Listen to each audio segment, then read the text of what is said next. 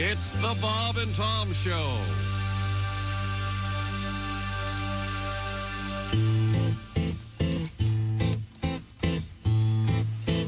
Come, fair lady, to mine bed we go, and verily sweet pleasures we shall know. Yet, where thy belly meets thy limb, I beseech thee, give a trim, for thy bush doth overflow.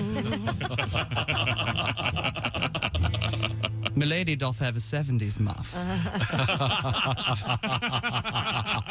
A 1470s muff. 1470s. Zounds, it is prickly as a Christmas wreath.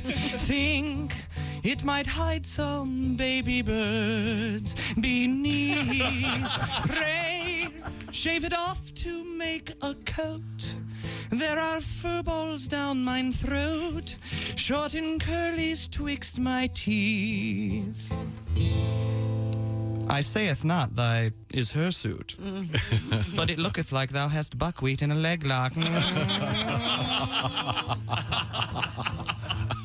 But soft, what hair through yonder girdle grows, to be or not to be put in cornrows? Oh, it is beastly and unruly, and it smelleth of patchouli, and that offends my nose. I sayeth not thou art furry down there, but it doth resemble Fidel Castro eating a London broil. Tra-la-la-la-la-la-la-la-la-la-la-la, tra-la-la-la-la-la-la-la-la, medieval bush. Hello, and welcome to the Bob and Tom Show. Test, right, 1, 2, okay over there. Test. I'm working on it. Waking the old Turn your money mic maker. off and I'll go. Okay, go ahead. There we go. I feel Okay, better good. now. It's the Bob and Tom Show. There's Christy Lee at the Silac News Desk. Hi. Pat Godwin over there at the Performance Center. Hello, chick. The Godwin Pavilion. Got a letter, Pat, coming up for you. Oh, boy. There's Josh Arnold at the I Hate Steven Singer sidekick chair. Hi. Big time guest today. There's Ace Cosby. Hey. I'm Chick McGee, and here's Tom Griswold. Wow, we got a trio today. Oh, yeah. Joining us later today, comedians Greg Hahn, Reno Collier, Al Jackson. Holy cow. This is going to be great. Murderer's Row. Now, I want to start At with least some manslaughter. start with some mail here, Pat. Yes. This comes to us from a lady. Her name is Jane. She goes, Dear Mr. Godwin, Jane says. my husband and I will be coming to the show at Cacciatore's in Ilion, New York on Saturday. Oh, good. This is a show with you, your guitar, and Mr. Yeah. Jeff Osgood. Oh, yeah. So basically, this is a report on how Pat did. No. He hasn't done it. Oh, it's coming up. Yeah. Coming up on This Saturday. Oh, yeah. pressure's on Yeah. there. She probably has a request. She says, my husband and I will be coming, you see. Oh. Now, then she goes on to say, I can't wait to see you and Mr. Osgood live. So it's written with very respect. She goes, last year we saw Willie and Josh. Yeah. Had a wonderful time. I have a pre-show request. Go geez. ahead. I am not sure what your live show includes. However, I would prefer not hearing that song about corn and Duke Ellington's horn. Louis Armstrong, yes. Yeah, of course. I'm with you, ma'am. It is. I speak on behalf of our listeners when I say, I beg your pardon, No, lady. she's right. That's so. There you go. So that may or may not be getting played during. Jane, during I your don't show. play that live. Jane, thank you for that request. You don't play that live. No. Well, Hey, you don't say you want ticket sales or what? You don't tell them let that. me tell you, Buster, I think you're going to start playing it live now because people are going to start wanting it. I should just do it on Saturday. Poor Jane. Open with it, dedicated to Jane. Well, thanks, Jane. That's going to be a killer show. Am I correct in saying the show has a buffet? Oh, yeah. Right there on stage? Most likely, yeah. He's I right know, next to the lasagna. No, I know you, and you pace and I'm nuts fret before a show, before shows. You kvetch. Oh, boy, do I ever. I suffer for my art. So can you get the food after? Can they put it in some foil Yeah, of and course save they it can, for you? yeah. Okay, what do you recommend, Josh? What was the highlight of that buffet? There were like 7 things, and they were all terrific. We didn't have the buffet. They brought it back to us in these family-style gigantic bowls. Holy hell. Yeah. You better warn him, Pat. Tell him you don't. You're not trying to be rude, but you're going to wait and eat till after the show. Yeah. But Oskar may want to eat before the show. So. Yeah. Okay. Opinions vary. Do they know that you can't eat? You eat nothing but like what is it? Sawdust and dirt. Right. I'll bring it back to family. Have my son. I have bet some. I'm going to say I bet they have a killer eggplant parmesan. I'm with you. There you Yeah. go. It's because you're a vegan, right? But your son is a wise person. He eats normally, He's like a yes. regular human being. Okay, good. Peanut butter and jelly. By the way, you're talking about an Italian family here, so good luck telling them you don't want to eat. Right, no kidding. Just kind of fake it. Eat. It'll be a beautiful country, of course. And that'll be Mr. Oskar and Mr. Godwin coming up on Saturday. So thanks for taking the time and trouble to write us, Jane. We do have a lot of other mail to get to today. Isn't that the Genesee mountain range there or something? Correct me if I'm wrong. You're right. About the Saranac, yeah. Well, the Adirondacks are near there. But yeah. Saranac. Sure, yeah. Well, wasn't that a beer, Genesee? Genesee Cream Ale? certainly was, yeah. But it is Genesee. That's where I'm from, yeah. Yeah, that's all up there in that Genesee that New York. country, yeah. So is beautiful. that's Western New York, right? Western New York. Western. Let's go with that. All Kind right. of, sort of central. It's about 20-30 minutes from Cooperstown.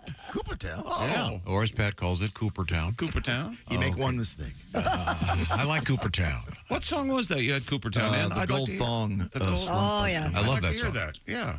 Just to hear you say Coopertown.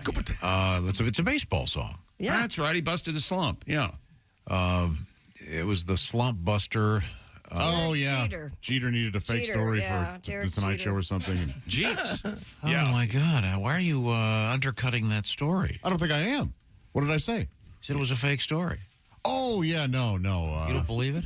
You don't believe he it's wore a fine, no. gold thong? Well, you know, there are people in our... I like that story. Wow, this is going to be a stretch. In our industry of entertainment. Industry? Where... No, they have people who write stories for people who are on talk shows. Yeah. And they go, here, use this. That happens in every episode. Absolutely. Well, I'm fully aware of that. One of my Yeah. best stories ended up on a talk show. I don't... being told by somebody else. I Paul don't Newman, know right? if that... You have a... That certainly may have happened. I'm not saying it didn't.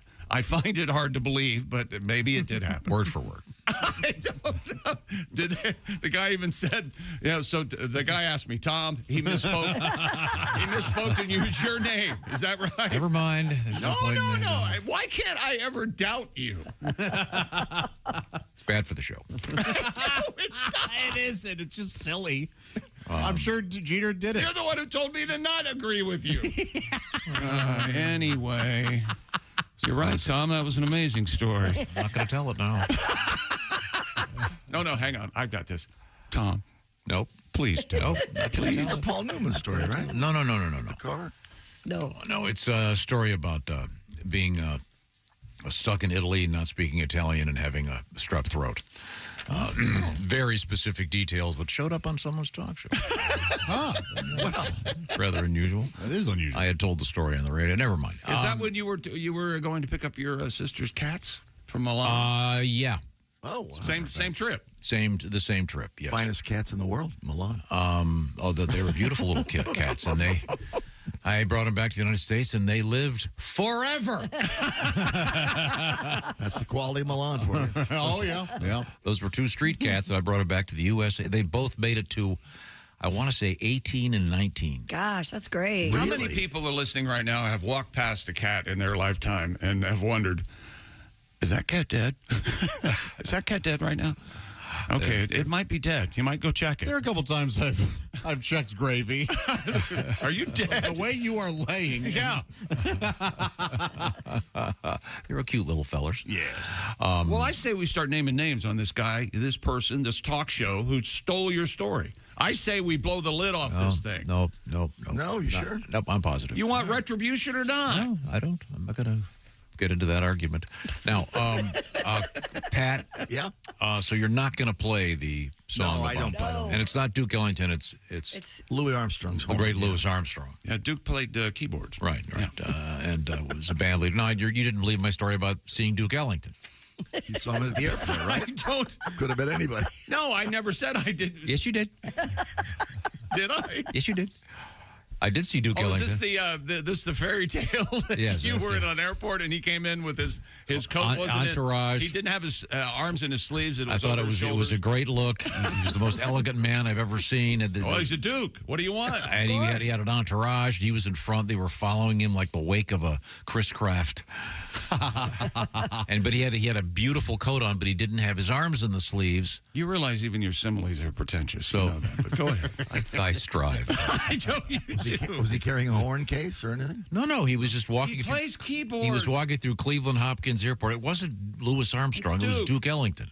thought But have you ever seen that look where you've got the coat on, your arms aren't in it? It looks like you're wearing a giant. You look like Batman. It's a really cool look to pull off, and you've got to be someone like Duke Ellington to do it. Not everyone can wear a cape, except for perhaps Josh. I bet I could get one I of bet those you could wear a coats. cape. Yeah. I bet I could wear a cape. Yeah, I think you'd strike quite a figure in a Yeah, cape. you would. Discussed this before. This guy wore a cape. Hello there. It's Wolfman Jack. I met Wolfman wearing a cape and smoking Lucky non-filters. How'd that Wow. work out for him? Well, I think he died weighing about 400 pounds. And Yeah. But he lived, baby. He lived. He squeezed the lemon, boy. Yes. I honestly, I'm not kidding. I met him in line at a buffet. Yes. I would imagine the odds of that are pretty high at any given Rarely moment. does one see someone smoking a cigarette Hey, did you holding see- a tray in a buffet. Wolfman Jack's here. He's always here. Ladies and gentlemen, Duke Ellington. There. There you go. Wow. He doesn't know what he's doing, does he? Oh, man. Now, see, He probably just rolled out of bed, went over to the keyboard. Boom. he could wear a cape. This guy. This is happy music. King of all, Sir Duke. I'm looking for new morning music. I might put this on my There you screen. go. Not a bad choice, man. You know, puttering around, let the dogs out. Pat, you don't have a song about this guy. Sir Duke? No. Oh, yes, sir. Because your song is about Louis Armstrong's horn being in the stuck, rectum of yeah. Edmund Fitzgerald. Of Ella Fitzgerald. Yeah. Ella What did I say? Fitzgerald. Edmund was her brother. Oh, the Edmund Fitzgerald was the boat it was based on. I'm sorry. Yeah, that'd be a very tough feature, having a keyboard up there. Old baby grand up. Maybe one of those, maybe a keytar. We got sports coming up, and if you hated the calls in Game 1 between the Pacers and Knicks, you're really going to be pissed about last night, and I'm not that way, and I'm mad about the calls last night. We'll talk about it. Rick Carlisle got tossed during the game. I didn't know body checks were legal now in the NBA. It was the most... Well, when you play for the Knicks, apparently, it's okay. It was as if Josh Arnold told the New York Knicks to play defense, much like he told the New Orleans Saints to play pass defense in the NFL. How was that again? You were supposed to keep him from catching the ball. That's if you're a right. defensive Yeah, there's back. no such thing as pass interference. So you got to tackle the guy before he catches the ball. Damn right. If the ball's in the air and he's just reaching out for it, you can't just stand there and watch No. him. Knock him down. Otherwise, he might catch the ball and score a touchdown. You Are we playing or are we playing? Wouldn't it be great if they did that for like the first 5 sets of downs? Like, what the hell's going on? So anyway, Knicks ahead 2-0 in that one. Game 3 tomorrow night in a far-off place called Indianapolis. Knicks win last night 130 to 121. Nikola Jokic won the NBA MVP again in what is most likely the most boring person to ever win a sports MVP.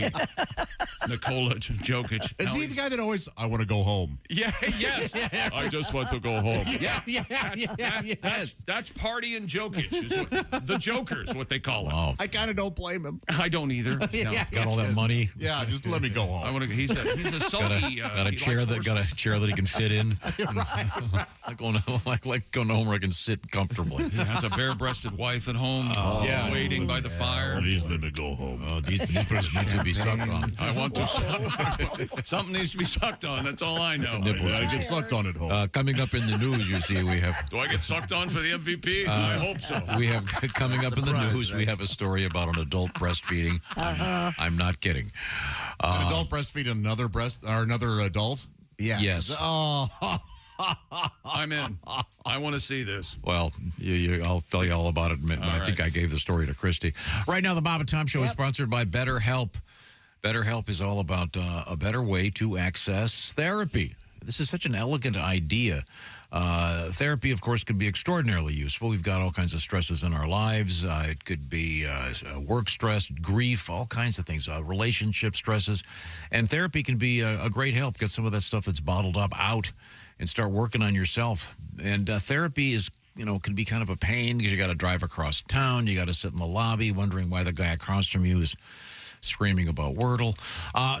You can do therapy on your own with a therapist through BetterHelp because everything is done online. You fill out a brief questionnaire, you get matched with one of 36,000 plus therapists working with this program.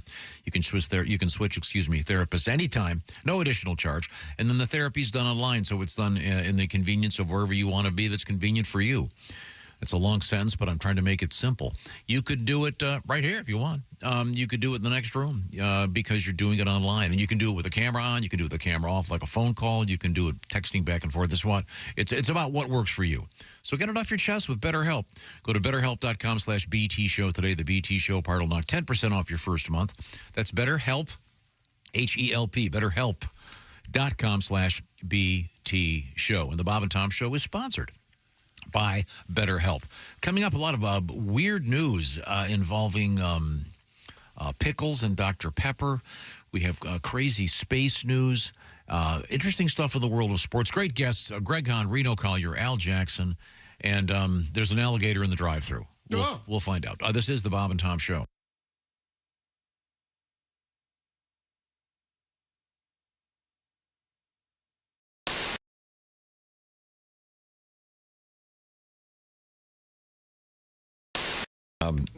Josh is going to turn around one of your originals. Josh, just take your phone and do it this way. I'll turn around. You're going to hurt your neck. I can just see it now. You show up like Ted Kennedy at Mary Jo Kopechne's funeral. Josh, you don't have to. It's like he's at a movie. He's going to have the big neck brace on. Isn't this weird for you? See, now that you say it, now that you've actually turned around, now it's kind of weird, isn't it? Isn't he new since we were here the last time? Yes. Yeah. I don't remember him. I'm pretty forgettable.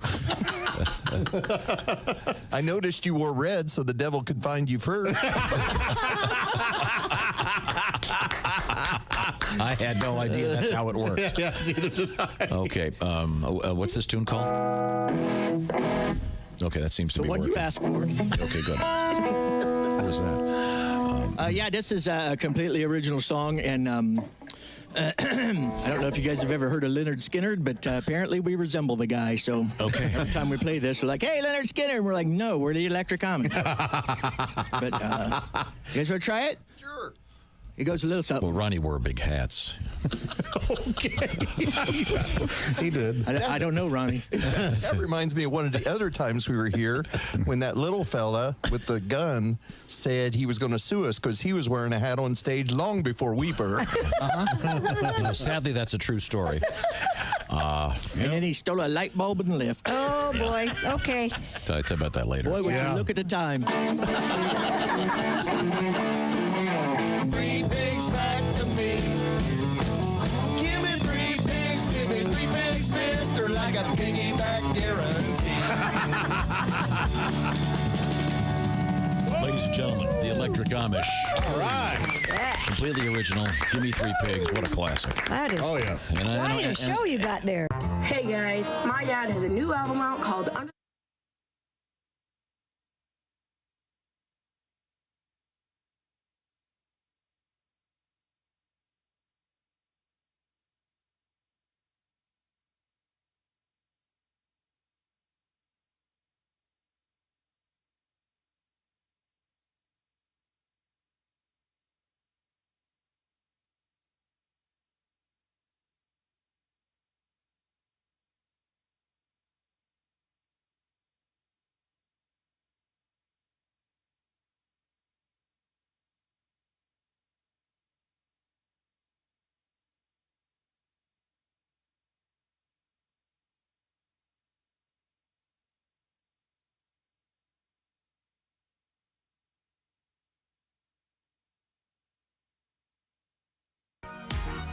Hey, welcome back to the Bob and Tom Show. Good morning. Hello, Tom. How are you, sir? There we go. Good, doing fine. Good, doing fine. Just getting ready. We got mosquitoes in the news today. Oh, really? Yeah, we got a cool mosquito story. Believe it or not, I am skeptical. well, mosquitoes cause a lot of damage and a lot they do. of Disease. death. Yeah, and Well, luckily we don't have any here in the studio. Oh, wait a minute. What the hell? Yeah, get out of here. Jenny, Is that the person who's going to tell this story? Well, we're very stingy this year. Oh, no. And No one should be worried or try to stop us. It's the natural way of things. they're kisses, really. Yes. It's a story about sterilizing mosquitoes to reduce the population. I don't like the sound of this. I tell you what, it is a bear getting those little legs apart. I was going to say. Because you know the animal rights people, don't they don't want you to castrate him. You got to vasectomy him. Oh, boy. You talk about microsurgery. Fortunately, we have some physicians that are just geniuses in that field. We'll find out about that coming up. Also coming up, here's your hint. A little hint here. Anyone want to guess? I don't want to even. It's a sitar, but God knows I don't- in your brain what it means. Coming up, voting in the world's largest democracy, ladies and gentlemen. We have a fun story about Ladies and gentlemen. recent vote in India. They have some pretty interesting rules about voting in India. You know, they have to provide a polling place. I think it's within 1.5 miles of every citizen, Interesting. no matter where you live. Okay. So you'll find out how crazy that gets. And there are a lot of people living in India. Yeah, That seems like the most well-intentioned law of It does seem well-intentioned, I've ever yeah. heard. but really dumb. Yeah. Yeah. Well, you've got to send people into the middle of nowhere. We'll find out about that. Dear goofballs, I am a daily listener. I love the show. I'm also a dentist. I feel compelled to share a dream I had last night. Okay. I dreamt that I left my practice and became the staff dentist for the show. Really? You all do seem to talk about dental issues quite a bit. She's got us. Now, how many stitches do you have in your mouth right I now? don't know, 30. It's unbelievable. And it's so sore. I knew it was going to be sore like the day after the day. That's the way my body works. Oh, man, it's a pain. You taking your tongue and going over like this? Yeah, I don't want to complain. There are the Man, stitches. it hurts. really, really hurts. Anyway, is there a possibility that you would hire me? I'm thinking I could be helpful. That's from Dr. Molly. She's a dentist. I don't think we have enough work for you, Molly. Well, hang on. Let me ask you this. How do you feel about the changing your letterhead to Dr. Molly McGee? How would that be? How about, is it okay if I marry a dentist? Would that be Sure. okay? How about that? Good move. Hot and cold running nitrous. Oh, yeah. She could keep me from myself. That would be great. Take you to dreamland every day. Heck yeah. Why not? Like Molly McButter, Molly McGee. There you go. I was talking to a friend of mine, Pat. You'll appreciate this probably more than anyone. He is a sober gentleman. Hasn't had a drink in many years. Sounds like a real bore. But he was looking forward to going to the dentist for an afternoon of bliss with the nitrous oxide. It's good. Is that common among the sober community? I don't know if that- looking forward to a little bit of a. I don't know if you're supposed to. Yeah, that's technically not. Oh, come on! You're allowed to have a. But I mean, It makes PJ you is. I mean, high. your friend is a. It's a different kind of. I don't think. You're not supposed to. No, that was they would that was frown the on it. beginning of that book. What is it? 10,000 million ways that. million little pieces. Yeah, that was a fraud. That's not true. That guy was. He did go through that. Yeah, that got was. Well, That there was is a the term disappointment. California sober. Isn't that where you still smoke weed? Exactly. Well, Oh, yeah, that happens a lot. Yeah, I just saw that in a headline. Oh, somebody went California Yeah, sober? what's his name? Billy Idol, Oh, okay. who I'm a big fan of, by the way. Really? Yeah. Bang, bang, bang. All about the music with Billy. That's true. You don't like the song White Wedding? Talk about those songs. Eyes without a face? And by the way, he's You kept know his. what? I stand corrected. Billy Great Idol's song. he's kept that look up. Sure he has. Why wouldn't he? He's got that look. Well, yeah, it's easy. Yeah, just He white looks like spiky he always hair. looked like he was just been drunk for 3 days. That's probably easy to maintain. Rod Stewart's hanging on to his look, too. Yeah, but the one person who it didn't work with was Donna Douglas from the Beverly Hillbillies. What? Yeah, she aged. Well, her and Rosemarie both kept the bows in their hair. Yeah. Gross. Always. Yeah. That was that was rough. That's creepy at some point. Yeah, in 1965, sure, she could make a dead man, but but later on it wasn't. So have you seen Rod Stewart? He kind of looks like a body double for a Golden Girl. It's kind of he kinda does. kind of weird. I'm sure Rod thinks about that when he gets on his massive private jet. You know, the kind you can stand well, up wait in. a minute. Here's where we can't upset Rod Stewart. That would be that'd be death for the show. No, Well, until we got hurt. Maybe Rod Molly the Stewart's dentist could work for Rod Stewart. Do you know how to pump stomachs? Oh, good. There you go. So you believe that story? I have no doubt. Yeah, he doesn't believe my story about meeting Duke Ellington. But no, Rod Stewart having a gallon of semen. Meet Duke Ellington. You saw him in the airport. Saw him. I didn't doubt your Duke Ellington story. I did. Let's push forward. No, I doubt all your stories. Our new feature is what did we learn on yesterday's show? I'm trying. What did we learn, Chick? Oh, well, wait a minute. We got a joke here that Tom needs to hear. Hey, Chick, why did my constipation go away when I met St. Louis Cardinal great Stan the Man? I know where this is going, but go ahead. Very good. Because I met a Musial. Yeah, I met a Musial. Yeah, very good, very good. I hope this is, Dan says, I hope this is worthy. Yeah. Did he write that? Why not? It's kind of a nice joke. I like that. It's very worthy. Kidding me? Not a lot of reasons to bring up Stan Musial. Did I say Musial? Musial. Yeah. Yeah, I'll meet you by the Stan Musial statue. Isn't that somebody? It is the thing now, yeah. The Lindbergh, where is it? Lambert? Limburger cheese. What's the name of their airport? Lambert. That's right. Yes, yesterday morning. Here's things we learned yesterday morning on today's show. I went through a red light yesterday morning, like my idol, Tom Griswold. And I'm Now, let me be clear. I stop, look around. You don't plow through. Yeah. You still stop at the intersection. Right. If the lights are red. If it's, we're talking, it's 3:30 in the morning. I'm driving into work. There's no one anywhere. I know. During the day in this area, do you have spots, and this could happen all over America, really, where the light is, you're at a red light, and let's say 1 p.m., and it turns green, but you wait a second and look left and right to make sure no one's blowing through all the time. I know exactly what you're talking about. Because a friend of mine saw someone decapitated at that intersection. Oh, no. I know what, yeah. It's right in front of the... How about shack, sort of. Yeah, absolutely. Try that story again and say a friend of mine saw someone get into an accident at that intersection. It was rough. I mean, there are some egregious light runs. The problem with that is that it comes off of a freeway, and unless you're familiar with it, it's no longer a freeway. Yeah, you feel like you can still go 70. People are still going that fast. Oh, wait a minute, there's a traffic light up there. They need to mark it and say, you are off the freeway. Who put a traffic light in the middle of this interstate? Yeah. What the hell's going on? That's why that They should happens. just post the story of your friend.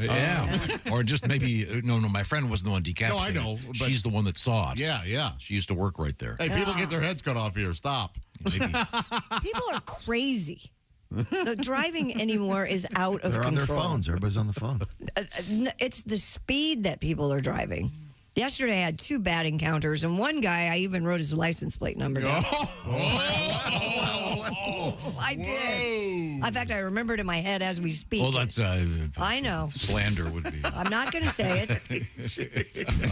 You know, if I don't control these kids, they'll just go ahead. I'll send you the legal bill. It didn't even occur to me that Christy might say Of course not. He wouldn't. Of course not. He's the only idiot who Chick would would have written it down, nailed it up to the camera. No, of course I wouldn't do that. He wouldn't have done that. But by God, I will. Slow down, everybody.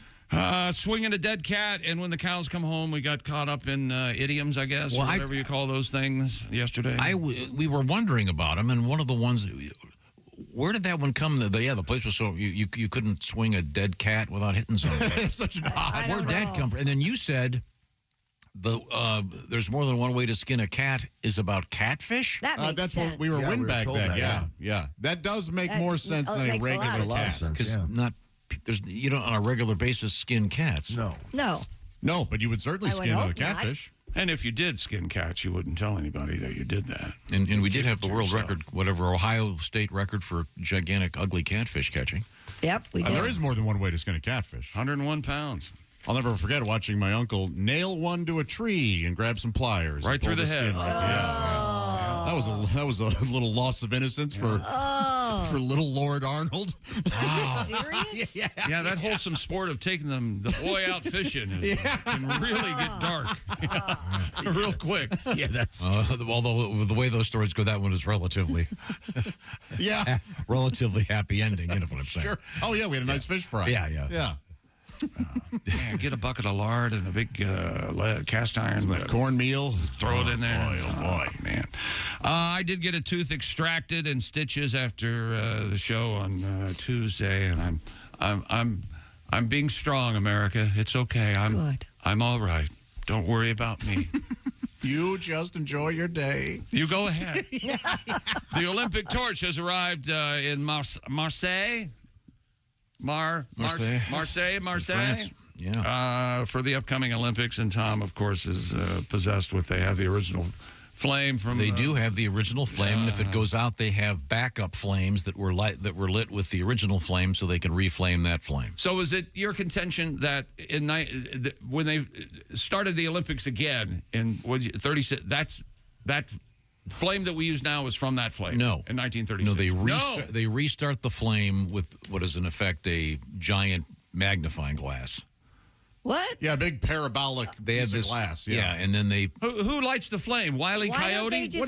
Why don't they just use a lighter? Because it's about the tradition. It's and then they light it, and then that particular flame, and they make multiple flames from that one. Okay. And then they start the torch. It's been on boats. It's been those people will swim with it. They will run all across France with it, and then it will finally arrive for the beginning of the games. It's cool.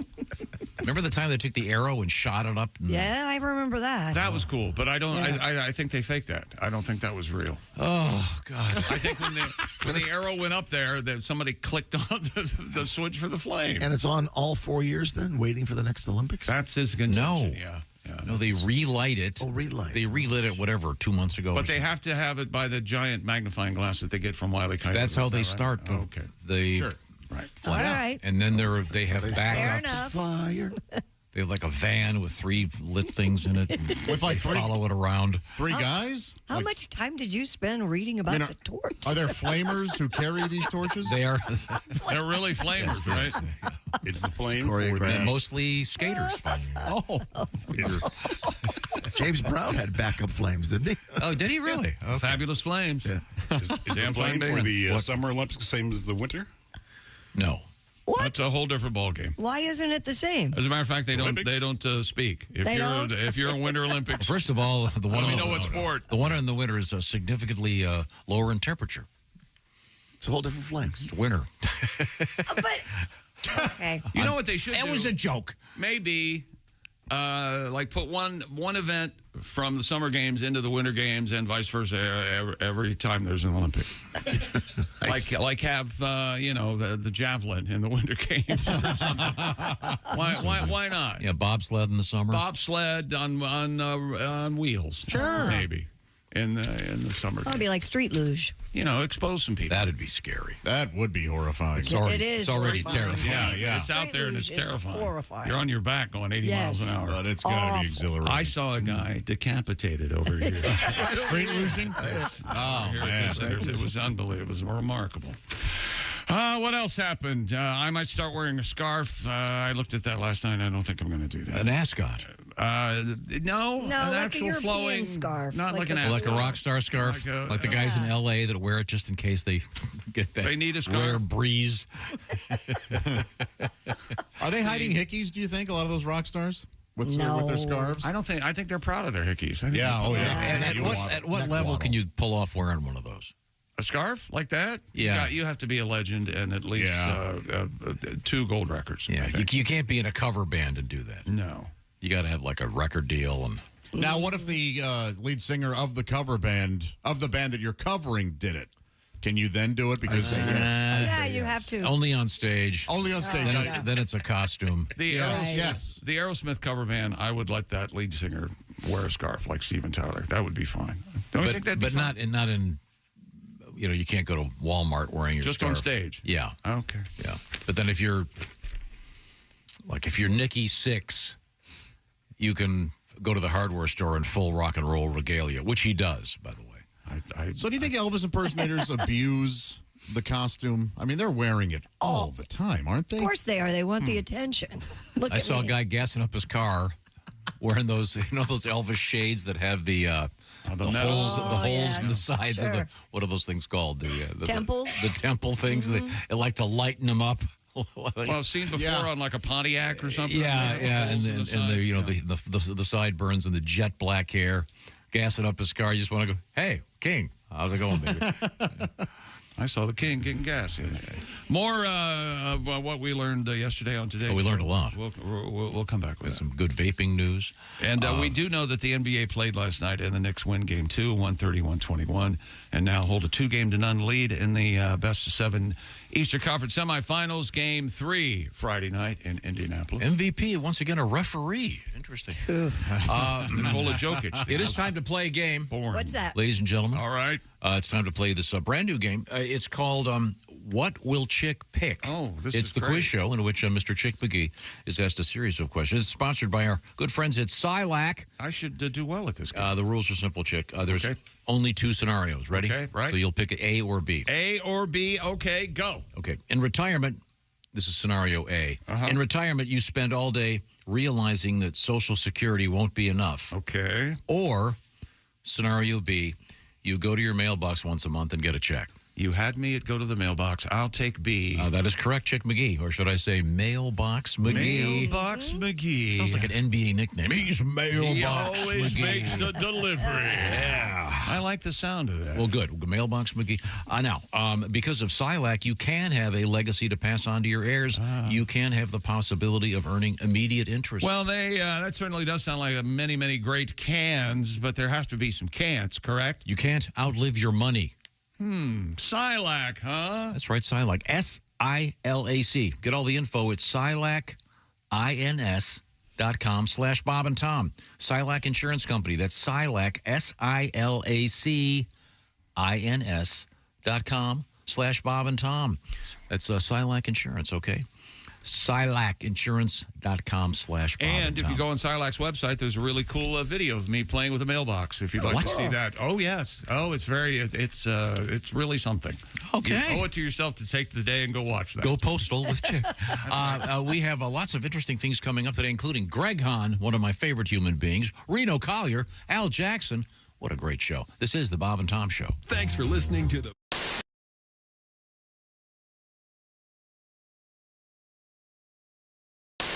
Maria, were you a temp? Did you ever? I was a temp for a long time, about 7 years, and I was like how they make every job sound like, so crazy, We do things a little differently around here. We're a bit of a nut house. Hold on your hat. It's going to be a wild ride. But it never is. I trained people in at offices, so I was like, oh, the fax machine's a little tricky. Yeah, you got to dial 9 to get out. No, a lot of people try to use the fax machine. They go, oh, it's not working. I said, did you dial 9? Once a week, Rajiv. No, every day we get bagels in the kitchen. There was week. Rajiv made some mini muffins. That's on a Monday. Guess what that's called? Mini Muffin Monday. I wish offices would be as crazy as they always promise. You get trained in, be like, take me out of your pocket. Hi, I'm Zachanthos, the talking rabbit. I'm in charge of the volcano. Don't worry. You'll be working for Thor. He's always scrabbling through the recycling looking for quartz. He's a dwarf. Nude. Anywho, lunch is from 12 to 1, but there is a wrinkle in time, so just try to get back any time for the quickening. Your flippers, your barbecue tongs. If you have any questions, go back through the 5th dimension. I'll be sitting there on my lily pad. My only question is, when do I start? Yeah. It's a good job. Wow. Man. I love that. Dial 9 for the fax machine. Remember that. Everybody's crazy. No, they're not. Okay. Thank you. Maria Bamford is with us. Wow, that's brilliant. That's very, very funny. Did you ever work in an office, Tom? I don't think you have you? Worked in a restaurant, right? No. It's an interesting experience. Bob, did you ever work in an office? Oh, yeah. I did a little. I have issues with authority, you might have. I know. That's why I was asking. You know what struck me is it's so quiet. What, in an office? Yes. Well, yeah. Well, that's if people are actually doing work, yeah. And I had to work at a bank once when I was at temp, and I was stunned at how quiet it was. And people whisper, you know what the saddest place in the world is when you're the temp and it's time for office birthdays and you didn't get the email because you're not on the system yet. Right. And you hear the voice of your coworkers rise from the conference room, happy birthday, everybody who had their birthday in the office this month. And if you cup your Curves mug against the conference room door, you can almost hear the happy scraping of plastic fork against paper plate. And later sometimes, guys, somebody comes by your cube and says, oh, there's cake cake left. Did the temp get any cake? What's her name again? Yeah. Hey, Maya. If you want any cake, there's cake left. Nice. Cake? Temp want cake? Yeah. They all want cake. Hi, it's Josh Arnold from the Bob and Tom Show. Miss some of the show? Become a Bob and Tom VIP and subscribe to the audio and video podcasts. The Bob and Tom Show, on air, on app, and on demand. At the end of my shows, sometimes people will, shout out a request or something like that, which is very flattering. And, you get to do some bit that you haven't done in a long time. And it's kind of fun sometimes to knock the dust off something that you haven't done and do it again, Yeah, I think it's really cool. I recently had somebody yell, hooked on phonics, which I hadn't done in a long time. And it's fun to go, oh, man, I haven't done this bit like in, years. And that was the bit from the commercial. Do you remember the Hooked on Phonics girl? Yeah. The little girl with the braces. Hooked on Phonics, work for me.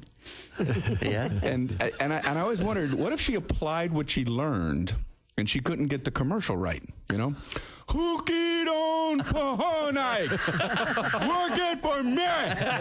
Hooked on Phonics, work it for me. Okay, cut. We're not going to move a lot of tapes like this. No, we're not. I'm telling you. Brian Regan.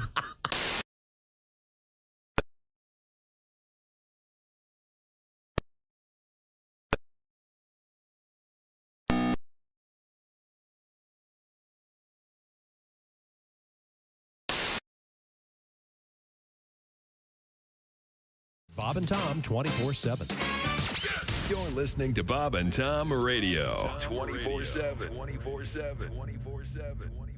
I used to have a corporate job, but I figured, why should I have a job that pays $200 a day when I could be a comedian and make that in a week? All right, here we go. I like going to job interviews. They're the worst interviews. Greg, before we get started, would you like something to drink? No, thanks. Had a few beers before I came in. Do you have any experience? I don't even have an appointment. They always ask you questions where they try to make you sabotage yourself. Have you noticed that? They're like, so tell us, where do you think you could use improvement? As if you're going to say, well, I am seething with hostility. I've got a debilitating character flaw. I cannot stop throwing staple guns. Does this look like ringworm to you? Tell us about yourself. Well, I've got pink eye and my foot's asleep. Got matching silverware for the plate in my head. I think I can fly. I collect ointment. What can you bring to our company? Head lice. Where do you see yourself in 5 years? Next to you in the dumpster behind the airport. Where do I start? How do you like my weight belt? Hi, this is Mike McRae, and you're listening to Bob and Tom Radio. Pizza Hut, apparently, is going to start delivering cold beer along with their food. No kidding. What? They started the testing beer delivery program in Phoenix, Arizona. And it passed with flying colors. Yeah, everyone did. Yeah. So how do you prove that you're of legal age? The company told Fortune magazine it plans to expand that. I'd like a large pizza, please. And 40 beers. Our guest is comedian Mike Ciccone, and Mike is touring comedian, but you do have a family. You were telling us you take care of your daughter a lot. Yeah. She's 4 years old now? She's 4 years old. I take care of her in the daytime pretty much. As you know, I work evenings, and therefore I'm the Mr. Mom guy. And I'm pretty good at it, except for laundry. I've noticed I still have the bachelor tendency with laundry. That throw everything in at once. No, when you're out of clothes, you do laundry. That's okay. right, which is fine when you're single. But now that I have the kid, I'm down in the laundry room. I'm in my bathrobe. She's in her Halloween costume.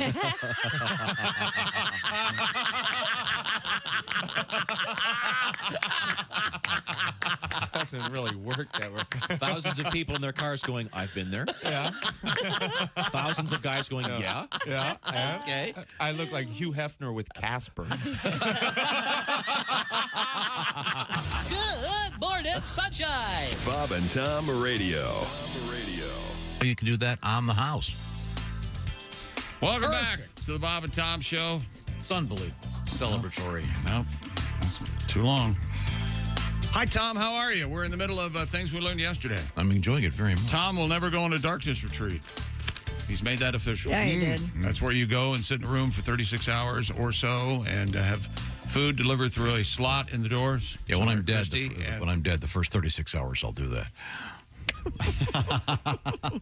We had the largest avocado display. That was something. Which was real stupid. I don't get it. Wasting a lot of avocados. It wasn't the largest avocado. No. It was just like thousands and thousands of avocados. It was like a football field full of avocados. In the middle of a supermarket. Yeah. I hope they didn't all rot. It's an astonishing amount. And don't forget, if you ever talk about avocados, Josh ate the last avocado. And here in our studio. That's right. Evidently, Josh has also been playing grab ass all wrong. I had no idea. Now, how do you play grab ass, Josh? She grabs her ass, I grab mine. No. Switch You got it wrong again. I think you guys are right. I think it would be more fun if the you way would grab. you play. Yeah, you don't grab your own. Okay. You grab hers. You ever take her ass like a pillow and just put your head on and watch TV? You ever do that? I enjoy that. Man, that's something. That is nice. Boy, that's something. You ever do that, Tom? We'll get back to objectifying your girlfriend in a matter of moments. Speaking of butts, yes, let's let you be the voice of today's woman. There you go. Ron from Modesto would like to remind us that yesterday Tom had this quote. What do you talking to Christy? Yes. What do you think passes through your crack? I remember that. We were discussing the nude camps and the nude beaches and cruises and things. Oh yeah, Christy made the point that because you have to carry a towel around. Yeah, and that guys better do that. Yeah, that men are the ones that have problems with, I guess, anal leakage and other issues, whereas the ladies are so delicate that they don't need the towel. I didn't say we didn't need the towel. I think it's just nice to have a towel. It's proper, but you guys apparently don't know. Fundamentally cleaner is what you're saying. Yeah, you talk years about of doing men's laundry, perhaps. Anal problems all the time. Once again, here's today's once again, strawberries pass through Christy's bottom. never anything excretory. No. Oh, look, it's a nice avocado. I do have anal problems. Yeah. All the girls I know won't let me do it. That is a problem. Now another thing Ace is into. Here we go. Yeah, mouth and neck. Okay. Wow. Now we got two of the big three. I think the biggest thing we learned yesterday was that we said it again, and it bears repeating. I think every day we should start at the opening of the show. Tom has it all together in his brain and is more than willing to give advice to others. Oh, sure. Even if it's unwanted, which 99% of the time it is. Did I give you advice this morning? He keeps running his mouth about, I gave you advice today. And I acted on it. Yes, you did. I actually already bought the thing. Yes, you did. What'd you buy? It was a new wallet, a penis straightener. Is it? To me. His goes crooked a little. A new wallet. To me. Yeah, it just holds. Credit cards? Just holds 5 cards. Yeah? He wants a thinner wallet. Thinner, and I turned him on. Yeah. And I found one. This is pretty thin, but I found a thinner one. Tom's upset about his Wordle streak. It came to an end. And my second day in a row, I didn't get Wordle. I don't know what I'm going to. I don't know how to go forward. It's your mouth, man. You're a little off. It's okay. I think I might be. Your brain power. The ones that trick you up aren't. It just got. I was so upset. Shade, shave, shake, shale. This again. Sorry, I could go. I'll never forget it. I think that means it's time for sports. We had the NBA playoffs last night, the Eastern Conference semifinals. The Knicks come back. Pacers lead most of the game, but the Knicks win 130-121 and take a 2-0 lead in that best of 7. Jalen Brunson returned from a right foot injury where if you watch Then Came Bronson. The film cut that out. It looks like he did something to his crank. He was worried about his, he was like, I thought. My whoopsie daisy. His crank, is that his wee-wee? Someone hit him in the crank is what I thought. It was like, boy, nothing could hurt because they've just got their shorts on. They don't have a cup or anything. No. Wow. They just whack. Boy, that'd make you. Right there on the wire? Yeah. But the problem is, again, it continued that the thinking is, especially if you're a Pacer fan, that the Knicks are getting all the calls, being at home, yada, yada, yada. And Rick Carlisle was caught. Things are just going too fast. What's happening? What was that? I don't know. A little bit of Then Came Bronson. What the hell are you doing over there? He's not paying attention to a word you're saying. Poor guy was right in the middle of his sentence. I know. Well, the last time I asked him about it, I don't think we'll ever forget it. And broadcast professionals all over the country. Yes. Oh yeah. I believe he told me. Stop looking at me! So I think we all learned from that morning. And if he pays attention, okay. If he doesn't, I was very interested in I'm your sorry. story. Well, here's Rick Carlisle's press conference answering a couple of questions after the game. 5:08 to the third. You know, the whole world knows that Halliburton's got a bad back. And Hart comes up and shoves him in the back. And it's all over Twitter right now because a couple of people have showed it to me. And J.B. DeRosa's looking right at it. You can see him. He's got that vision of the play. Yeah. And he shoves Ty right in the corner, and there's no whistle. Right in the back. Now, could he? Here it comes right here. Tyrese Halliburton has the ball. Has the ball. Oh, I feel like a TV guy. Okay, run it. And now that guy, watch this. Whoa! Oh. No foul. Nothing called. No foul. Here comes Josh Hart of the Knicks. Whoop! Right behind him. A two-handed shove just above the waist. Call. It's egregious. It is egregious. I love that word. It makes you sound smart. That's why I use it. I think it means left and right-handed. Left and right, yeah. I wish I was egregious. Yes. You mean amphibious. That's right. I don't know if in Monday morning quarterbacking this, if I can confuse my sports for just a second. I don't know if Rick Carlisle meant to say this, but he sure said it last night, and this will cause it to continue again. This happened the last time. Those of us who have lived through this sort of thing. Carlisle said that, quote, small market teams deserve an equal shot when playing the bigger market teams, implying that the Indiana Pacers from Indianapolis don't get a fair shake when they're playing the New York City Knickerbockers. Okay. 1995. Also the real. Sorry. Look, if you don't go somewhere in a room by yourself and get those controls away from you, we're going to have a conversation. You can't just. You know what? Maybe you can. Shake it up, shake it down. Okay, there we go. Oh, man, I say the deep ball, man, but I really feel like we'll just start playing crap. How about that? There we go. Yeah. Oh, I like that one. Oh, by the way, I've been getting He's down, Jim. Oh, Jim. real quick some emails, and this is in defense of Chick, but throwing Tom completely under the bus. Okay. Yes, the NHL playoffs are going on. Yes, I am a huge hockey fan. I think Chick would happily report some of the NHL playoffs. Tom is the one who puts the total kibosh on that. Look. Do not say that. Here's the problem. I barely get the NBA scores out. Exactly. Okay? Because he wants to hear Michael Parks from Then Came Bronson in 1969. The struggle is so real. Yes. You don't want to hear the Then Came Bronson theme every time you mention Brunson? No. Brinson. Well, good, because I can't find it. Florida. We'll be power of prayer. We'll be Florida back. and Vancouver last night winning in the NHL. And there's a couple things from yesterday's show we have to review again. No, I don't. Yeah, I'm not sure if I'm liking those dogs died like pandas. I had to give them a thumbs up. They were everywhere yesterday. Well, they should be. I've turned the corner. This is the Bob and Tom Show. Got something to say? Send us an email. bobandtom@bobandtom.com. This is the Bob and Tom Show.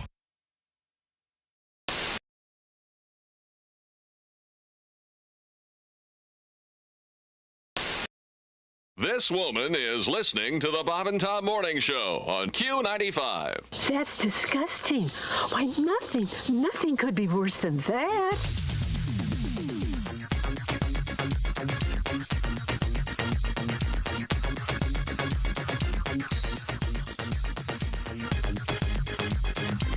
Well, I stand corrected. The Bob and Tom Morning Show on Q95. Get up and get it on. The 14-year-old whale named... It was amazing. Okay, sorry. Is it Wiki? W-I-K-I-E? There's not a... Is it Wiki? Wiki? It's the sound that you make when you wipe a window? Ew. Wiki.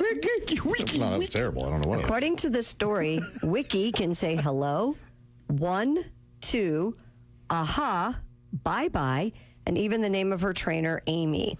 We have some of the audio. We do? Yeah. Mm-hmm. Yeah.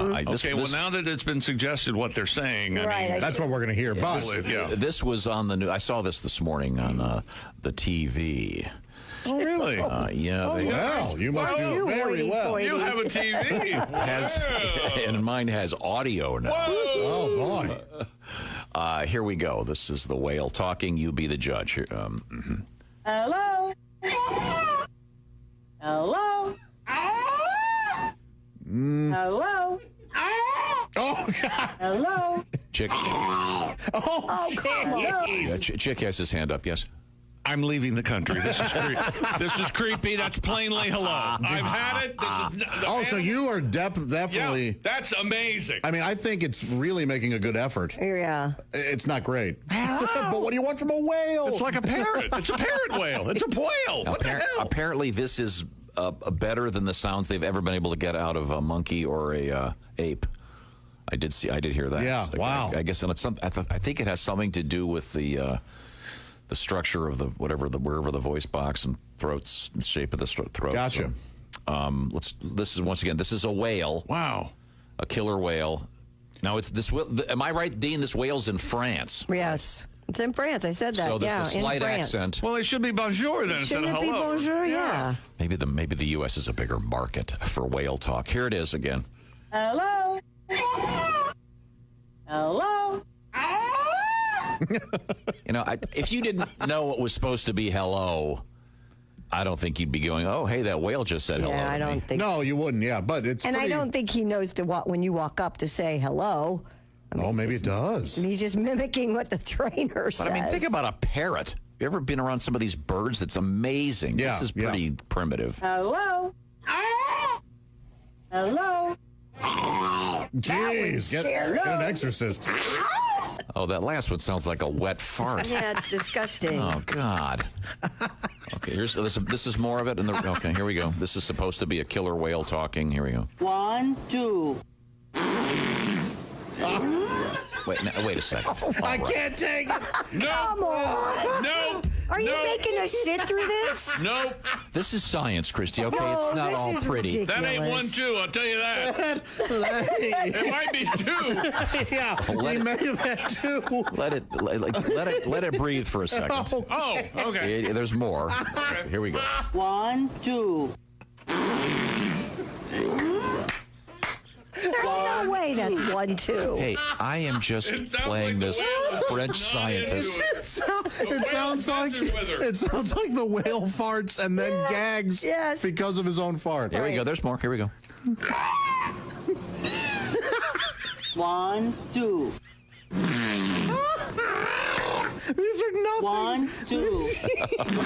This is a nice story. The whale is You know what this sounds like? You know what would be funnier? If the famous British comedian, Mr. Bean? Mr. Bean. That's what this sounds like. And Mr. Bean can hear everything the whale says. This was a story the whale is on the just CBS News this morning. My stomach hurts so bad. It's just making a noise. It's just making noise. It's just making noise. I'd give you maybe hello, but that's just about it. Yeah. Listen, please play the first one It too sounds again. like an armpit fart. Here we go. Hello. Now that we buy. Yes. I said hello. Hello. That. Jeez. Hello. Tom, where are you with the Senior Wences stuff? I have to hear that first one. Here we go. Once again, this is allegedly a killer whale speaking In France. Here we go. 1, 2. So this is, this reminds me of. This reminds me of talking to my friend's grandfather. Yeah. Bus. That's how you know you're too high. Okay, we have comedian Eric Hunter here with us. Eric, I'm guessing just I don't know. You're kind of a pasty guy. Well, hey, great to see you, Eric. Always a pleasure. Well, Eric looks so pale Eric, because he's had a. Didn't you have a family? We have coupons to a spa. He had a family. He recently had a family tragedy. He did? His grandmother. Oh, didn't your it was grandmother? very sad. Yeah. What happened? Grams passed away. Oh, no. It was actually a year and a half ago. Yeah. Really? But she was 97 Well, that's years a good old. full life. Yeah, she passed away after a lengthy battle with a bear.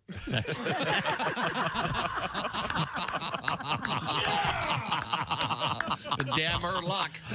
Snuck into the tent, Usually the bear wins. Yeah. I'll bet you put up a hell of a struggle, though. She fought for a while, but feisty old lady. Oh, yeah. Told her not to hang food in the tent. Don't hang food in the tent, Grams. Oh, my God. Morning laughter just might be the best medicine. If you want to turn your daddy parts orange, eat some Cheetos and watch some porn. Bob and Tom Radio, 24/7. It's amazing, isn't it? Oh, it's amazing, all right. Welcome back to the Bob and Tom Show.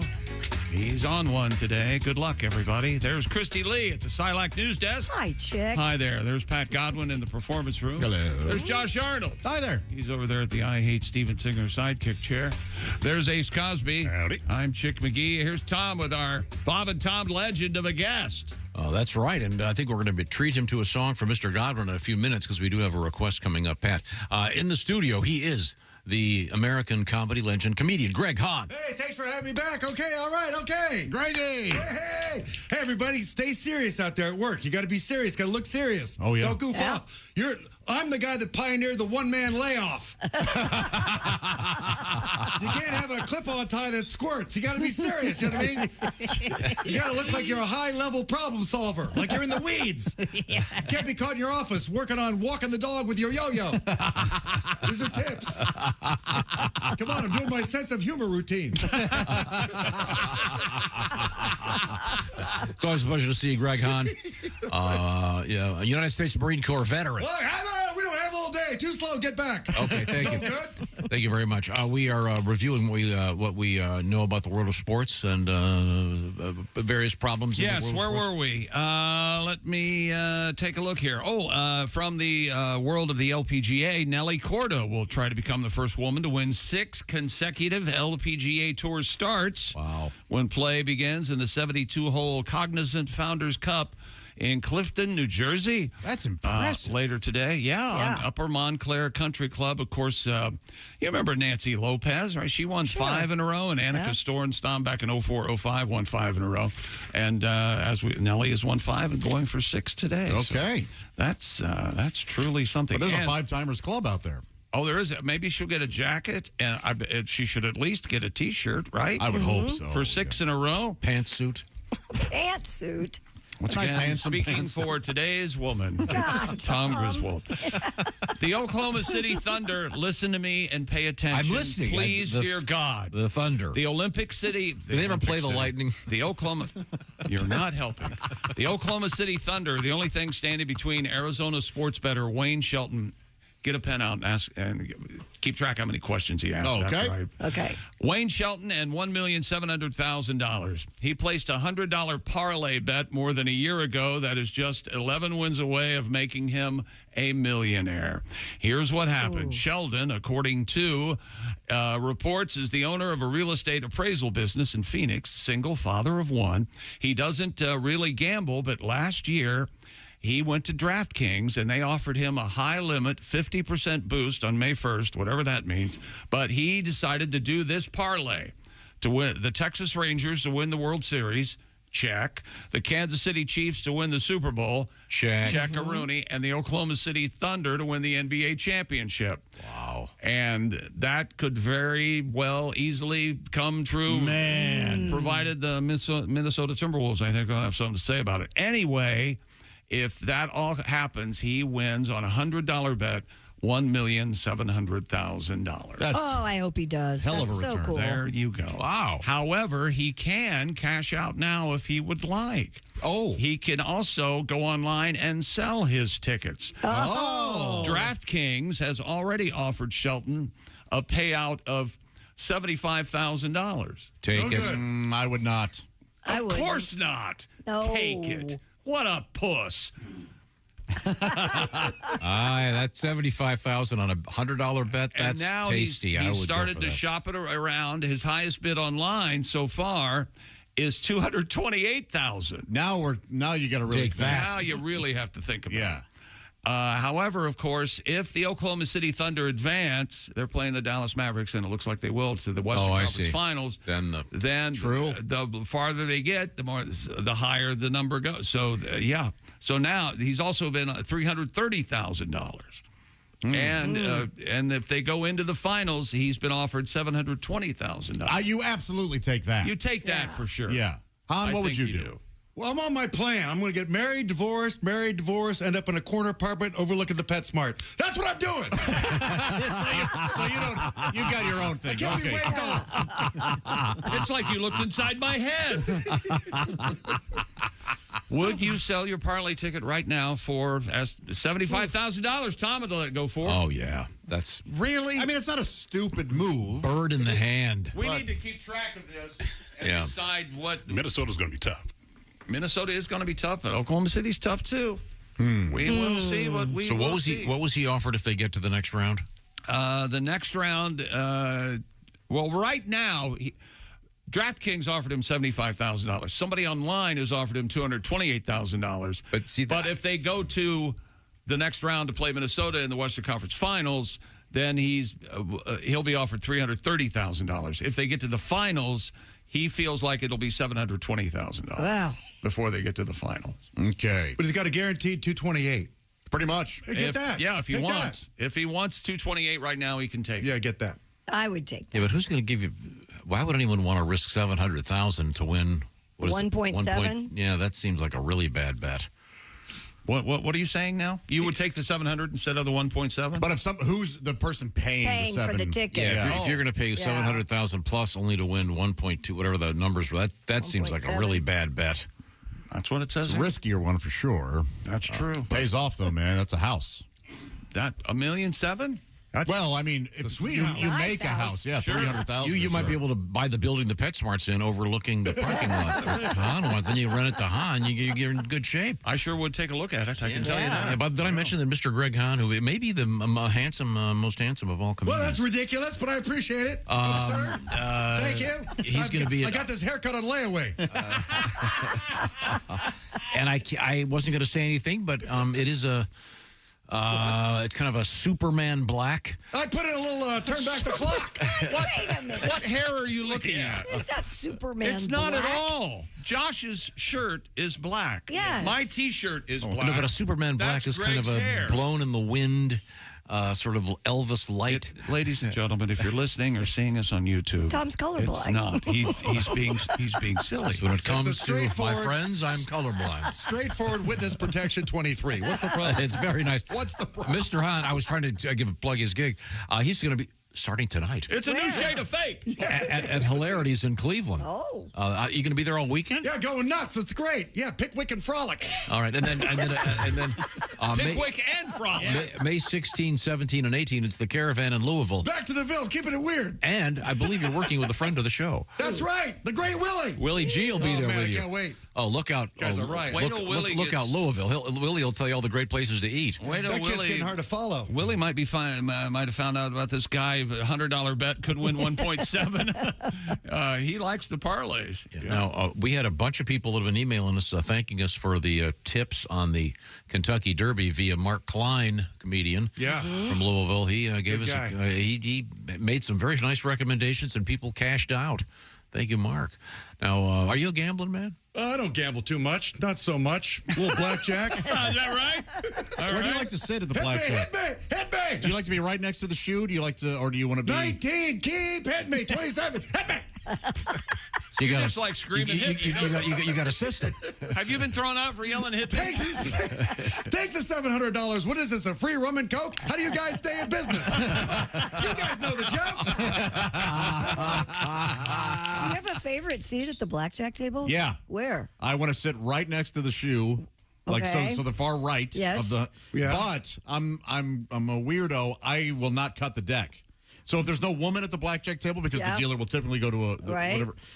I will not. I do not want to cut. Really? Well, I don't want to be involved in my fate at all. You can refuse it. You don't. I do refuse it. Oh, okay. But then people are going, well, why are you sitting next to the dealer? Because there's kind of an unwritten rule that why are you next to the dealer? I like to be first. That's his place. I like to. And what's with the woman thing? What?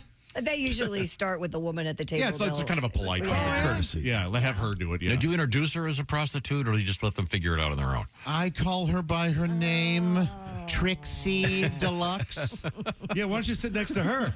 I love Trixie Deluxe. She's my go-to Vegas whore. It's the go-to. Yeah, it's a franchise, though. It's kind of like Menudo. She hits 26. Out! You ever been late to recognize a prostitute?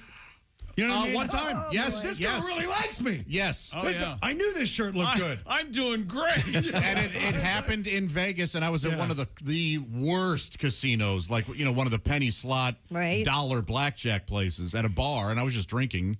And she was way too hot to be in there, and we started talking, and then I went, "Oh, okay."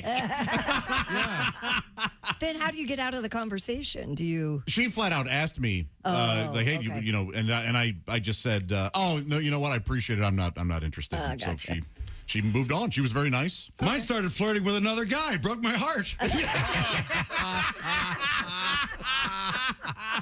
I couldn't believe it. By the way, I was way interested, but broke. Did you get quoted a fee? No, but I just knew that there's not. How does that work? How does that work? Do they offer billing? Can they bill you? Offer billing? I don't think so. Invoice, you mean? Can they do like? I bet now it's a lot of Venmo and stuff. Can you do your phone thing? I mean, can you probably do Apple Pay? Sure. Oh gosh, I bet yes. Yeah, maybe they should start one just for prostitutes. Instead of Venmo, what would the problem is credit card companies and stuff like the federal government. My idea is you disguise it as a sports betting thing and you call it Snatchel Page. What do you think? Snatchel? I tell you what I think. I think it's time I tell people about Raycon earbuds. At strip clubs, the billing on your credit card is usually a fake name of a company. That's what they bill you. Oh, so it'll say Clubobber Industries or something. Yeah, so it sounds. So your wife Presentsforthewife.com. Yes. It's like clitoral industries. That's right. Raycon's everyday earbuds. They're amazing. But we got the new ones yesterday. I have lavender ones that match my lavender phone. I'm so excited. I have green ones that match my shirt. The Raycon fairy was here. I have the black ones that match my soul. Have you tried them yet? I have, and they're amazing. They're amazing. Raycon has, I'm not just saying that, they have gone up a step sonically. Yes, they have. Didn't think it was possible. Yep, they just launched their upgraded model of best-selling everyday earbuds, and we all got a pair because, well, we're somebody. Okay? Raycon's upgraded everyday earbuds. You also get active noise cancellation. I put mine in immediately when I got here this morning because Tom was talking about something I don't know, of course, because I was wearing my Raycons. And they have ergonomic design to fit the widest range of ears and multi-point connectivity. It lets you pair with two devices at once. Plus, weatherproof and sweat-resistant and available in a variety of vibrant colors, as Christy said. Blush violet, forest green, and royal blue. Oh, I like the Just blush violet. some of the choices. Raycon also offers a 30-day happiness guarantee. Go to buyraycon.com/Tom today and get 20% off your Raycon order, plus free shipping. 20% off and free shipping at buyraycon.com/Tom. He's at it again. That's buyraycon.com/Tom. Who fires the boss? I don't know. There's got to be. He's in. You need to start reporting to someone. What's a big word for he can't do it? No. Incompetent? Yes, that's it. No, I was reading this letter and I hit the button. Dear Bob and Tom Show. Oh, perfect. I've been hearing Chick Wiggy talk about those Raycon earbuds for a while. I assumed all headphones and earbuds were the same. What a fool I was. Yes. I broke down and bought a pair of the Raycons. I got to tell you, they are amazing. The first thing I heard was Crosby, Stills, and Nash, Sweet Judy Blue Eyes through my Raycon earbuds, left speaker, right speaker, hearing the song as I had never heard it before. Or you can also listen to music from this century, if you'd like. That's fine, too. Wait a minute. Is that Sweet Judy Blue Eyes? That's what this was all about. Nice separation. You were looking for Sweet Judy Blue Eyes. Don't you wish you could sing like Graham Nash? No. This song no longer part of the ad, so that Raycon doesn't have to pay for it. Or are we in trouble? Evidently, we owe Graham Nash $4 million. I'm not sure how that happened, but thanks a lot, Tom. Well, thanks for taking the time to write the letter, Matt. We love the Raycon earbuds, and the new ones are amazing. They are fantastic. Coming up, we're hanging out with comedian Greg Hahn.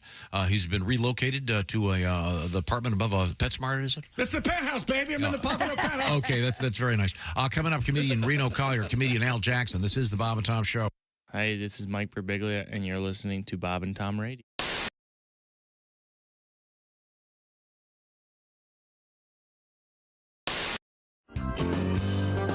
A Swedish sexual rights group unilaterally proclaimed a new English term for what it considers one of the most misunderstood parts of the female anatomy. Who's this group? I'm sorry. A Swedish sexual rights group. Okay. They want to change the name of the hymen to the vaginal corona. The vaginal corona? corona. So does that mean it's still Isn't there? that corona? If there's a lime in it? corona. Corona, right? What is corona? Isn't that already taken?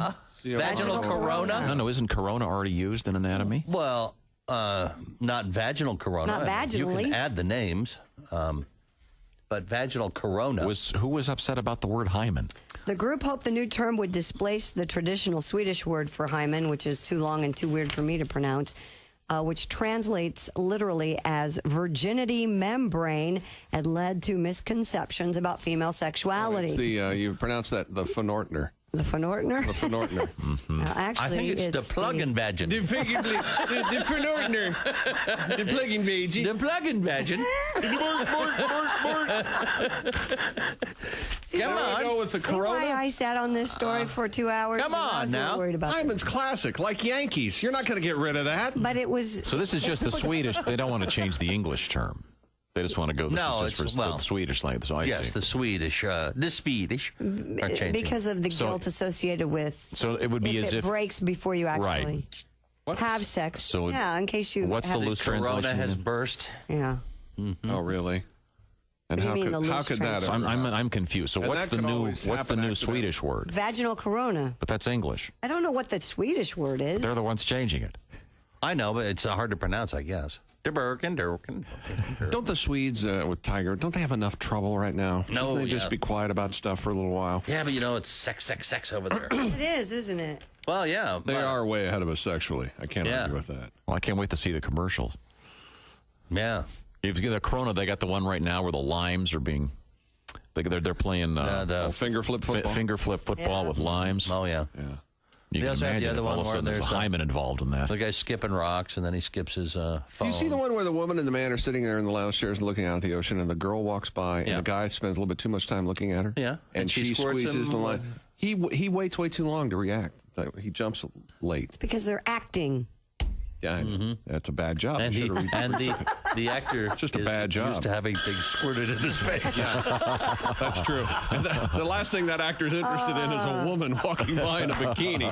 That's probably. That's where the acting They're all. Yeah. Let me get that phone call. Bob and Tom Show. Hi, man, it's Donnie Baker. Hey, Donnie. Oh, hi, Donnie. I think I've solved this puzzle while they're changing Hyma to Coronas. Yeah? Well, because everybody knows in fourth grade, English class, you learn about hymens. I mean, certain words are hymenated. Super Bowl, low pitch, doghouse, No, squirt gun. Donnie, that's hyphen. Hyphen. It's all hymenated. Punt, pass, and kick, all of them. Punt, pass, and kick. Okay, those are hyphens. Okay, we'll find out more about Vaginal corona. hymen talk. We'll come back. I'm very confused when we return. Know it all.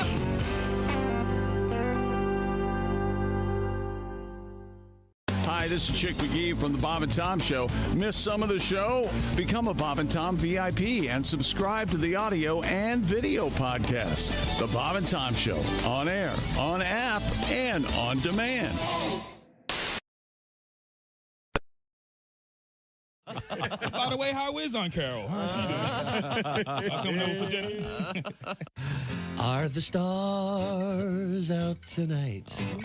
I don't care if it's cloudy or bright. Because I'm blind. Jeez.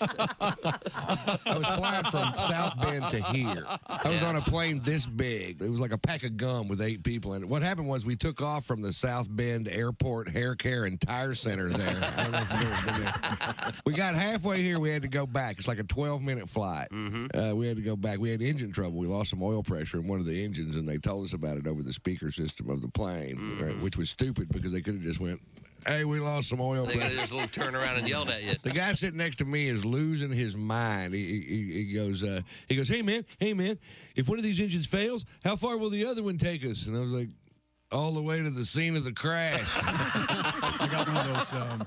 Yeah. You know, the calls on the phone. The guy's selling you something or trying to get donation. Right. He actually used this phrase, is this the man of the house? Is this 1952?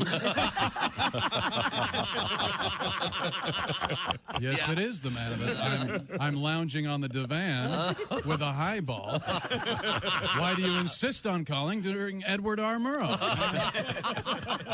I'm furious. Come on. So I'm working on it. My wife said you learn a lot about yourself if you keep a diary. And that is so true. I've learned my life is brimming over with really boring activities. And now one more, writing in my diary. Thanks, honey. Yeah. Bob and Tom, 24/7. Oh, yeah. Yeah. You just ruined it. Yes. That's a party. Welcome back to the Bob and Tom Show. We're all here, and our special guest is Greg Hahn. Woo! Comedian Greg Hahn is on his way to hilarities, Cleveland Heights, Ohio, tonight. Cleveland, Ohio, I should say. Yeah. And then it's going to be the Caravan in Louisville, May 16th through the 18th. And when you're there, are they going to call it the Comedy Caravan again? I don't know. Sure. Call it whatever you want. Because you're bringing. I'm surprised it's still open. Okay. Thank you very much. Yeah. Good endorsement. That'll really help. You gotta have Chick keep managing you. His PR suggestions are so good. Yeah, I'm the weak link. All right. It's quiz time. Do you recognize this beautiful sound here, Greg? Oh God. Sounds like a theme song for something. Yeah, isn't that great? No. Isn't that great? Care for it. Why would you do that? Doesn't this scream Harley Davidson? It's the theme to Then Came Bronson, of That course. doesn't scream Harley Davidson at all. Well, he was driving. Who's around. on bass? Tal Wilkenfield? Can you? Michael Parks, Then Came Bronson, the classic TV show. Police and have me arrested and taken away. Yes, I can. Thank you very much. Then Came Bronson, 27 episodes. Yeah. Great show. In 1960. Oh, it must have been great if it lasted 27 episodes. And you know who loves that show? 1968. Tom Hanks. Quentin Tarantino. Loved Then Came Bronson. 69-70. Yeah. It was kind of supposed to be like an Easy Rider light. Disillusioned reporter was light. James Jim Bronson quits his job and starts wandering the road on his Harley Davidson motorcycle as a form of soul searching. Oh, it's great. Oh, Jesus. He meets various characters. Some he helps, others he educates. He sounds like a total a-hole. Oh, he's a jerk. What do you mean he educates? Does he beat biggest the hell jerk out of him? Remember Kung Fu, where he'd walk into a town and beat the hell out of everybody and then wander off? It's the same idea. Man, there were a ton of stars that were in episodes of Kurt Russell, Bonnie Bedelia, Robert Loggia, Jack Klugman. Sure. You know what, Josh? Elsa Lancaster. Yes, but Josh, yes. That doesn't make it right, does it? It does not mean we should talk about it. Exactly not. But we're talking about it because of... because why? No reason, just because you liked it. Because the NBA, you got the guy named Brunson. Oh, you know who was in an episode? Jalen Brunson. James Whitmore. Oh. The world went and got itself in a Brooks. big hurry. Now, we are hanging out with comedian It's Greg not Hahn. even Jalen Bronson. No, it's Bronson. It's a totally different name. And he won't shut up about it. What do we Close do? enough. I don't know. Buffy St. Marie. What are we supposed to do? Sorry. And we've got the Knicks might be in the finals, for God's sake. We got a whole month of this yet. Well, now here's Michael Parks' other adventure. You know who liked this? Kurt Russell liked this. I'm sorry. What else have you got? Now he wants to hurry up and move on. Okay. Veronica Cartwright. Are you guys fighting? I'm done. Done? Oh, you mean I'm out of done? Like sports. done? Yes. You are? What? All right. Good luck. Just do something. And now in news. Are your records or something? Well, we have a request. Now, Pat Godwin is going to be at Cacciatore's this weekend with Jeff Husky. Yeah. Godwin legend. And Godwin Legend will be there on Saturday night for a big show. That's a weird Really in New York. And you've been asked not to play a specific song. Yes, requests Right. are coming in for things not to This and this is your request. This song is horrible. We don't want to hear this. We're not doing this one. No. We're doing a different one. Are we doing the About, baseball song? Yeah. Oh, We have to explain to Mr. Can you explain to Mr. Hahn the I'd situation? rather hear the Ella Fitzgerald, Louis No, you wouldn't. Horn. See, Derek Jeter. Sure would. Derek Jeter was was in a on a slump. TV talk show. And yeah. He said, you know how athletes will have things that they'll do, they'll put their socks on a certain way. They're very superstitious folks. Right. Yeah. And he admitted that he'd put on a gold thong.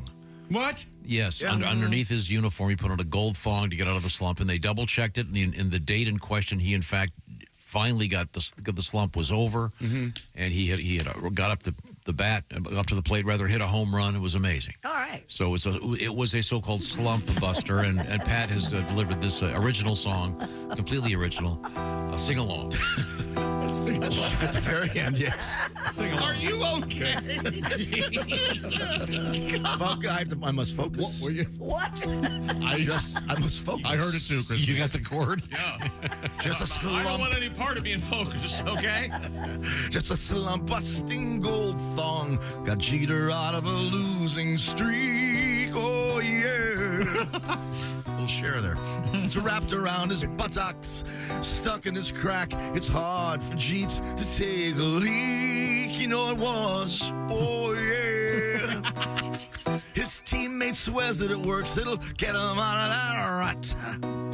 Then Jeter hits a home run with that gold thong up his butt. Come on now. Just a slump busting gold thong. Everybody. Oh, that filthy thing goes on when the chips are down. You know now. Just a slump busting gold thong. Oh, hose it down and send it to Cooper Town. Cooper Town. I kept them mistaken. You got something. That was great. Thank you very much. No. Are you going to be visiting Coopertown? I might. As you like to call it? Okay, good. Once again, look for Pat and Jeff coming up this Saturday night. But this weekend in Hilarities in Cleveland, it's Greg Hahn. He's right over there. Greg is a handsome man. Well, it's nice of you to say. Oh, that's true. Former member of the United States Marine Corps, once a Marine, always a Marine, Semper Fi. Oh, yeah. Yep. And You know why I joined the Marines? You know, one of the reasons, there was a guy in my college that didn't have a roommate because he threatened all his roommates, so he had his own room. and on a Saturday night, you know how in college you're walking back to your dorm after being at the bars? Yeah. This guy's always shirt off, covered in blood, getting put in the cop car. Wow. He'd been in the Marines because I was thinking, how can I be more like that guy? Yeah. So I joined the Marines. I see. It was awesome. It went well, did it? Okay. What were you going to college for? I don't know, just to graduate. Oh, okay. You didn't have anything I thought declared? that's what you do next. Sure. Yeah. Went to the first school that accepted me. Which school was that? It's a good story. Florida State. Oh, okay. That's where I met you. How long did it last? I did 3 years there, 2 years, and then I transferred schools. You know what I mean? Right, yeah. I shot hoops and used the restroom, and then it was time's up. Who cares? What is this, a podcast? Let's tell jokes. Yeah, I'm working on my one-man show. Oh, yeah? Oh, yeah. What's it Then called? once I got out of my diaper phase, little did I know in decades I'd be facing seborrheic dermatitis. Seborrheic dermatitis. Well, thank They you. talk about their stuff with the one-man show. Whatever. Now, we have Christy Lee at the Bob and Tom what's News in the Desk. news? Anything interesting? Speaking of diaper phase, a woman from Florida who breastfed her husband says she wants to have another child so she can breastfeed him again. Ms. Rachel Bailey and her husband Alexander have been grieving their non-traditional bonding method. I know loving parents when I see them. since their youngest son stopped breastfeeding and Rachel stopped producing breast milk. Now, Christy, I'm sorry. You'll have to teach me on this. Okay. I thought a woman would produce milk as long as the breasts were being suckled. That's what I was under the impression. Okay. So I don't know why the man couldn't keep her right, business. Right. Can you do that if you're like at Applebee's? Because I know they. Yeah. Are we going to see this couple in the airport? Could we have a larger napkin? Harvey wants to take a quick shot of the left one. Harv, thirst. According to the New York Times, Isn't that uncomfortable when you see that, though? I mean, I think it is. If it's a baby, cover up. No, it's fine, for God's sake. Cover your boob up. It's only uncomfortable when she sees my heart. your heart? What? I'm not sure. Now, first of all, they want to get. Wait a minute. They want to have a kid just so she can breastfeed again. And the only reason to have another kid is if you want to save the marriage, right, fellas? Yeah, that's exactly right. It always works. Whatever you say, Tom. Sorry, Greg. Well, I got my hobby. You know my hobby. What's that? Trying to keep from losing half my money in a horrible divorce. That's a good hobby. Yeah. According to the New York Post, the couple, both in their 30s, considered having a fourth child so they could get their breastfeeding experience back. And again, you only want to do that if you want to save the marriage. Rachel admitted, we realized that was drastic action to take and a lot of work, so instead we began looking for other ways that we could bond as a couple. So now they meditate together in the morning and are working on joint business ventures. Okay. So it looks like breastfeeding's out for them. All right. Well, this is it's worse than I thought. What do you mean it's worse? I can't go on. Are they unattractive people? No, it's just so weird. The guy's holding her shirt open, and well, of course it's weird. Oh God, baby want milk. Yeah, I mean, if you want fluid, just have her pee on you and call it a day. Well, right, Josh? I don't think it's right, Josh. Yeah, be a little normal, right? It's fantastic. Christy just showed me a picture of it happening. It's right there. Yeah. It's wow. Raring to go. Tom, I remember I was in a home ec class and we had to raise an egg or whatever, that whole thing. Oh, yeah. Right. Take care of it. And we learned, our teacher was telling us why people should not have babies. And on the list it was to save a marriage. Right. Mm-hmm. And it was to, or a relationship, to further the family name was one of them and all these things. And they're like, and she was like, you have to go home and ask your parents why they decided to have kids and write an essay about it. And I went home to my dad. I go, Dad, why did you decide to have kids? And he goes, to further the Arnold name. He immediately said one of the things you're not supposed to do. And then he stopped. And then he was laughing. But I was like, oh, he knew. And then he told me the real reason, which he said. Because he loved your mother. He said we were so darned entertaining. He said he just thought kids were the funniest. Really? Yeah. Which so your brothers, the funny ones. Okay, right. That's good to know. Coming up, comedian Reno, Collier, comedian Al Jackson will be joining us. But right now we are. Pat, do you have a song? Yeah, I don't know if we have time. Yeah, we do. What do you got? Time. Yes, we do. This is a situation. My family, a drinking family, of course. We had a little situation. Oh, my mama drinks Ripple. That's a fortified wine. And she breastfeeds those two little brothers of mine. If she had one more nipple, her nipples would be triple. And Dad could have a tipple of Mama's Ripple nipples. Yeah, her Ripple nipples taste fine like the berry on the vine. Oh, my brothers have been happy all day. But Daddy hits them hard, passed out in the yard. Child services took them both away. Oh, no. Be careful taking sipples of Mama's Ripple nipples. Maybe just drink milk for a while. Oh, those Ripple nipples have quite a kick. Tastes better than Nestle's Quick. But the authorities say no more of Mama's Ripple nipples. Ripple nipples. All right. Oh. Ripple nipples. How do you do it? Ripple nipples. Where'd you learn how to sing? Where do you learn how to sing, Pat? Did you just make that up? Yeah, I just made it up today. Wow, you're pretty good. Thank you. Thank you. What does Ripple taste like? Does anybody ever? It's a fortified wine. It's strong. Is it real sweet? Is it Yeah, like very sweet. Yeah. It's like a really strong wine taste? Is that all it is? I've never really tried it. But I mean the vibrato you use, you know what I mean? All the funny noises. Where'd you come up with all that? Yeah, that's Did vocalization. you invent that? I stole them from the greats. Wow, great. Your buddy Holly's. You got a good ear. Thank you. That's a nice song, Pat. I like that very much. Triple nipple, ripple. Ripple nipples? Ripple nipples. You ever tried the Thunderbird? Is that the other? Yeah, that's exactly like Is that what it is? Thunderbird? Have you ever had the shot, the buttery nipple? Oh, yeah. Heard of it? Those are so good. Yeah. They are pretty good. Yeah, they are. What's We in love that? butterscotch. So It is butterscotchy, yeah. I don't know what exactly is in it, but A little rum? No? I think it's Crown and butterscotch liqueur. Rumpelmans? Yeah. No. Little tequila's in that? Oh, sure. Yeah. What's Rumpelmans?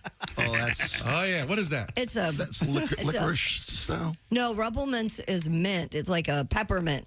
Oh, right. It sounds like a kid show. It does.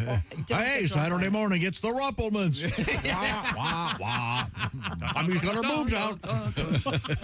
It's licorice? It's licorice? No, it's mint. You're It's thinking like of peppermint. That's like anisette or whatever. Yeah. I've had lots of it. I always wondered what it was.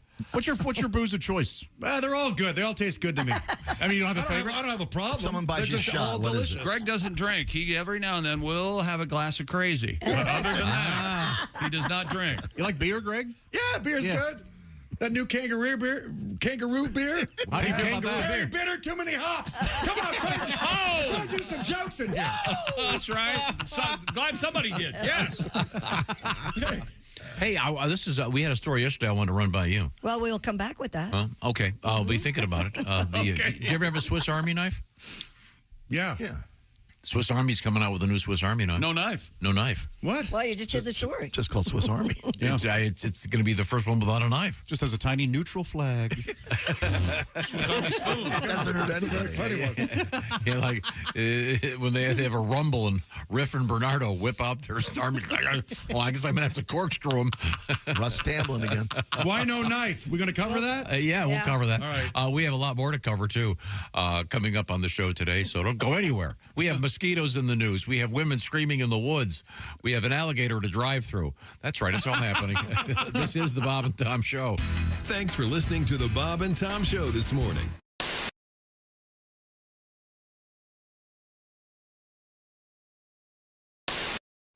Ready and action. Hey, we should wake up every morning with Bob and Tom. That sounds good to me. No problem here. Sorry, that'd be my fault. The hell was that? Ready and action. Hey, we should wake up every morning with Bob and Tom. Well, that sounds good to me. No problem here.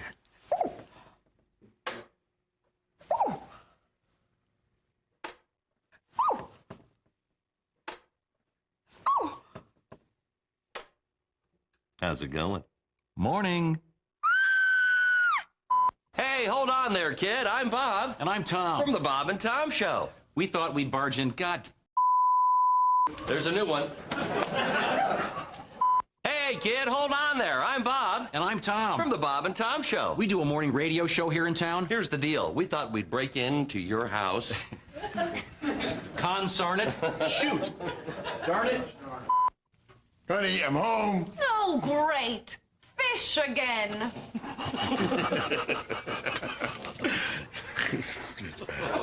You know, we can vote you off this commercial. You know, Chick wanted Richard Hatch. What if we paid you to say you liked us? I think that we can vote you off. Okay. Come way down.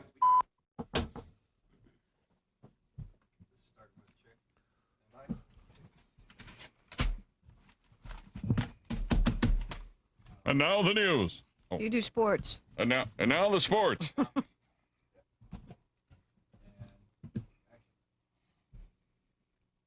That would be you, Chick. Sports terms that sound dirty, but they're not. Oh, really? Ready? Mm-hmm. Coming in first place. Good. Palming the ball. Mm-hmm. Sorry. Taking it to the hole. Yeah. Just don't get your holes mixed up. Right. Just don't get your holes messed up. Flip the cord over. Flip the cord over. I don't want it in my... I don't know if that's what they're looking for here. Don't Christ. How many times have I heard that? Take two.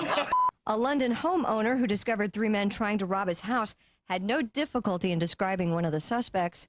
he had no legs. Ooh, usually in crime, it's the...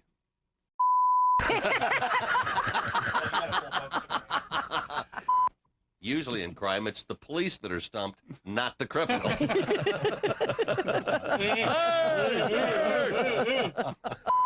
I know you guys probably aren't interested, but guess what I did this weekend? I don't know. I don't know. Did you impeach Bush? No. Buzz the honey hole. No. Flick the minnow? Did you flick the minnow? Flicking the old minnow? Flicking the minnow? Or did you impeach Clinton? Bailing out the gravy boat? Is that what you were doing?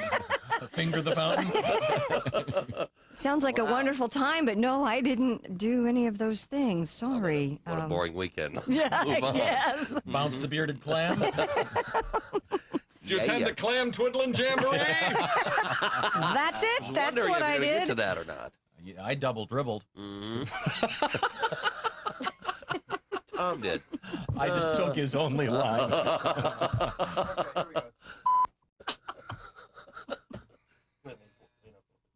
It's okay. I like to think of Bob as the funny. Uh-huh. Yeah. Prop, yeah. It's part of the drinking act. I like to think of Bob as the funny one, and I'm more the philosophical one. Ah. Really? By the way, you left your headlights on. Socrates. What's new? Can you do the other That's line? it? That's it. That was the joke? What was That's the other it? This one right here. I think of Bob as the funny one. I'm more of the philosophical one. Really? Will you shut up and drink your hemlock, please?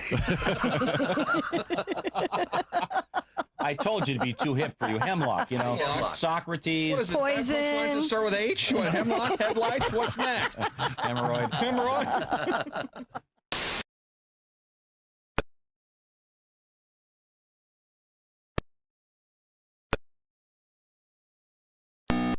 You know what? Boy, I Another don't thing I get don't that. understand. Hooters has food to go. Who the hell's that for? Good point. Bob and Tom. You can pick your morning radio show, and you can pick your nose, but you can't wipe Bob and Tom on the couch. Jeff Rothband is our guest. Jeff is a fine comedian.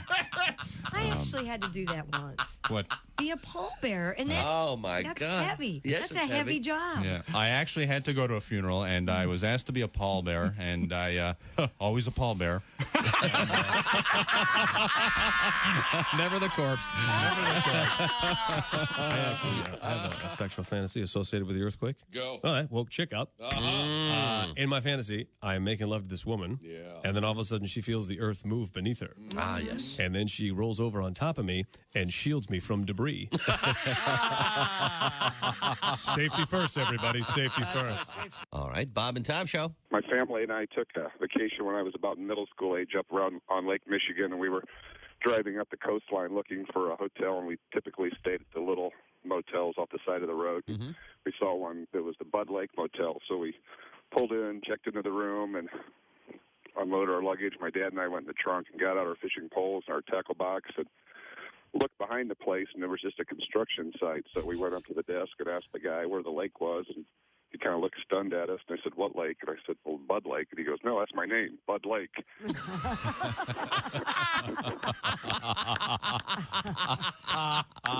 Let's hear it for Bud Lake. Yeah. It was the Bud Lake Motel. Well, see, at least there's a reason for it.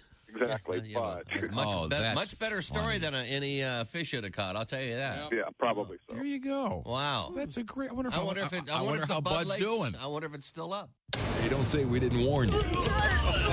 There's laughter ahead. You guys want to grab lunch? We can't go anymore. Holy That's cow. a good day's work, everybody. This is Bob and Tom Radio. Details on that coming up. Welcome back to the Bob and Tom Show. Yeah. Hello, Josh. How are you? I'm real well, man. How are you? Good. I'm not bad. There's Christy. Hi, Chick. Pat Godwin's here. Ace Cosby. I'm Chick. Hello, Tom. Have a little snack. We got a big time guest here today. Oh, I can see him over there. He's the handsome Greg Hahn. Can you tell what the Rock is? How's it go? Can you smell what the Rock is cooking? Yeah. Liverwurst. Liverwurst. Well, even his iron, his protein. Yeah, sure. I don't think I've ever had liverwurst. It's delicious. It's not bad. It's not bad at all. You would like it. Is that the same thing as liver pate? Yes, Very essentially, similar, yeah. Very similar. I like that stuff. No, thanks. Yeah. No, you're not a liver person? No. I like all that. Braunschweiger. No, You like Braunschweiger, Greg? Yeah. What is it? Some mustard. No. Yeah, I like it. Yeah, it's a liver lunch meat. It's a spreadable meat. It's a liver lunch meat. It is a liver lunch meat. Boy, spreadable meat sounds like a porno if I've ever heard one. Sure does. Kind of a rough one. Ladies listening think spreadable meat's funny. You let us know. Now, and you were a member of the United States Marine Corps, once a member, I guess always a member, right? Oh, yeah. Loved it. Okay, I think you're right. Now, how many KIAs? Sorry. 27. Jeez. I thought you drove a Hyundai. The new Swiss Army knife does not have a knife in it. No, a spokesperson for the Swiss firm Victronics told CNN that they're in the early stages of developing pocket tools without blades. Well, this is good news. I guess CNN's interviewed everybody then, right? Oh, if sure. They're down to the Swiss Army knife people. That's good.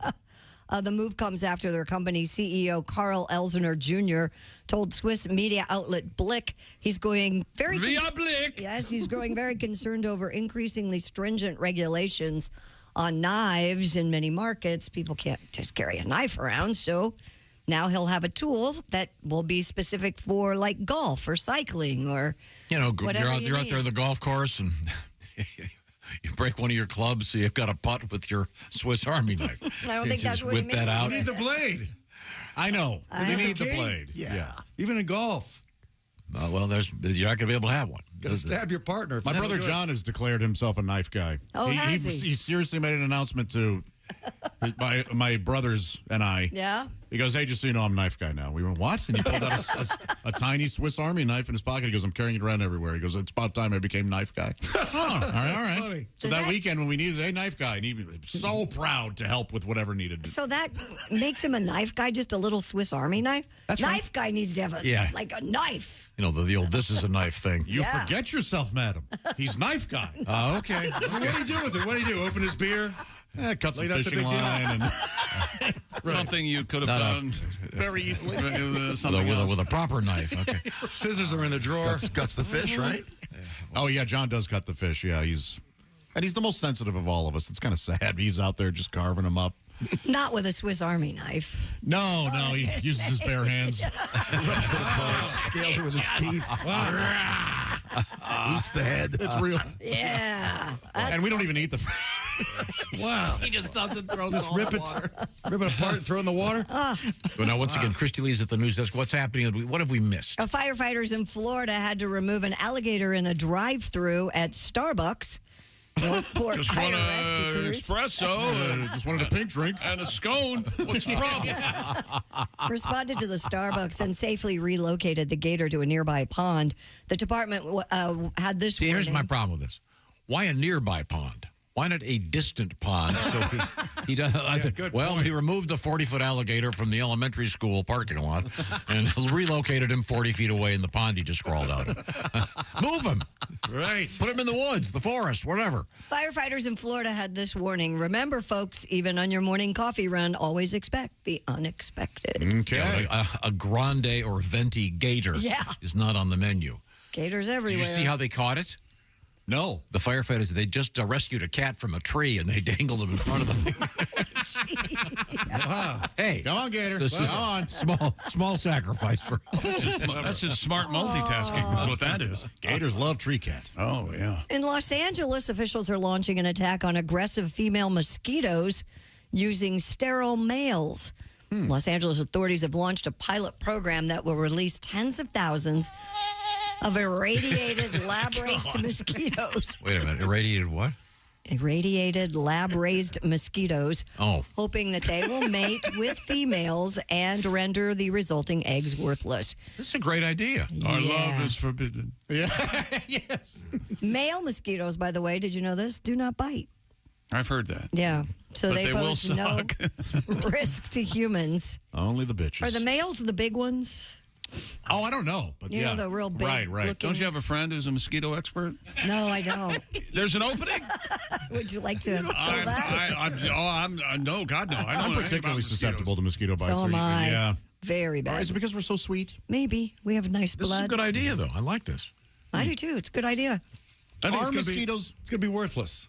What do you mean? There's so many mosquitoes. How are you going to release some, and it's not even going to phase If you release enough of them, then you're gonna have a bunch of sterile. Zillions and billions and trillions. Yeah, there's so many mosquitoes. Yeah, this is tough, but maybe I'm wrong. There's nothing like that sound at night, is there? Oh, You're it'll wake trying you to up. sleep. Yeah. Hell yeah, it'll wake you up. And the mosquitoes, they bring all kinds of disease. Yes. I didn't know this. Does this actually work? Well, if it didn't work, they wouldn't do it, would they? Wait a minute. It's the government. They piss money away doing whatever they want to do. What about our mosquito bottom line, Senator? Our mosquitoes must be necessary to some ecosystem, right? Course. Well, birds eat them, don't they? Yeah. Sure, there you go. What about the barracuda? Why is that around? Cool song. I got that going. Yeah, mostly for heart. Barracuda's a fish, right? It is. I swam over one once. You ran over one? I was scooped. I was. Were you driving in the lake again? I swam over one. Swam over one. Oh, that's totally different. We were snorkeling, and I looked down, and that thing was like. It was below me, probably 4 yards, but it was right between my legs. You're lucky to be alive. And you said, blow me. And I you said below me. I surfaced. I go, what sorry. the hell's that? Yeah. And the tour guide goes, that is a barracuda, my friend. Wow. Oh, man. I was nervous. You should have been. Big. Will they turn on bite you? I was nervous that it was going to They're very aggressive. Oh, yeah. What? Yeah, and they take things personally. Yep. Yeah. All right. Especially a lack of deodorant. Oh, no. And they resent. Oh, They follow you like bears or moose. They'll just keep coming after you. So in any event, what are they? Sterile males in West Barracuda? Hollywood? What are we talking about now? Mosquitoes. Mosquitoes in Hollywood. Skeeter on my... Oh, Okay. yeah. How could I forget that? We're hanging out with comedian Greg Hunt. You seeing the ladies these days? You got a special lady there? Oh, what? You always get nervous at Tom. Yeah, I know. I can't wait to get married. It's going to be so nice. Yeah? You know what I mean? Come home, the whole place smells like meatloaf. There's a naked lady in the kitchen doing the dishes. I'm going to love it. That's exactly. God, I love Right now, coming just a home. dress I on would the love porch. coming home to the smell of meatloaf. When was that? Has that happened?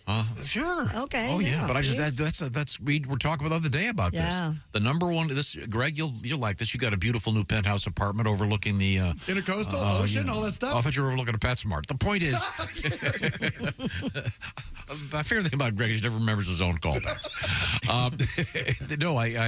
The number one thing that people said about the number one compliment people liked about their living space was its odor. The smell, yeah. Isn't that crazy? Mm-hmm. I went over to Tom's house. Boy, it smelled great. Does your place smell great? Oh, yeah, I like the ham candle. It's nice. Yeah, oh, that is nice. And please tell me it's the shape of a ham. That's what that'd be great. I want to date a girl that makes my friends' wives furious. That's what I want. You know what I mean? She's not wearing enough clothes. She's younger than you are. Yep. She's a poor reflection of you. Yep.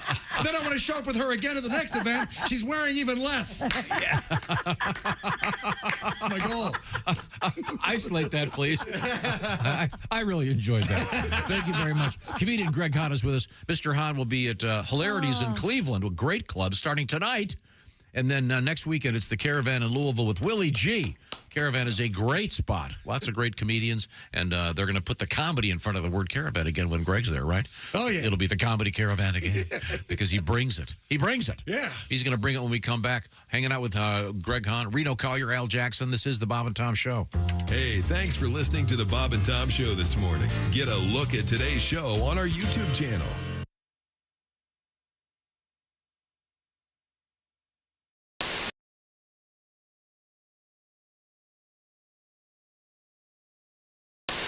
I am amazed at the women who do that. At what? I was with a friend who will go We are, nameless. you know what? Us as guys are also And amazed. he goes, Yeah, exactly. So I'm sorry. This guy- So Christy, you're talking with one of your not boyfriends, but just male a guy friend, Yeah. and he goes, I can get a woman to send me a naked photo within the next 10 minutes. And? I go, no way. 8.5 minutes later, bing. Wow, Monsignor, that is impressive. Okay, that's less than 8 minutes. What happened now? Sent me a video of their Go ahead, show that. ex-girlfriend. No, show it to Tom. I can't. I don't want Christy, cover your eyes. Oh, I've seen it all before. No, yeah. Oh, my God. Wow. Evidently, she's lost her key. Oh, my Lord. That is... Yeah. Does that look like something out of the movie Dune or what? It really does. Let me word it this way. That puts the C in graphic. We must. I've got to. Wow. I've got to go. Hold on a second. I've got to go. That is a slut. I've got to. That is an ex-girlfriend. That's not someone making a sandwich, even though it looks like it. Wash your hands and make me a cheese sandwich. Mommy, why is that woman massaging two pancakes? Wait a minute. Hi, everybody. Christy Lee from The Bob and Tom Show. Miss some of the show? Become a Bob and Tom VIP and subscribe to the audio and video podcasts. The Bob and Tom Show, on air, on app, and on demand. We were talking about racial stereotyping because you're a golfer. Yes. And I know that we were talking about golf off the air, but a lot of stereotypes in the world. Certainly, one of them about Asians in sports, and I think that's really now really being changed, particularly in the world of baseball, basketball. It's huge changes. It's Maybe great. 15, 20 years ago, you didn't really see that as much. It's great. I love seeing Asians in sports, and yeah, as you said, Major League Baseball, the real sports. You know, we're not talking ping pong or pie gal poker or vase juggling with your feet or really hard Sudoku problems or competitive hot dog eating or breaking ice blocks with your forehead or dancing back up for Gwen Stefani, the real sports. That's great because before, if I wanted to cheer for Asians in sports, the people I had was Michelle Kwan and half of Tiger Woods. That was it. That's it. Wow. And you know, Tiger. Let's talk about him. You know, I don't know which half of Tiger made him want to cheat, but I think we can all agree which half drove into the tree. So.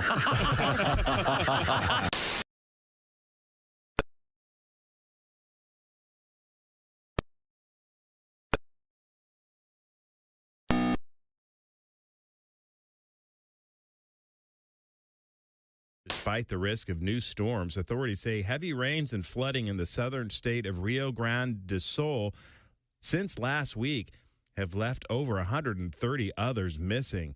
More than 230,000 have been displaced, much of the region isolated by floodwaters. Army General Marcelo Zucco, one of the coordinators of rescue operations, said his team's working at full steam before heavy rains, which are forecast to hit Porto Alegre area this weekend.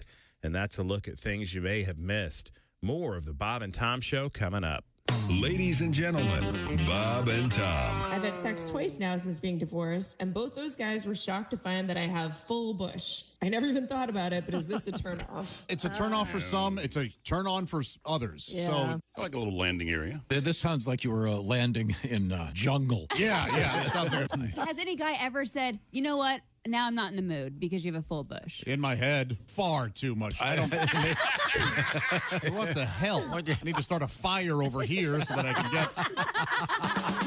Bob and Tom in the morning and highlights all day long. The Bob and Tom Show, weekday mornings at 6 a.m. Eastern on Bob and Tom 24/7. You're listening to Bob and Tom Radio. You're so weird. You have no idea. Essential Morning Radio. This is Bob and Tom Radio. 24/7. Attention, Fergler shoppers. You need hardware. You need Fergler. That's right. Fergler's Hardware Store. Fergler's dares you to beat their prices on anything in the store. That's right. Crazy Ernie's lost his mind and everything must go. Ladders, lumber, nails, including the kitchen sink. Fergler's Hardware Store, where you make out like a burglar when you shop at Fergler's. Free popcorn Mondays, free coffee Fridays, free parking. It's Crazy Ernie's going out of business sale. Everything must go. Fergler's Hardware Store. If Fergler's doesn't have it, you don't Fergin need it. Hi, I'm Ernie Fergler.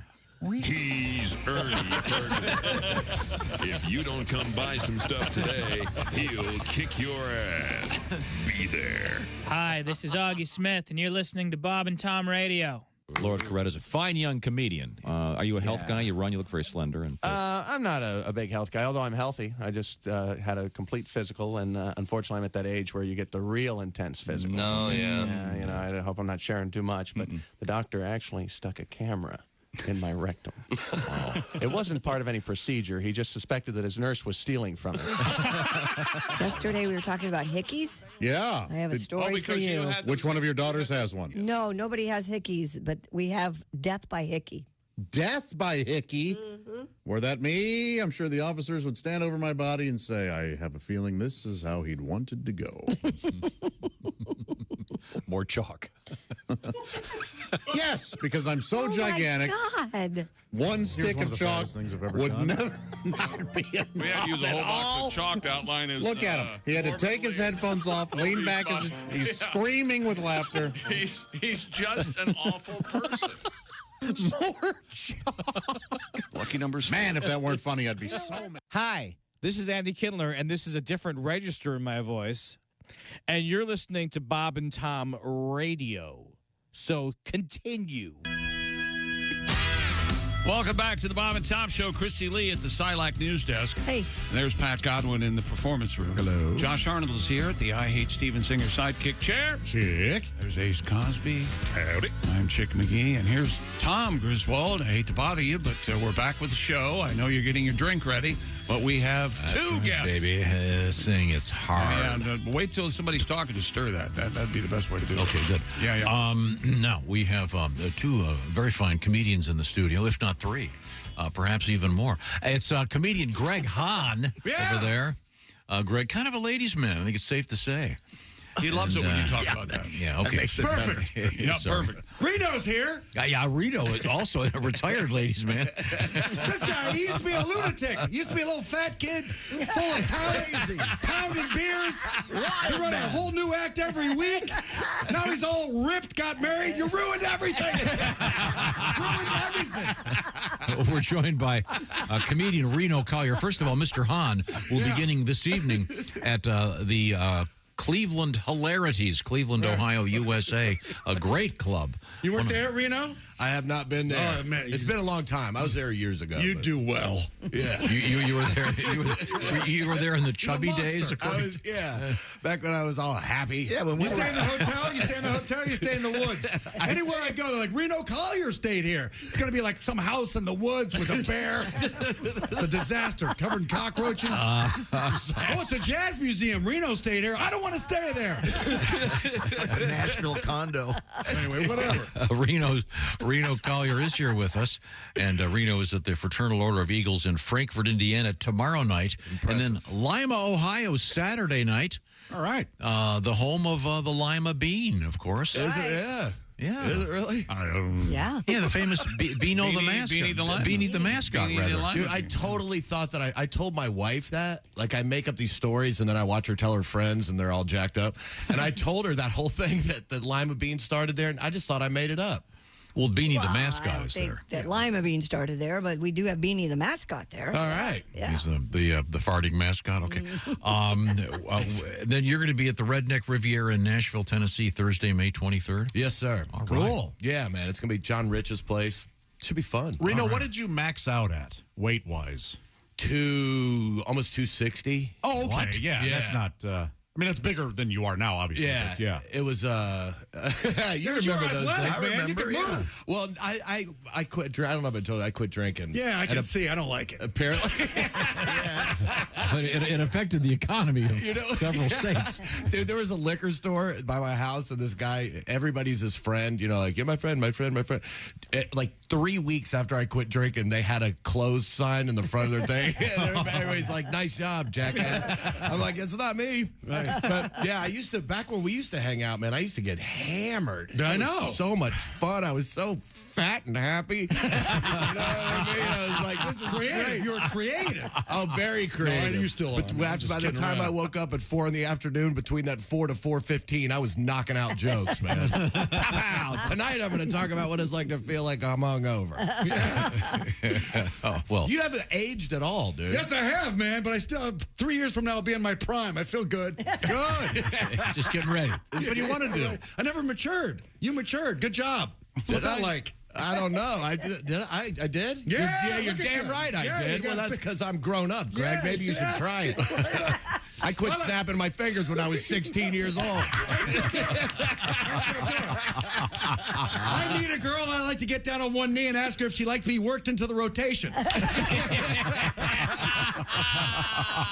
I bet that makes her swoon. I'm at the age where if I get down on both knees, it's 2 knees and a nard. A nard. I'm trying to use the right words. No, I like know what I mean? like that. Every time I'm about to say something, I think about you going, no, seriously, we can't say that. I forget what it was. I remember what it was. I remember what it was. Yeah. I believe whole was part of Yeah. that. Oh, that's okay. Yeah. Second half, whole. Okay. I'm just like, hey, man, you shouldn't say that. I'm like, yeah, whatever. And then I say it again. He's like, no, I'm serious. It's like, one of those weird words that, right. Yeah. Okay. Well, we'll move forward here, and we don't want to lose track of what's happening in the world around us. Christy, what have you got? Some women are trading yoga retreats for so-called rage rituals. I don't know if you've heard about this. I have. A rage.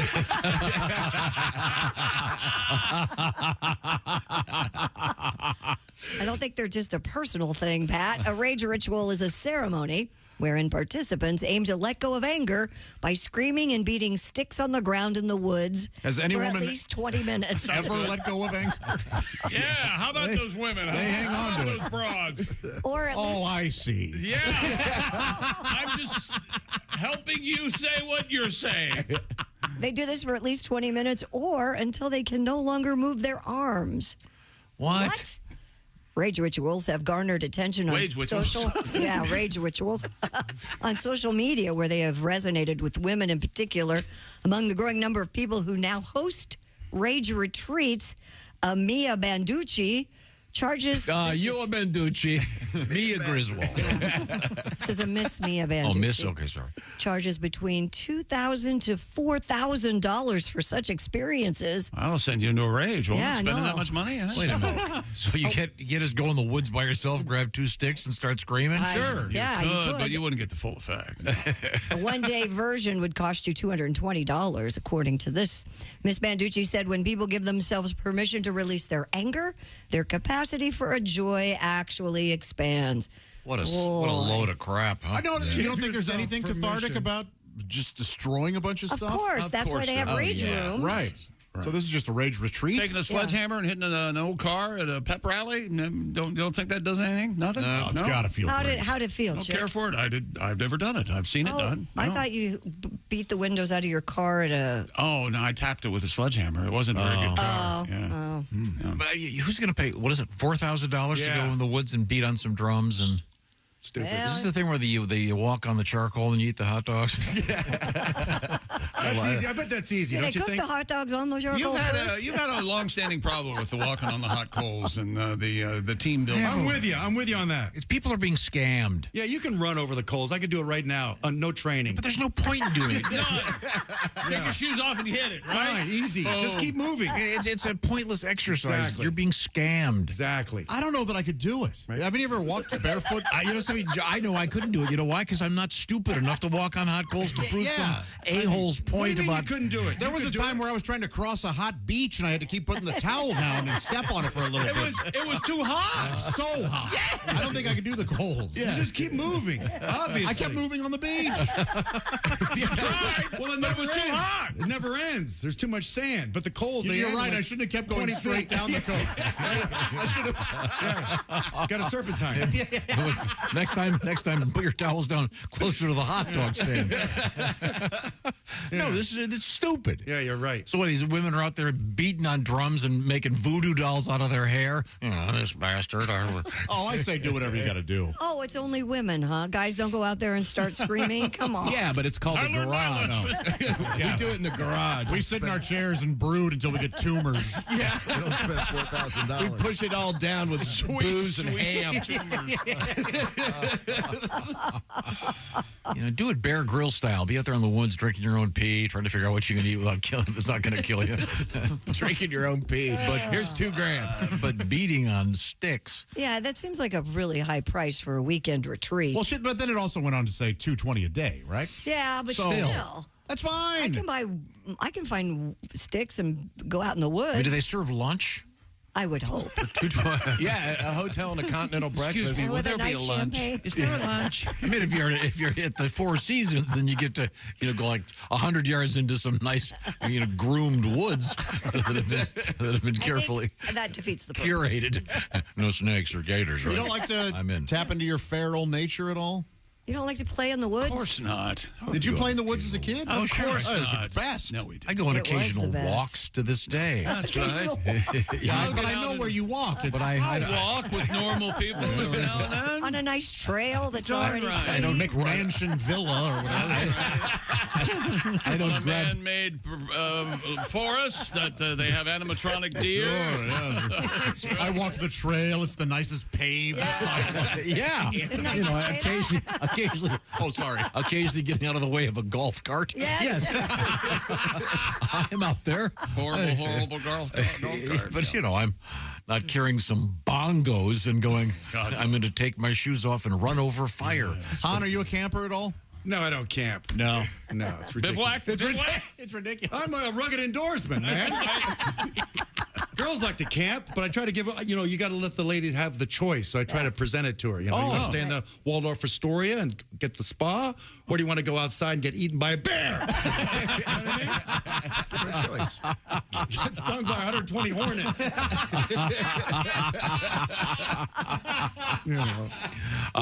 Greg Hahn is our guest. Greg's going to be at Hilarities tonight. Then next weekend, Louisville with Willie G. That'll be great at the Caravan. And then Side Splitters in Tampa, July 5 and 6. And then Reno Collier. Tomorrow, it's the Fraternal Order of Eagles. Take it easy. Tomorrow night. And then Saturday, Lima, Ohio, the home of Beatty the mascot. Saturday night with the all-new Slender Reno. I'd forgotten. He's ripped. He's a piece of gristle. I'd forgotten that you were. He hasn't been heavy for 10 years. That's why I forgot. Possibly. You forgot that he used to be big. I forgot you used to be kind of a little big guy. A little big guy. Yeah. I had a Dustin Hoff. Hellraiser, madman. I had no neck. I just had like a giant, my head. I've seen old pictures of me and like my neck morphed into the side of my head. You know what I'm talking about? Yeah, Sure. I know what I'm Like it just kind of, it was just a ball on top. No, of you're my a body. good-looking kid. You're a funny guy. Well, thanks, Greg. I sure do appreciate that. I think we stayed in some of the same places. Yeah. You crushed. You always crushed from age 14 or whatever, whenever I met you. Are you ready to go home and enjoy your Simply Safe Home Security? Yeah. Well, actually, I was going to tell you, when you travel, do you worry? Did I lock the back door? Are the windows closed? Are there someone trying to break into my house right now? You don't have to worry about that with Simply Safe. Variety of indoor and outdoor high-def cameras to watch over your property 7 days a week, 24 hours a day. All the sensors to detect break-ins, fires, floods, and more. And Simply Safe was named the best home security system of 2024 by U.S. News and World Report. That was my sneaker. Backed by 24/7 professional monitoring. I know you'd be. It wasn't Michael Parks interrupting the commercial. It was my sneaker. So thanks for anything there's a random noise now. I think it's something I've touched. Contract. And Simply Safe comes with a 60-day money-back guarantee and backed by 24/7 professional monitoring for less than $1 a day. And Simply Safe can give you real peace of mind. Think about that for a second. And I want you to have it too. Get 20% off any new Simply Safe system when you sign up for Fast Protect monitoring. Just visit simplysafetom.com. That is simplysafetom.com. Remember, there's no safe like Simply Safe. Read the reviews of the best. Coming up, we're going to have Al Jackson, Reno Collier, Greg Hahn, the Crosby, Stills, and Nash of comedy, if you will. And also, we are going to have the Ace Cosby joke of the day. We have some other exciting news coming up. I'll give you your hint. We have news from the world's largest democracy. No funny accents. This is the Bob and Tom Show. You're listening to Bob and Tom Radio.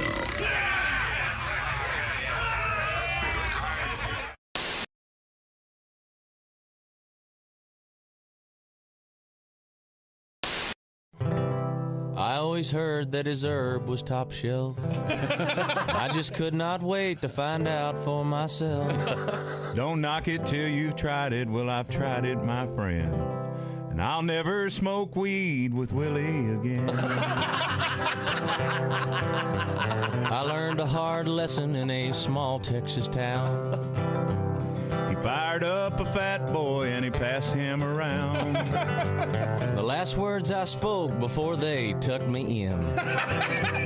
I'll never smoke weed with Willie again. I'll never smoke weed with Willie again. My party's all over before it began. You can pour me some old Whiskey River, my friend, but I'll never smoke weed with Willie again. I hopped on his old bus, the Honeysuckle Road. The party was Vegas, it was after the show. Alone in the front lounge, just me and him. With one parting puff, Grim Creeper sat in. I'll never smoke weed with Willie again. My party's all over before it began. You can pour me some old Whiskey River, my friend, but I'll never smoke weed with Willie again. Now we're passing the guitar, telling good jokes. I know one's a-comin' 'cause I'm smelling smoke. No, I do not partake. I just let it pass by. With a smile on my face and a great contact high. I'll never smoke weed with Willie again. My party's all over before it began. You can pour me some old Whiskey River, my friend, but I'll never smoke weed with Willie again. In the fetal position, with drool on my chin. I messed up and smoked weed with Willie again.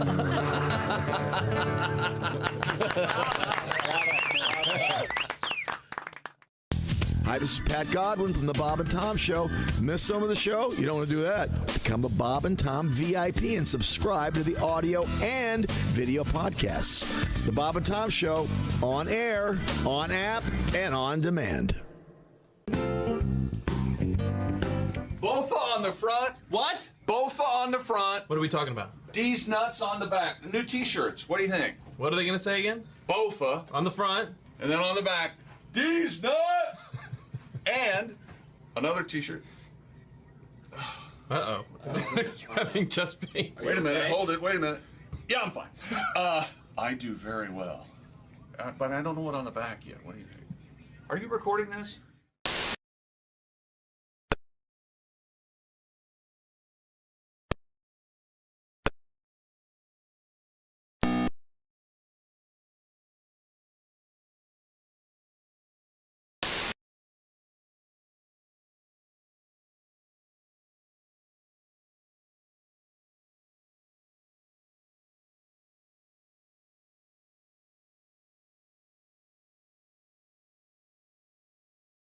So, James Simpson, NFL Hall of Famer, accused murderer, and free American citizen. This has been Bob and Tom Super Bowl Trivia.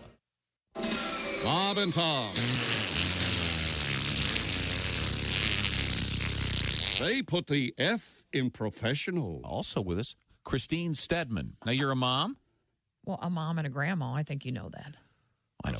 I'm a grandpa. Is this how this Are works? you? Yep. She's been married 27 years and still a virgin, Tom. Yes. 28, Well, you know, I 28. have a lot of grandkids. My daughter keeps having babies, has one almost every year. Really? Wow. Yeah, she called me the other day. She goes, Mom, guess what? I'm pregnant again. There must be something in the air. I'm like, yeah, your legs. But seriously. Hello? Bang! Hey, zoom. hello? Zing! I'm getting her fixed. So, Moody, is your apartment, is it tidy? It is tidy. It's small. It's tidy. It's a basement. Oh, Even better. I thought Looks like we made it. And I thought I knew the ceilings are low. I thought I had 7-foot ceilings until my 6'6" buddy came over and had about an inch of clearance. Your ceilings are that low? They're low. You can't even get happy in They're your low. house. I think my apartment's illegal, to tell you the truth. It's a basement with only one exit. and the front exit door, was yeah. I blocked could by my meth never- lab. So I think the whole thing. Yeah, is it might be illegal. illegal. Yeah, It might be now what are you illegal. gonna do? Never stay there. Beautiful neighborhood, though. I live in a great neighborhood. Uh-huh. It's in New York City, Astoria, Queens. It's very peaceful. My neighborhood is so quiet. If there's any yelling at night, that means Ecuador scored a goal. I love it. Great. It's a little rowdy. The World Cup's a little rowdy. Other than Yeah, that, I'll bet. Oh, it's quiet. Yeah. oh, you got to come over during World Cup time. Oh, yeah. Hi, this is comedian Rob Haney, and you're listening to Bob and Tom Radio. Hey, welcome back to the Bob and Tom Show. Hello, everybody. Al Jackson checking in here in a second. Hello, Tom. Chick. Good to see you, sir. In the studio with us, we have comedians Greg Hahn and Reno Collier. And there he is on the big screen. There he is. I can see it is comedian Al Jackson. And hello, sir. I can only see I see 3 of the letters on your shirt, and the microphone's blocking the other one. Is it Galt? It's Galt. It's a high school that's named after one of our viewers went to high school here, and it's a boring, weird story, but basically I was going to have her print up some T-shirts for me. Of course, me being a comic, I never followed up, and she was like, I have 50 black T-shirts here, and I have a high school reunion coming up. Can I just make our reunion shirts? And I was like, yeah, you just have to send me one. So I am the owner of Galt High School. It's in California. So this is a good exchange for 50 blank T-shirts, I think. All right. Do we really need to go to our high school reunion? Do we need to go to that? You don't have to. Why do I need to know that the homecoming queen now looks like a bag of hammers? Seriously. She still hates me. Look at Al, beefed up on the creatine. Facebook ruined it. Like, now you know what people are doing. Like, high school reunions used to be the shock, like, oh my God, Christy Lee's on the radio, little Christy Lee. Mm-hmm. And now it's like, yeah, I've been following you for 20 years. Yeah. I know what you had for dinner last night. I saw the picture of your fast food. You know everything. The ketchup is long gone. Not ketchup, but catching up. Yeah. Yes, it's long gone. I haven't been to Am I one. the only one that does not like ketchup over there? You really? You don't want it on anything? Not really. I mean, if it's like, maybe I'll dip a few fries, but I feel like ketchup is one of those side dishes that just makes everything. You could dip a napkin in ketchup and it tastes like ketchup. What do you put on your burger? It's too overpowering. What about meatloaf? Oh, that's good. Oh, yeah, ketchup good on meatloaf. You're right. Okay. It is good. Yeah, I'll do some on some meatloaf. Okay. Just a touch. Now we had this discussion. Let's I not like get the crazy. I like the ketchup from the fridge, and I know Ace, you like to leave it on the table. Room temperature, yeah. Room temperature. Okay, your thoughts on that, Al? I think it's got to be in the refrigerator. Everything is except for like your honey and your peanut butter. I put bread in the fridge. Is that weird? No. No. I've done that. You're anti-mold. Okay. I don't want anything out. Yeah, come on. You might get a weevil in the kitchen. You don't know. Oh, yeah. What if you get weevils in your kitchen? Silverfish. You got to protect your bread.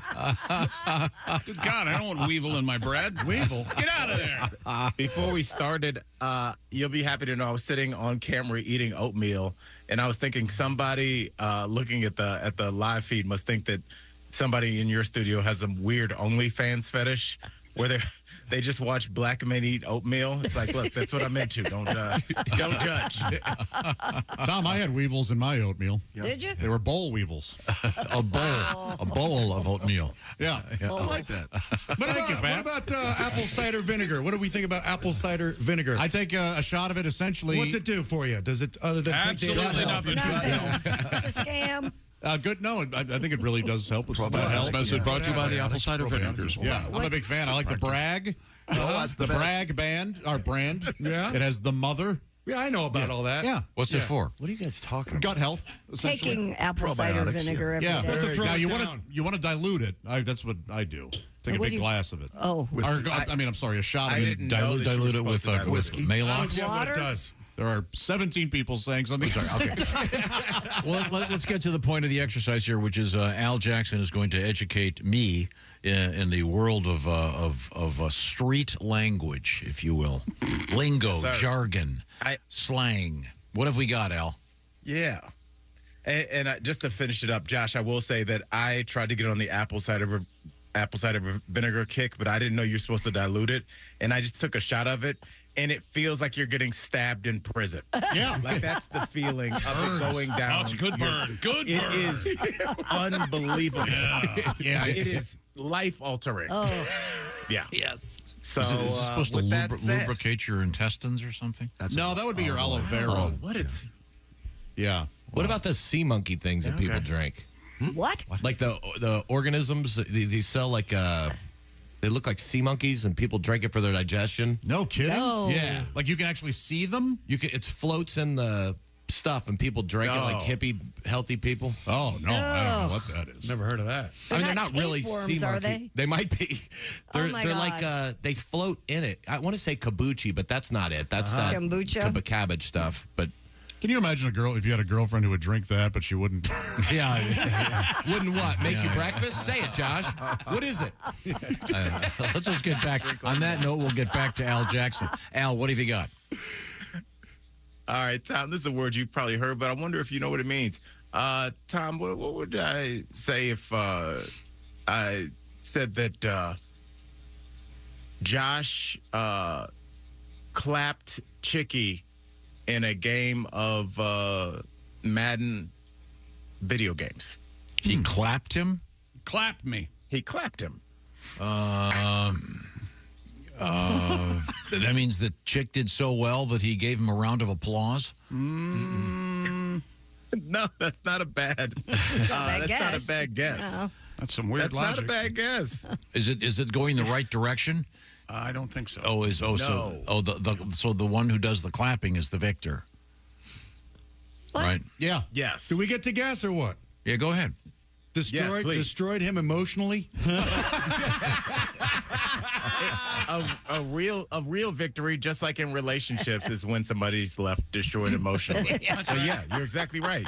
Sobbing. It's just like it wasn't close. Like a chick said for 2 months he would kill Josh when they finally played the game, and Josh just clapped him. It was 21-0 before the end of the first. So me bragging about it, does that have anything to do with the definition of clapping, or that just was part of the story? No. Clapping is just like just destroyed. Now, clap can obviously it had an older term, which I'm sure a lot of our good men that have been on the seas have known. You can get clap. Is that they still use that? Tom knows about this. The clap. He likes that. You get the clap. He Is likes that still the a clap. thing? The nail. Caught the nail in Cuba. It still lingers out there. The drip. Dose. I think it still lingers. Venereal disease. Mm-hmm. Yeah. Dripping out of your penis. Man, there are way too many guys on the show Yogurt today. cow. Can I just say that? Yeah, I'd agree with that. Yogurt. Yeah. Yogurt. Okay, Al, let's move on. We need a second one before Christy starts melting. I totally understand. Tom, what does it mean to post and ghost? Post and ghost. This is what I do. I do it. Yes. This is the only way I can operate. Post and ghost. Post Yes. and I know what you mean, yeah. I have no idea. I know what ghosting is, Okay, yeah. What is ghosting? but I don't know what. What is ghosting? Explain that. Ghosting is just ditching someone and not communicating in any way Right. at all. That's right. Correct. So what would So- post and Okay. ghost mean? It's the Irish goodbye of life. Yeah. And what's the posting? Does that mean like you? what do you post? Maybe do you post something that like you're now available? No. Ignoring the previous relationship. No. Oh, I see what you're saying, but you're no. overthinking this. Right. You got You got it, this. Tom. You're right there. So Yeah. what is posting? You just declare I'm a free man. He doesn't do social media, so he doesn't know what this means. No, I have real friends. Declaration of So Independence. it's when so if I were to post something on Instagram, I would put it out there and then not look at who's commenting, Yeah. how many likes I'm getting. Okay. Or not I would- respond. I wouldn't Not respond at all to any comments, that kind of thing. Oh, that's cool. Yeah, I mean, I just don't. Yeah, Is that it? You just got to post and ghost. You're not fishing for compliments. We You're don't just, have it confirmed. Never. No. You're just pointing out. You just have like a random thing, like a picture of a ruler and a cucumber, and just say mine's bigger, and never. Exactly. There's no reason to respond. Yeah, you don't care. Yeah. You just don't care. Once again, proving Christie's thought that there are too many guys. Now, Al Jackson, last time we talked to you, you were just back from Mexico. You'd gone to see the Rockies, the Colorado Rockies, play in Mexico City. and you were Yes. still suffering internally, has not due to a loss of a game, but due to intestinal issues. Is that all gone Well, the away? Loss of something, body weight. Yeah, I got better probably maybe the Friday after we spoke last Thursday. But my girlfriend was sick up until yesterday, to the point where she's been to the doctor twice, and she finally turned the corner and she's normal now. But what we figured was she ate a lot of fruit when we were down there, and obviously the water is in the fruit, which you don't really think about. And I haven't seen her that sick, and plus she had a broken hand too, so it's just been a rough couple of weeks. I'm sure people are looking at me like, what's going on over there, sir? Oh, well, okay, now let's get another word. We have time for another word here, Al. Once again, our guest, Al Jackson, also in the studio. Reno Collier, Greg Hahn. And by the way, Greg is going to Hilarities in Cleveland tonight. How about that, Al? To my hometown, Greg. That's dope. All right. Tell Nick I said what up. All right. Now, did you hear that, Tom? Tell Nick Al said that's dope. And he said, tell Nick I said, what up? Yeah. Well, Yeah. that's kind of... That's I heard what's, but... What's. Did you say what up at all? Did you Josh, give it the... but I didn't say what up. Oh, okay. I'm sorry. Yeah. You didn't give it the appropriate apostrophe S. It was Josh what is like up. my court-appointed attorney over there. if I were to go home today and say to my lovely gal Kelly, hey baby, what up? Baby. She'd say, your time in my presence is up. You like that club, do you there? A little bit of hilarities for the Al Jackson? It's one of my favorite clubs in the country. Nick and those guys are, they treat you like family. It's a very, Nick's old school. He's old school. And so like when you're in this club, it's not like, hey, you got 2 orders of fries on Thursday, so we're going to take that out of your check. Nick called me one time. I was in my hotel. I wasn't performing until the next day. He was like, what are you doing? We have dinner over here for you. Come on. And it was just like, oh, there's family here. Oh, very nice. that's very sweet. Shout out to Hilarities. Yes, one of the best clubs in the country. Cool. Now, give me one more word to learn, okay? Oh, Tom, I got a good one for you. Tom, what is bed rot? Wait. Bed rot with a T? It actually sounds like a punk band. Perhaps we should try and spell this for Tom. B-E-D-R-O-T?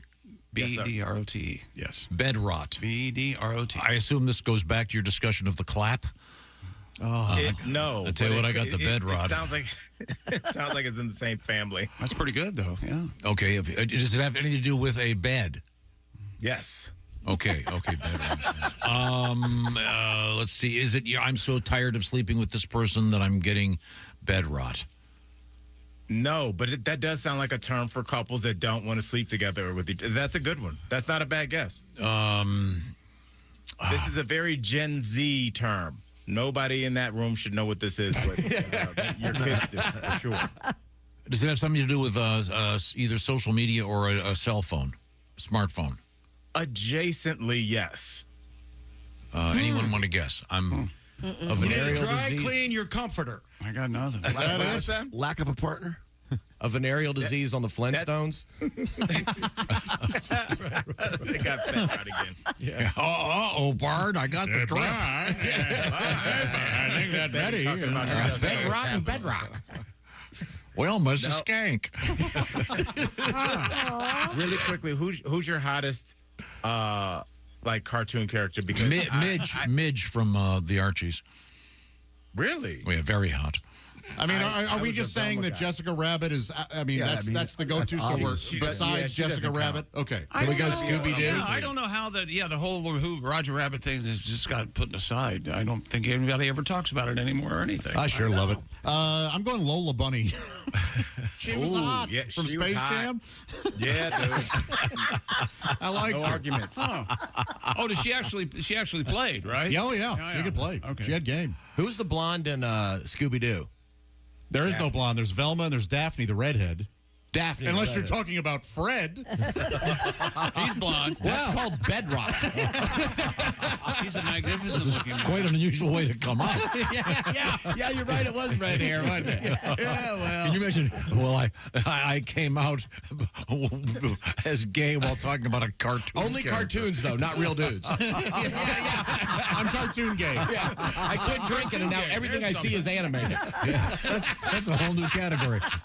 Cartoon gay. Is there cartoon gay porn? There is. Now, will you do your Fred Flintstone again, please? Boomtown.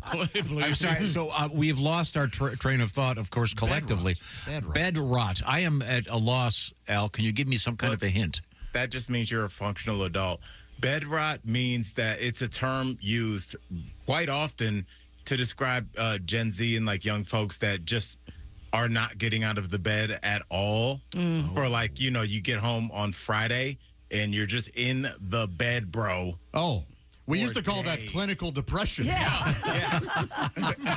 got the bed rot. Yeah. We call that dad drank a lot. That doesn't roll off the tongue, though. You need something for this new generation. Yeah, that's a great word. That makes sense. It does make sense. Yeah, just I got bed rot. I haven't moved. I am not going can't anywhere. Do that. Yeah. Wow. Well, thank you very much. Al Jackson can be seen on DBL, Daily Blast Live, and he gets all dressed up and looks nice. He has to listen to the people with him and not turn to him and go, "Hey, you're an idiot." I wouldn't know anything about that. Would you, Josh? No, sure wouldn't. Have to do something like that? No, not me either. No, not a thing. They ever turn you loose? All right, next break. Tell them what you really think. You guys I love do my good. people. Yeah, you guys do a great job. Well, thanks as always, Al. Look forward to seeing you again. Love you, Al. See you, Al. Greg, I'll catch up, man. All right. The bed rot. I wish I had time to have bed rot. But I'm like you, Reno. I started thinking Flintstones right away. Because of bedrock, right? Yeah, bedrock. But bedrock, it sounds like bed sore. Yeah, I mean, bed sores are something you get in the. Greg Hahn, you ever caught the nail? No. Bed rot. I call it staying cozy. Yeah. Oh, yeah? Bed rot. Spend the weekend getting room service. Do you like the room service? Because, see, I don't. Hates room No, I don't get it so much. I hate room service. Right, yeah, right. You want to go out. You want to go see the restaurant in the hotel or go to a nearby place. And what's the worst, Tom? Breakfast in bed? Is that the awful. worst? Oh, it's awful. First of all, jam everywhere. Your legs are sticking straight out, which is completely unnatural. That's right. What? No, humans in nature never. You don't sit up. Caveman. Drop stuff in the bed. You're sleeping on crumbs. You just lay down and like pour the cereal over your face. No, I refuse to. I do not eat in bed ever. Coffee all over the pillow. It's a disaster. It's awful. That's why you don't like I it. hate it. There's nothing That worse. might be why you hate breakfast in bed. You're doing it wrong. Need a new bed. Legs straight out. What the heck? Just lay You have to prop up the pillows. You get that stupid bed tray there. Oh, my God. Yeah, I'm with you. Nobody wants it. I ate in bed when I was in the hospital after surgery. It is kind of like the hospital though, when you think of It's that. awful. Okay, fair enough. Okay, well, You're not going to do breakfast in bed for Kelly for Mother's Day? We just covered it. no. No? The girls don't like doing that? She doesn't like talking to me during daylight hours. Sounds like a warm, wonderful relationship. That's not Should go well. Okay. No, I'm not going to walk in there. I've got your breakfast. You should look up and go, we have things to do. So you've kind of forgotten how the show works, right?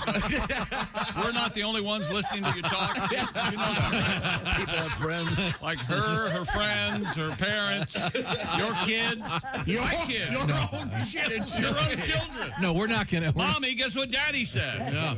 They know I'm kidding. When did you tell her that? Oh, I heard it on the radio. You what? Yeah. No, we're not doing breakfast in bed. No way. Right now, the Bob and Tom Show is brought to you by BetterHelp. We carry around all kinds of stress in our lives, big and small, and perhaps it's time you got them unbottled. Is that a good word? They're bottled up right now. You want to get rid of them, get them off your chest. One of the ways to do that, of course, is therapy. BetterHelp is a better way to access therapy because everything's done online. You don't have to travel across town to talk to a therapist because you get hooked up with a therapist. The way it works is you fill out a brief questionnaire. You'll get matched with one of some 35,000 plus therapists working this program. You can switch therapists anytime for no additional charge. And the therapy itself is done online. So you can do it like a Zoom call. You can do it like you're on the phone. You can do it texting back and forth. It's about what works for you, when it works for you, and where it works for you. It's flexible. That's the key, and much more accessible. So get it off your chest with BetterHelp. To find out more information, visit betterhelp.com/BT show. Knock 10% off your first month with that /BT show part. That's BetterHelp, HELP.com/BT show. This portion of the Bob and Tom Show brought to you by BetterHelp. When we come back, we'll hang out with Greg Hahn, Reno, Collier, comedians, and we have that Ace Cosby joke of the day. This is the Bob and Tom Show.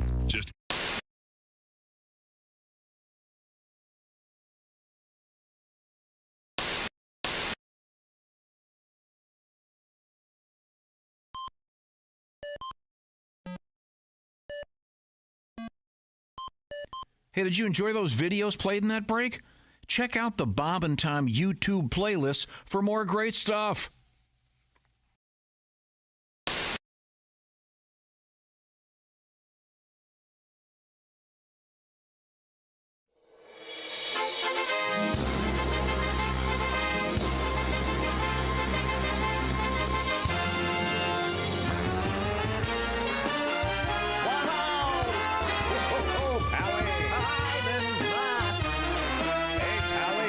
Like our girls have dumped us. Whoa, baby, blow me A kiss as you're leaving. Blow me. Oh, a kiss right now. 'Cause if you're gonna leave me, honey, I will surely miss the way you blow me. Blow me a kiss. Merci, madame, voila les bearded clam. Your biscuit, your beavage, I see your cooter cleavage. Your monkey, your muffin, you ain't hiding nothing. Your Gucci, your flapper, you're showing off your snapper. Your camel toe, it looks alright, so baby let it show. Looks like a big taco. I see your camel toe. Menage à trois. One man, two women, ooh la la, find a friend to play. Surround my face with tea and day. You say you're straight, but you're not bi. How will you know until you try? The thought of nookie makes you sick. Just hold your nose and take a lick. I wanna be Bob. What more can I say? I would smoke and drink and play golf every day. I'd have a lady for a caddy. She could hold my balls while I play. I wanna be Bob. We wanna be Bob. Aging Richard Smoker. Aging Richard Smoker. His name is Richard, but they call him Big Dick. I'm looking for a big dick smoker.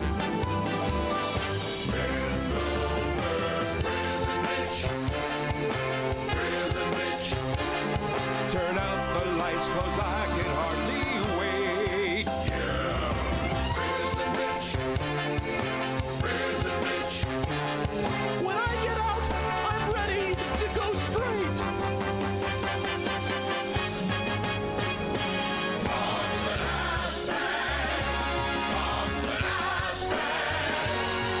And Bob likes blues and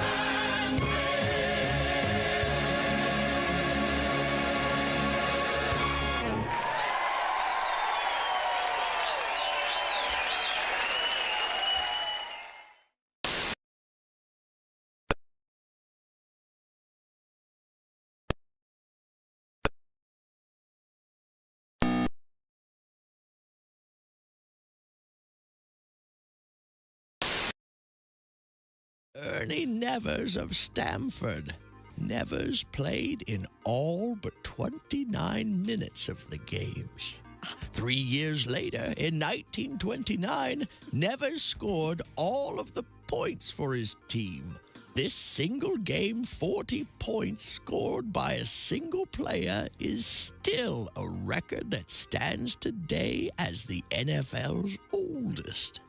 Nevers also holds a few lesser-known and unofficial records. Oh, really? Such as highest number of STDs treated in a single season. Treated. And the longest winning streak with road horse. This has been great moments in NFL history. Wow. Wow. Good morning, sunshine. Bob and Tom Radio. And the airlines, they tell you all this psychological stuff to make you feel safe. Like every time you get on a plane, they talk about the flotation seat. And they explain it to you. Like if you go down, if you crash in the ocean, then this seat will float. 2 planes out of 100 go overseas. 98 out of 100 stay right here. So if you want to make me happy, you show me a seat that's going to bounce out of a cornfield. That's what I want. This is what they got everything just confused like that. James Gregory is our guest. He's not a flyer, apparently. On November 15th, 1864, Major General William Tecumseh Sherman began his famous March to the Sea. Sherman led his troops from Atlanta, Georgia, to the ocean port of Savannah. As he was leaving, Sherman set the city on fire, gutting 40% of it.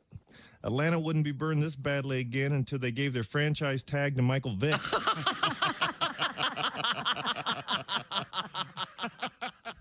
There were many pranks that I did that scared the hell out of me. One of them was... You are listening to Bob and Tom Radio. More news later. It's her fault. Welcome back to the Bob yeah, and Tom this whole Show. show's my fault. Hello, Tom. Man. Tell us all about it. Thank you very much. Well, we have several comedians in the studio with us. That would include Mr. Greg Hahn on his way to Hilarities in Cleveland. So I just go on America's Got Talent and lose to the kid with the prosthetic head? You need a backstory. Yeah, but that backstory. How far am I going to get with postnasal drip? He fought his way back from restless leg.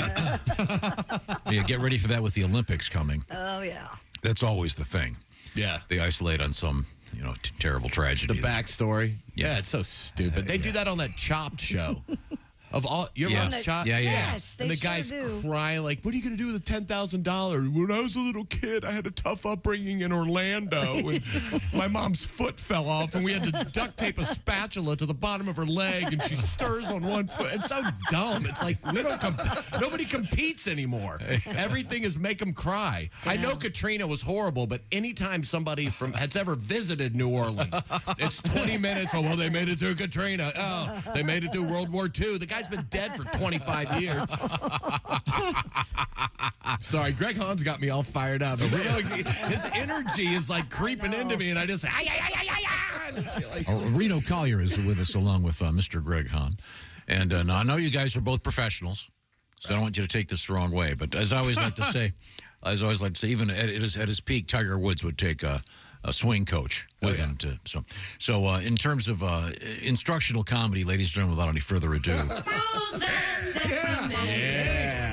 Ace Cosby, here he is with his joke of the day. When does a sandwich cook? When? When it's bacon, lettuce, and tomato. That was Ace Cosby's joke of the day. The joke of the day, sponsored by Sleep Number. I don't understand. Save 50% on the Sleep Number limited edition smart bed for a limited time only at Sleep Number stores or at sleepnumber.com. All right. Now, we'll do the old exegesis on the joke. You want to help him with the joke? What? It's bacon. He's bacon, lettuce, and tomato. I got the bacon part. Yeah. What about I didn't get any. See, of he is. When does a baking- sandwich cook? It's when he is baking lettuce and tomato. The hard part is that nobody ever just bakes lettuce and tomato. okay. I'm sorry. What are we having for dinner? Baked lettuce and tomato. Oh, that sounds like I'm going to a restaurant. I always think of a bacon lettuce. I love BLTs, but a BLT tastes like the last bite of a hamburger when the meat's gone. Oh, I see what you're saying. You know what I mean? Like it's the left after Oh. you've eaten all the meat out, and that last bread, the bite topping. just has the bacon and the. You know what I mean? I'll do a dumb one next time. No, that was one. Ace, You know I what love do? you, dude. I Ace thought your follows- delivery was perfect. He follows my rule of comedy, Which is what? of how to tell a joke. Make it quick. Make it quick. Get in, right? get out. Just 'Cause say you- a whole bunch of words in a row. Well, yeah, something. As long as it's quick. Yeah. Because we've all been in front of somebody. We've been in front of somebody that wants to tell us a long joke. You know what I mean? It's like a hostage situation. There's 4 people that want to go into heaven. And the first guy says, and you're like, get to the 4th guy. Tell me the punchline. I'll figure it out backwards. Knock, knock. Come in. Well, it's time to Yes, get back. Ace does have brevity on his side. Oh, yeah, that's right. That's sure. Yes, that's the key. Thank you very much. Enjoyed it. Now, where was I? Oh, I was saying hello to Christy Lee with her new haircut. Did you Hi. get your bangs cut? I got my whole haircut. I lost like 3 Your whole inches. hair? You All lost, my you hair. lost 3 inches? That'd be what, your first husband? Oh, yeah. He He's was- dead. Thanks. Of all the men you've been married to, including the current, who had the biggest penis? What did I say about better too many men on Better this show? say today? Andy. Yeah, you were on this early. Yeah, the answer was a quick Andy. I don't know what. I don't know. There you go. Yeah, short, sweet. Yeah, that's it. Andy. We just learned that. Everything's Andy. Everything's coming up Andy. Andy's for Andy. Reverse it on him, Christy. Everything's Oh, if I Josh- did that? Josh, of all the Yeah. Who had the whitest? That would be Rebecca. Poor Rebecca. You don't have to say it twice. Yeah. I didn't. See, that's the old echo joke. Red radio flyer wagon, the size of an SUV, going up for auction. Yes, the old radio flyer. The size of an SUV. Yeah, I got a built picture on of the this thing. chassis of a Why is this 1976 Mazda pickup truck. The wagon car, which is fully road legal, has a top speed of 60 miles an hour and has 57,000 miles on the odometer. It's currently being auctioned online by Alaska Premier Auctions and Appraisals. This wagon car traveled across the United States, including the Indianapolis Motor Speedway, where did a lap around the track. Do you have to steer with the handle like you would when Oh you my were... God! I hope That'd be awesome. and the turning But radius of nothing. It looks exactly like. There it is. There it is. Look at But it's those. got a couple of seats. It's a wagon. Yep, that's the guy who would drive that, all right. And his grandmother? I guess. I don't know. Well, yeah. Wouldn't that big handle get in the way of your vision? I have when a, you're trying to if you're drive? going to get a publicity shot, usually they take it out to a nice forest, or here they're at the Nice It's like the center of 8 Mile. they're at a towing repo lot. Yeah. But it is, in fact, it looks like a giant radio flyer. Do you drown when it rains? What happened? Yeah. Look at that parking lot. There's an old boat. Yeah. Something got that's a toad. It looks like a caboose. A pile of peat gravel. Caboose way in the background there on the left. What And it is that looks like thing? a guy who's, The whole thing looks fake. four-light show of a 5-way. Doesn't it look fake? The whole thing Looks like fake. a Wednesday night The gig. photo looks fake. The people in it look fake. I'm not Why do the people in it look miserable? Yeah. Aren't you supposed to be happy in a giant wagon? I think the wagon itself looks cool. It We looks still have. just I like... still have my kids' radio flyer wagon. Oh, that's great. Do your kids have one? Yeah. No, not anymore. Mine do. Oh, I still thank have you. it, yeah. It's a I used to love classic. riding a wagon down a hill. I loved Me it. too. Yeah, and then you get that steering stick. Yeah, you kind of right in the face. You overturn and just flip so hard. Yeah. But it was so fun. Yep. Remember when you could get hurt and just shake it off? Oh, yeah. Great. Fall now, you're screwed. Fall now, you break a hip. Pat and I were talking about that. Like, now when you start to fall, you go, this is bad. Yeah. Before you, like this, I'm not coming out of it. I fell off my bike last week. I went, uh-oh. Yeah, immediately. It's going to suck. Have you ever tried to take off into a dead sprint? I mean, like you fall. Remember you're a kid, you just get up and you start running, and now it's like an ankle gives. You know, you're dizzy. You know you're going to eat it. Get back to the beginning. So you can get up? Yeah. The standing part's the tough part for me. Yeah. When was the last time you stood up and you weren't lightheaded? Yeah. I'm just dizzy from standing? Yeah. I can hardly read putts. It's like, do I want it to go in enough to squat down and look at it? Or do I want to stand up and hit it while I'm dizzy?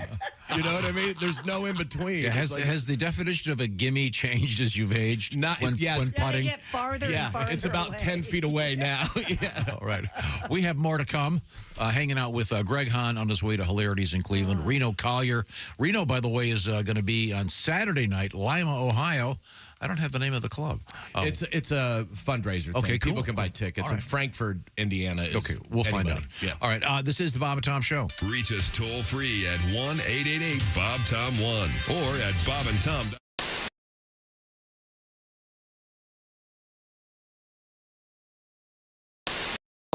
I get back to Kansas City. I was back last April for a wedding. And for a bunch of weird experiences, I become friends with Justin Verlander. He's a pitcher for the Houston Astros. Yeah. At the time, he was pitching for the Tigers. They were in town playing the Royals, but they had a night off, so he and I went out and had a couple of drinks. And while we're out, he sees a young lady. He says, I think I know her. I think she's an actress. I think me and my wife hung out with her.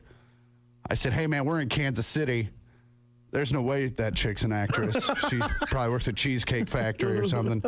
And he said, no, watch this. He calls the waiter over. He goes, who's that chick? And he goes, well, I don't know who the chick is, but everyone at that table is Mumford & Sons. They're here playing the arena tomorrow night, and they're here having dinner. Oh, so maybe it was Carrie Mulligan. Might have been. I don't know who it was. But he sends them a bottle on us, he says, which meant him. Him, yeah. Because I'm not. Listen, if you're worth hundreds of millions of dollars and we're hanging out, you're buying. All right? Sorry, dude. You fly private, you're buying drinks. That is a good one. I think it's fair. Yeah. You know, he buys drinks. It doesn't even show up on his register. I buy drinks. I can't buy shoes next month. So he sends them a bottle. They come over. Turns out it's not Mumford & Sons. It's just Ann's Sons. Mumford wasn't there. I don't know where he was. I assume he was back at the hotel writing a song that at some point goes, So Ann's Sons come over, start talking to the Detroit Tigers. I'm not really involved, so I kind of tune it all out. When I come back into focus, Ann's Sons are kind of talking smack to the Detroit Tigers about beer pong. They're like, hey, we'll whoop your butt in some beer pong. And the Detroit Tigers are like, we get paid very handsomely to put balls places. Bring it.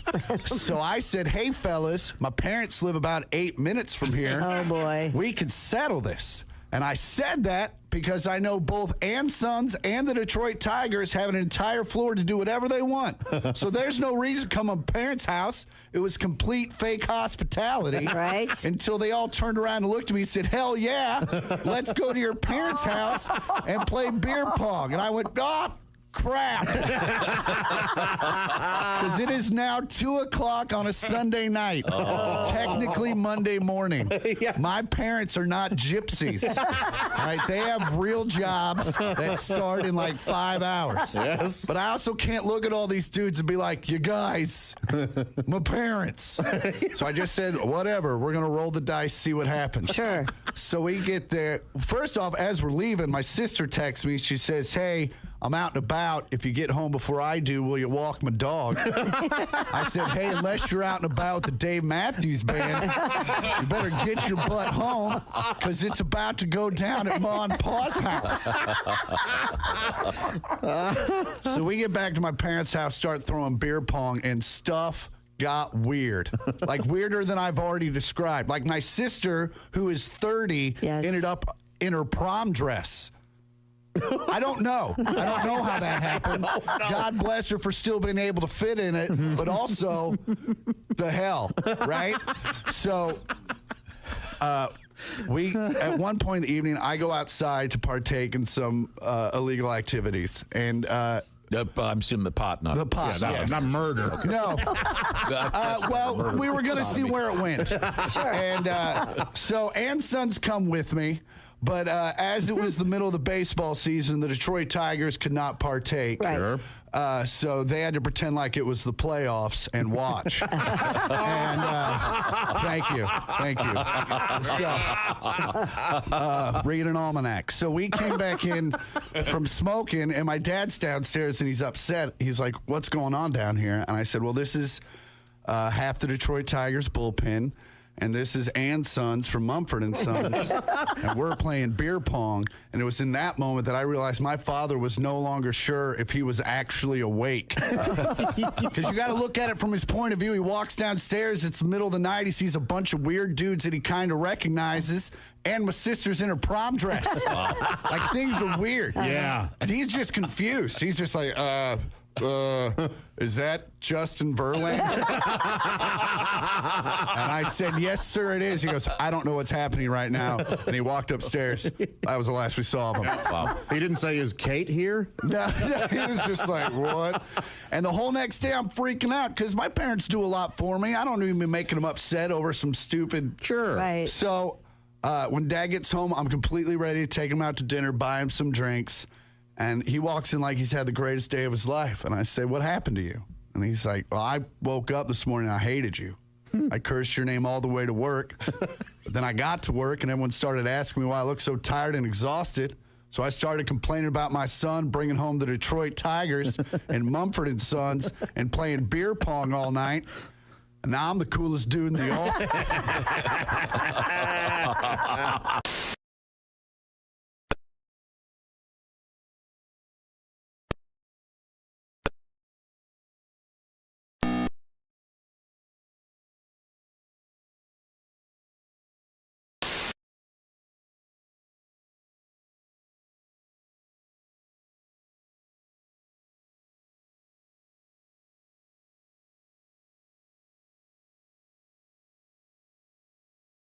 Drink booze in the morning.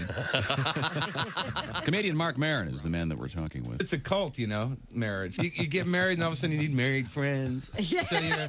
Because it's only a matter of time before you end up in a little house that looks like any other house on your street, and it's a cul-de-sac, and you got a mortgage and a job you don't like, and then you have another kid, and you still hate your job, so you buy a dog, and then time goes on, you don't want to have sex with your wife anymore, so you start acquiring large leisure equipment. I don't want to have sex. I'll get a canoe. Personal watercraft, I think. And then your garage becomes this museum of forgotten hobbies, a shrine to sexual repression. I was at my friend's he was in the suburbs. He's showing me, we were in his garage. He's like, yeah, there's the toboggan.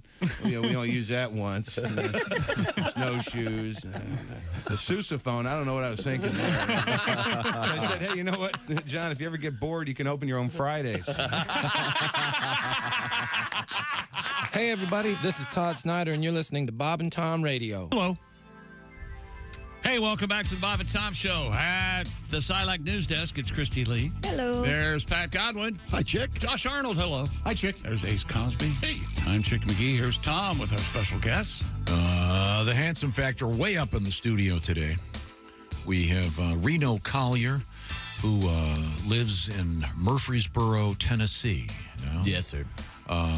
Went to high school in Waynesboro, Virginia, at Fishburne Military School.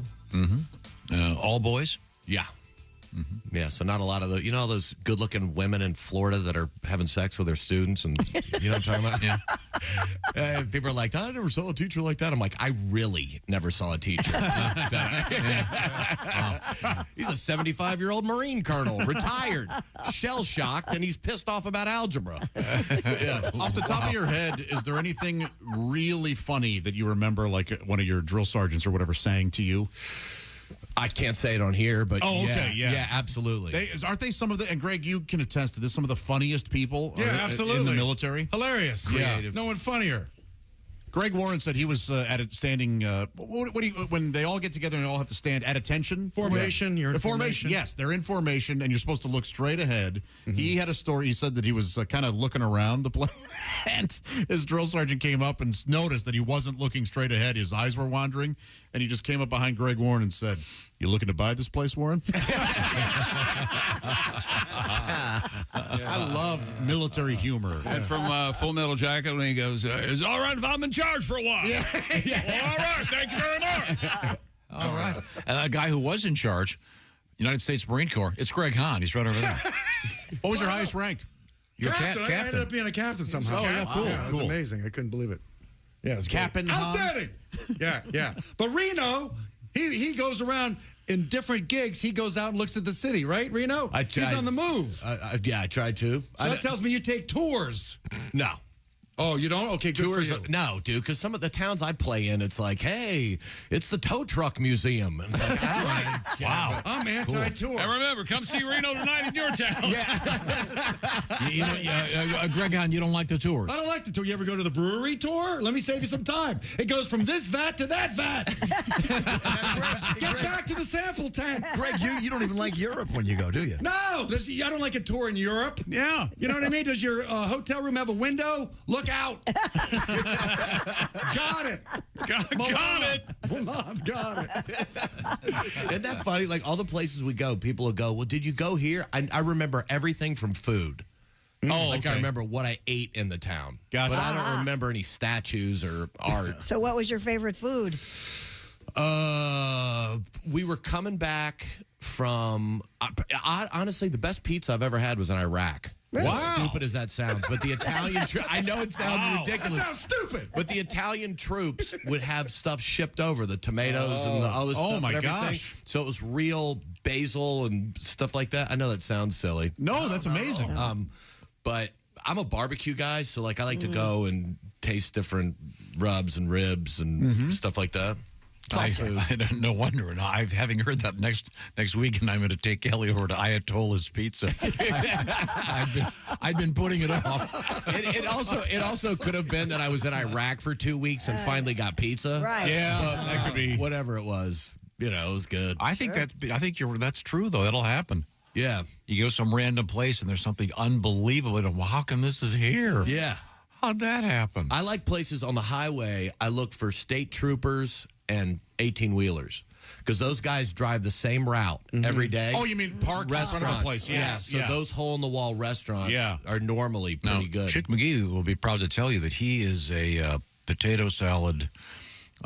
You like the food from the mom and pop takeout places. Gas station tuna touch. salad. Gas station Tuna fish and chicken salad and egg salad. Yeah, I love that. Yeah, that's my favorite. Sushi from the vending machine. I don't have that. Oh. Yeah, the convenience store sandwiches. I love those. I don't know why. I didn't travel much when I was a kid. Who makes them? Who makes those? I don't know. Wonder about that? Somebody's grandmother's. That's a story in my head. Mother-in-law, the clerk or something. Yeah, you take your chances, roll the dice on that. Right now we're going to roll the dice on news. Christy, what have we missed? You might want to sit up straight like your mama told you when you hear this next story. Okay. Health experts are warning that having poor posture at your computer can lead to so-called dowager's hump. A dowager's hump. Oh, dowager. Dowager? Dowager. That's a royalty, right? Like a widow lady that's on a pension. She's an old. She lives off somebody's dowry. Hi, Joshy. I've never heard that term in my life. Got my pension. Oh, that's her. It's also known as a hunchback, of course. Curvature of the bottom of the neck. Dr. Namika, I don't know if this is a boy or girl. Dr. Namika Ikabiri at the Hospital for Special Surgery in New York reports the condition is often due to poor posture over time, and they are encouraging office workers to look straight ahead, not hunched over while they work. And you can do this by ensuring the proper placement of your screen, keyboard, and mouse, using a chair with lumbar support, and getting up from your desk every hour to take a short walk. Okay. This is also, I think, a result of being on your phone all the time. Doing this. That was the thing, right? Phone neck? Yeah. Absolutely. We had like a story about it or something. Yeah. Dowager. God, you don't have phone neck, do you? You got phone neck. Dowager. Yeah, dowager. Dowager? Yeah, that's a crappy name for it. Yeah, that is. Dowager hump. Maggie Smith is the dowager on You're right. Downton Abbey. Exactly. Yes. Yeah, dowager hump sounds like mercy sex with an old lady. Well, they gave her the old dowager hump. Oh yeah, good for you. That's nice. She, Good for she you. paid me. She paid me in Werthers and 3 singles. Well, that's nice. Yeah. She at least she was able to clear out the cobwebs. Of Huh? interest to know, and this is one of those words I've read many times but didn't know. I've never heard it pronounced before. So that's why I said dowager. Oh, you're fine. Yeah. Don't worry. Dowager sounds it's an like odd word. It sounds like a family. Tonight on the Dowagers. Yeah. This time the old lady gets down. You talk about a hump. I don't think we're going to see that show anytime. She picked him up in a gas station, and he gave her a vigorous rogering tonight. On a the very Dowagers. special Dowager. Not only does it happen, but it's in the highlights. We all know that looking at our smartphones in bed's not good. And if you'd like to stop, consider this. A smartphone's artificial light suppresses melatonin that helps you fall asleep. And also, it causes your brain to kick in because it doesn't get to let down at all because you're reading social media or the news or whatever. So, of course, experts are saying you should turn off your electronic devices at least 1 hour before bedtime. I'm 2 hours. Are you really? Yes, Good but for you. nobody listens to these stories. Nobody. I don't like experts. You don't? I don't even turn off the phone. I read it all night while I'm sleeping. Until you pass out, right? See, no, I put it on airplane mode, but I'm lucky because I don't have anybody who needs you, cares for me. Nobody needs me. Nobody wants me. So I can easily do that. Dude, I was falling asleep to those sleep meditation things on podcast, but I forgot that there were commercials. So it's like you're laying beside the river and you're so ready. You want to start your own podcast? And it's like, what the hell? Like in the middle of the night. They have JB Smooth. There's a commercial. I swear to God. Listen, I don't do impressions. That was right on. This guy just, you want to start your own podcast? And I'm like, I want to sleep. I was asleep. Well, maybe fork over the extra $2 I a can't month. do it. I'm Scottish. It's not going to happen. So now, Josh, you 2 hours before bedtime, you're... Yeah. I don't. 2 hours. 2 hours. Yes, on average. Yeah, I And mean you there don't are some. drink coffee after 2? I He's might, right in your face, Josh. I might enjoy a decaf green tea. Really? So what do you do? What do you do that last 2 hours? Then? Read a book, probably. Yeah, there's plenty of reading. He's a reader of books. Yes. Go ahead, get to it. You want to ask it? He plays with himself. Go ahead. No. Now, sometimes I will watch a movie, but so there I am still getting that light, but I'm not. Yeah. Well, yeah. You'll watch it on a regular TV set, not on a... Right. Okay, then do you go for like a walk? Before bed? Yeah. No. Why would you do that? Boy, there's nothing I like better than getting sweaty before I climb into the sheets. Go out to the I don't get wilderness in sweaty when dark. I take my dogs out before Well, I you go to have bed. to because your dogs have to go to the bathroom. Because they need me. You know what that's like, Josh? Oh, I'm sorry. Listen, not being needed is awesome.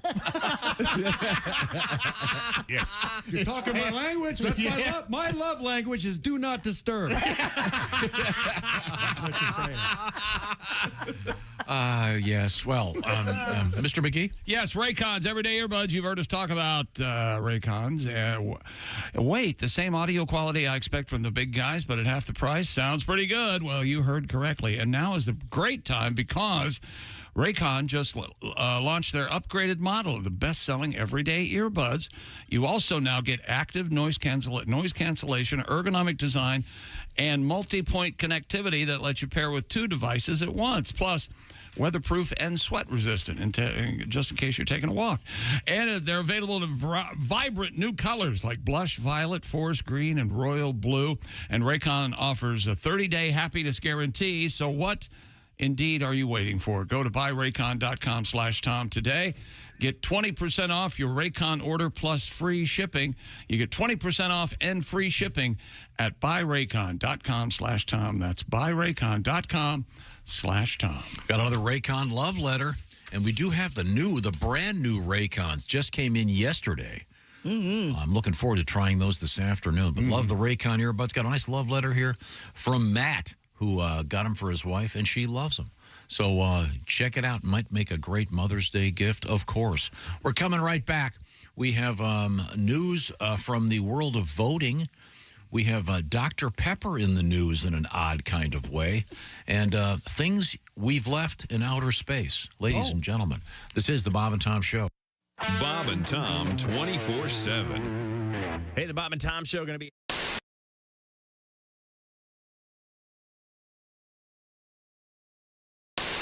Muppets were the first thing I did, some cartoon kind of characters and stuff like that.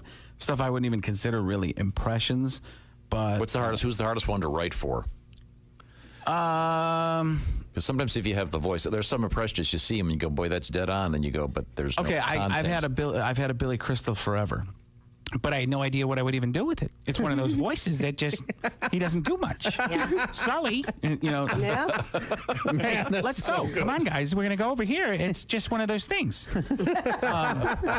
But here it works, and Robert Downey Jr.'s one that I'm sure I've done that too for you. But he's the human Twitter feed.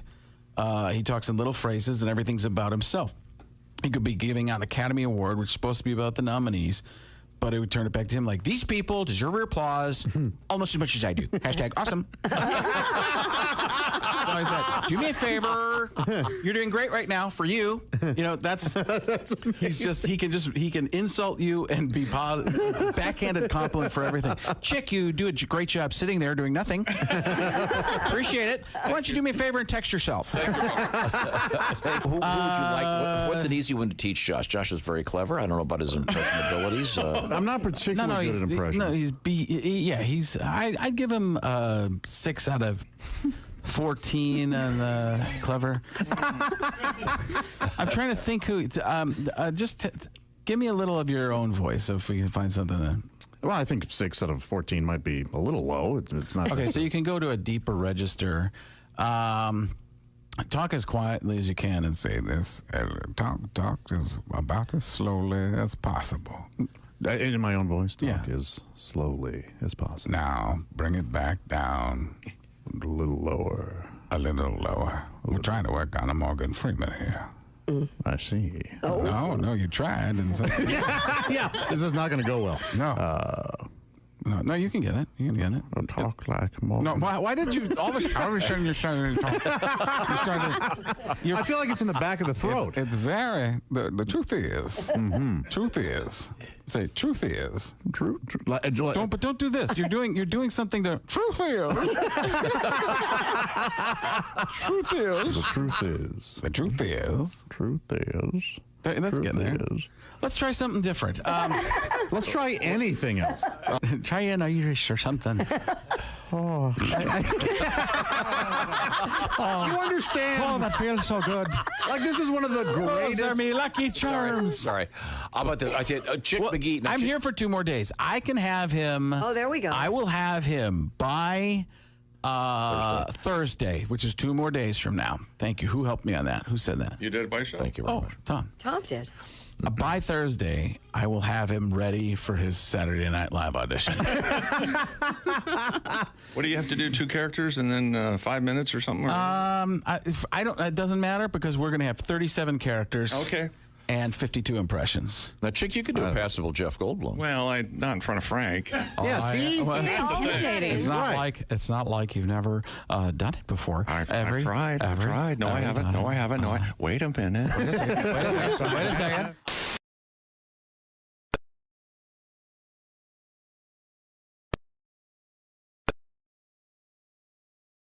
Well, what do you know? It's 4 a.m. and we're drunk. Well, let's make whoopee. Wear my Oxford cloth.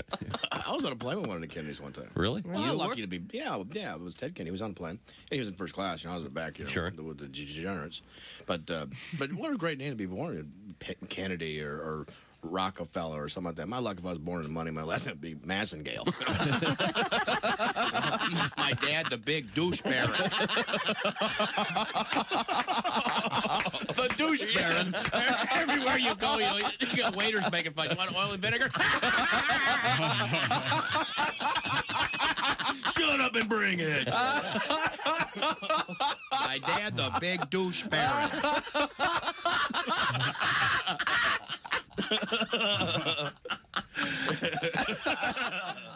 Morning laughter just might be the best medicine. I can hear you, oh no. You're talking out your ass again. Bob and Tom Radio, 24/7. Like, you can't get a regular cheeseburger in L.A. Like, if you get a cheeseburger at a restaurant in L.A., it's always a burger that was happily raised by the owner's barber, Jeff. Spelled G-E-O. Of course, yeah. I just want a cheeseburger. I want a burger made from a cow that was born and raised to be a burger. All right? I don't want a burger with dreams or hope. I want a burger that knew the deal. And I want a cheese that is 40% plastic. All right? I want a cheese that when I poop it out, I poop out a keychain. Well, internet porn. Oh. Well, there's photography. You know, people don't go, photography. People don't go to porn shops anymore. No? You know, because of the internet. Oh, that's true. But I think you miss out on the social aspect. Is there a social aspect to that? Yeah, well, you avoid eye contact. Try to hide your titles. Tranny. Oh, no, I was working on my car.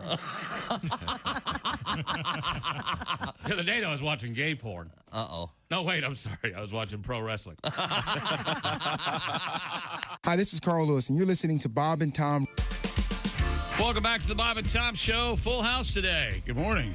Hello, Tom. How are you? Hello. Doing great. Thanks very much for joining us. We have some great guests. They would include comedian Reno Collier and looking long and lean. That boy. Got he's back to his fighting weight. What are you doing? You taking jujitsu? What are you doing?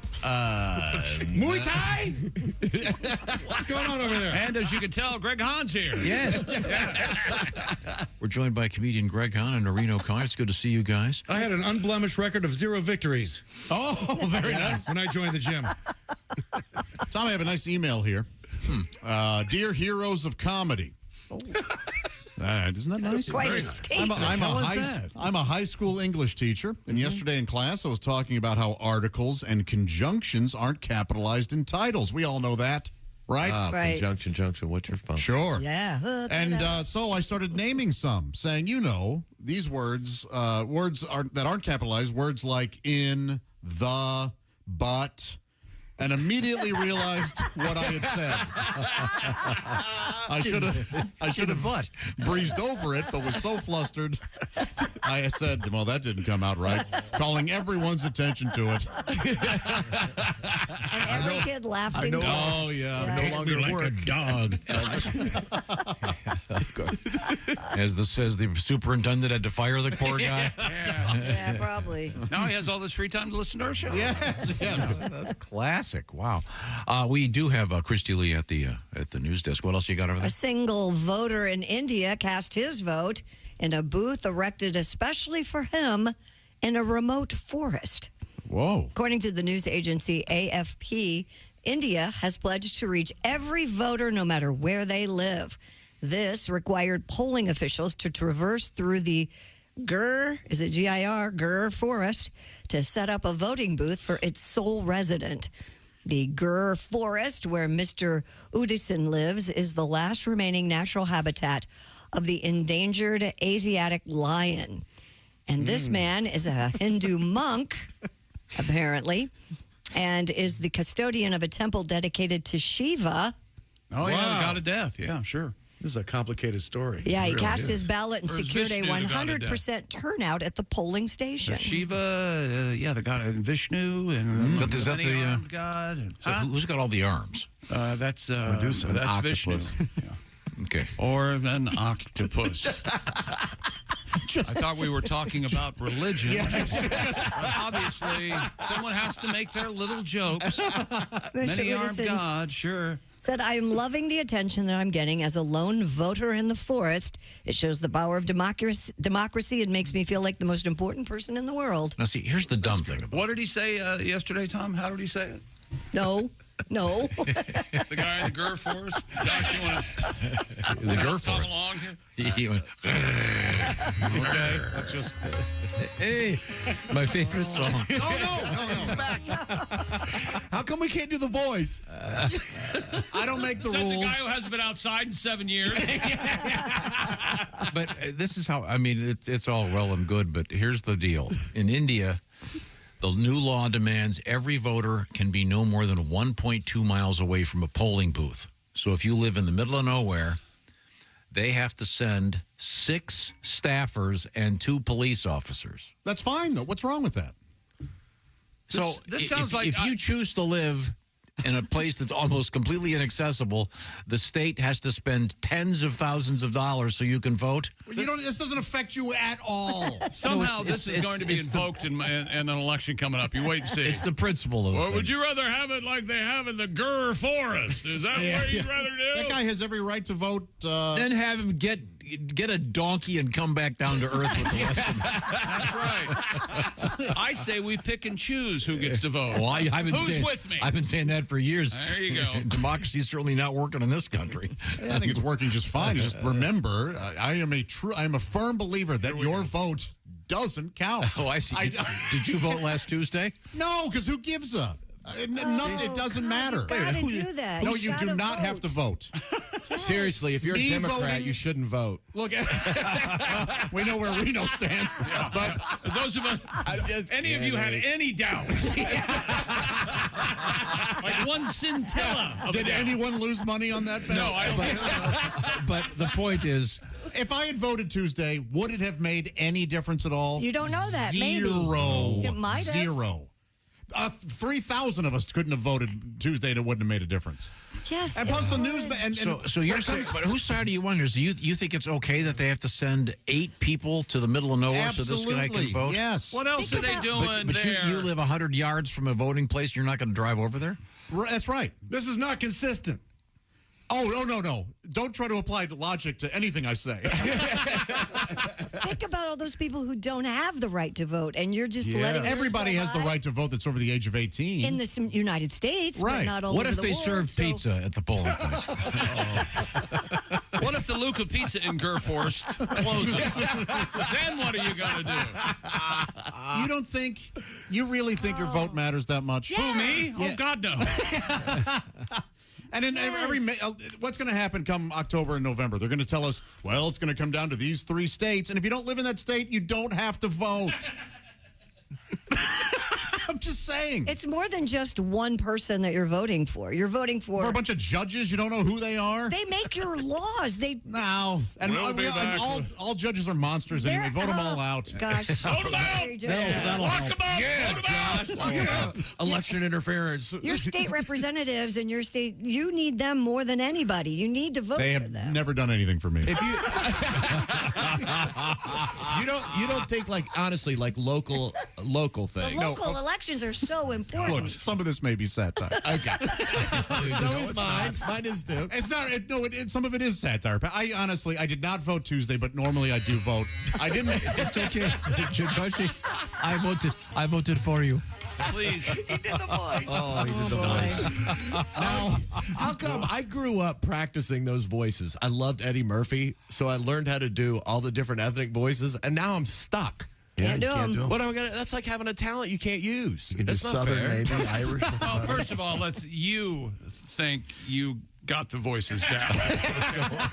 Start there. Check. I've got them down. Would you like to hear some of them? Point to a continent. Let's start with Eddie himself. Okay, never mind. Next. Panera Bread is discontinuing its line of drinks known as charged sips. The company facing 2 wrongful death lawsuits due to the charged sips high What is this about? It's high caffeine content. Oh, this was everywhere in the news yesterday. It was crazy. Panera said it's introducing new low-sugar, low-caffeine drinks after listening to customers' suggestions. Here's the thing. I think you should think that caffeine is just too much. The problem is when you drink a caffeinated beverage out of a bread bowl. Yeah. It tends to soak up the. You leave my bread bowls alone. Yes. Every bowl should be. Every bowl should be a bread bowl. Ice cream, all the bowls should be bread. Charged sips came out in the spring of 2022. In that year, a 21-year-old University of Pennsylvania student with a heart condition died after drinking a charged lemonade. A Florida man also died after drinking 3 charged lemonades. And the caffeine in these drinks is like 350 milligrams. I mean, it's huge. In one drink? That's like 2 cups of coffee. That's like 2.5 cups of coffee. No, it's like 10 cups of coffee. No. Well, how much caffeine's in a cup of coffee? About 100. Yeah. Depends. 150, 150, maybe 200. Starbucks, maybe 300. It's 1 cup of coffee. The online menu now includes a warning for Here it drinks. is. An 8-ounce. Do you think anybody's looked at the radio in the past 5 minutes and goes, these guys know what they're doing? You know what? These guys are tuned in. I sure hope not. There we go. An 8-ounce cup of coffee is approximately 95 milligrams of caffeine. I told you. Well, at McDonald's. You're all missing the boat. Excedrin tablet, migraine is 80 milligrams per tablet. So take 6 of those and you're ready for the day. By the way, terrible name, the Charged Sip. Yeah. Sounds like a pathetic band. The Charged Sips are here. Aren't you thinking piss when you hear that? Yeah. Charged Sip. It says they contain between 155 and 302 milligrams of caffeine. So you have one. Yes. Well, the problem, unless you have a heart condition. Right. Well, that guy would have died anyway. Can we really? Can we really? If you could die, everybody's gonna die. His last words were, "At least I got to vote." If something out of a vending machine at a restaurant kills you. Yeah, come on. He shovels one walk, he's out. Yeah. You guys. So I'm not saying it's good that he died. So they're phasing out these things. Right. Okay. Customers. So when life gives you lawsuits, you make lemonade. Wait a minute. No, you stop making lemonade. Very close. Okay. Wow. Customers of the Sonic restaurant chain are apparently ordering Dr. Pepper with pickles. Really? TikTok user Siren.Scream shared a video looking visibly flabbergasted with the caption, "I've had 3 people order pickles in their Dr. Pepper today. What is happening?" Is it a TikTok deal? According to the Daily Dot, Josh, the phenomenon is apparently part of a viral trend that began on TikTok. Oh, I see. Yeah. Once again, I'm right. It's just boring now, isn't it? It sure is. TikToker Mississippi Meemaw posted a video of herself I done. ordering the strange combination. She took time away from her Mensa meeting. I don't think we can judge. I thought it was from Mississippi. Idiot. Since then, millions of users have been posting their own videos using the hashtags Sonic, Pickles, and Dr. Pepper. It was just visceral.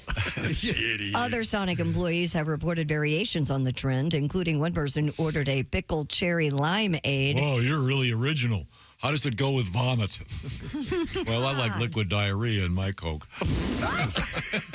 This is so stupid. You know, I'll be honest. I'd rather listen to Mississippi Meemaw. I bet she has more wisdom to impart than any expert. Sure, she probably does. Wouldn't you rather listen to Mississippi Meemaw? Absolutely. Reno? I'm very confused right now. Yeah, who is she? Mississippi Meemaw. She's a TikToker. Yeah.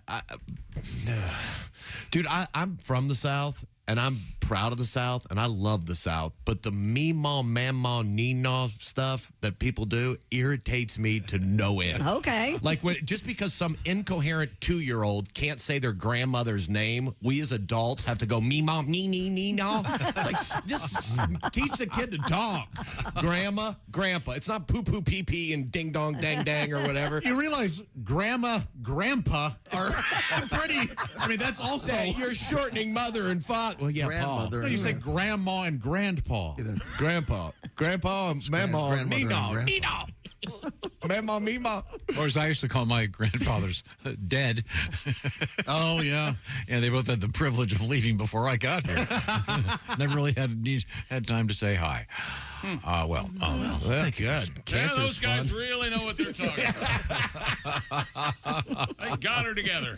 So if you're at a Sonic today, look for some idiot saying, I'm part of the trend. Maybe that's why we have a pickle shortage. Dr. Pepper with pickles. Well, but then don't get them started on that. There was an argument behind the scenes about whether there's a pickle shortage or not. Oh, boy. Sorry about that. Our producer's real mad about Futures and cucumbers. Don't even get us started about raisins. Well, yeah, money in the cucumber futures. Okay, I got one for you, Christy. Yes. This is from Discover Magazine. These are some of the strangest things left in outer space by human beings. Well, like whole satellites, right? Well, I guess that wouldn't be strange, right? For example, Voyager 1 and 2 each carry a gold-plated phonograph record containing sights and sounds from Earth. Okay, that's classic, yeah. Sure. We know that. The records include sounds of babies crying. They have music from artists as varied Chuck as Berry. Mozart, and Chuck Berry. They have greetings from humans in 55 languages with no accents. Can I That's talk right. like this? No accents. Okay, sorry. He's hammering. He wants. He'll learn one of these days. I don't know what he wants. When we don't have but a he wants show. it. Yeah. Okay. Lego figurines have been left in space as part of a space probe. You mean like Lego Batman? So these aren't things floating around in the atmosphere. They're in some kind of craft. Or Gene Roddenberry's ashes. Yes. Right. Yeah. What? Yeah, they were shot up there. Shot out. They were propelled into deep space. Golf balls. Alan Shepard golfed on the moon in his spare time. Yeah. 2 of his golf balls are on the lunar surface. Or at Disney.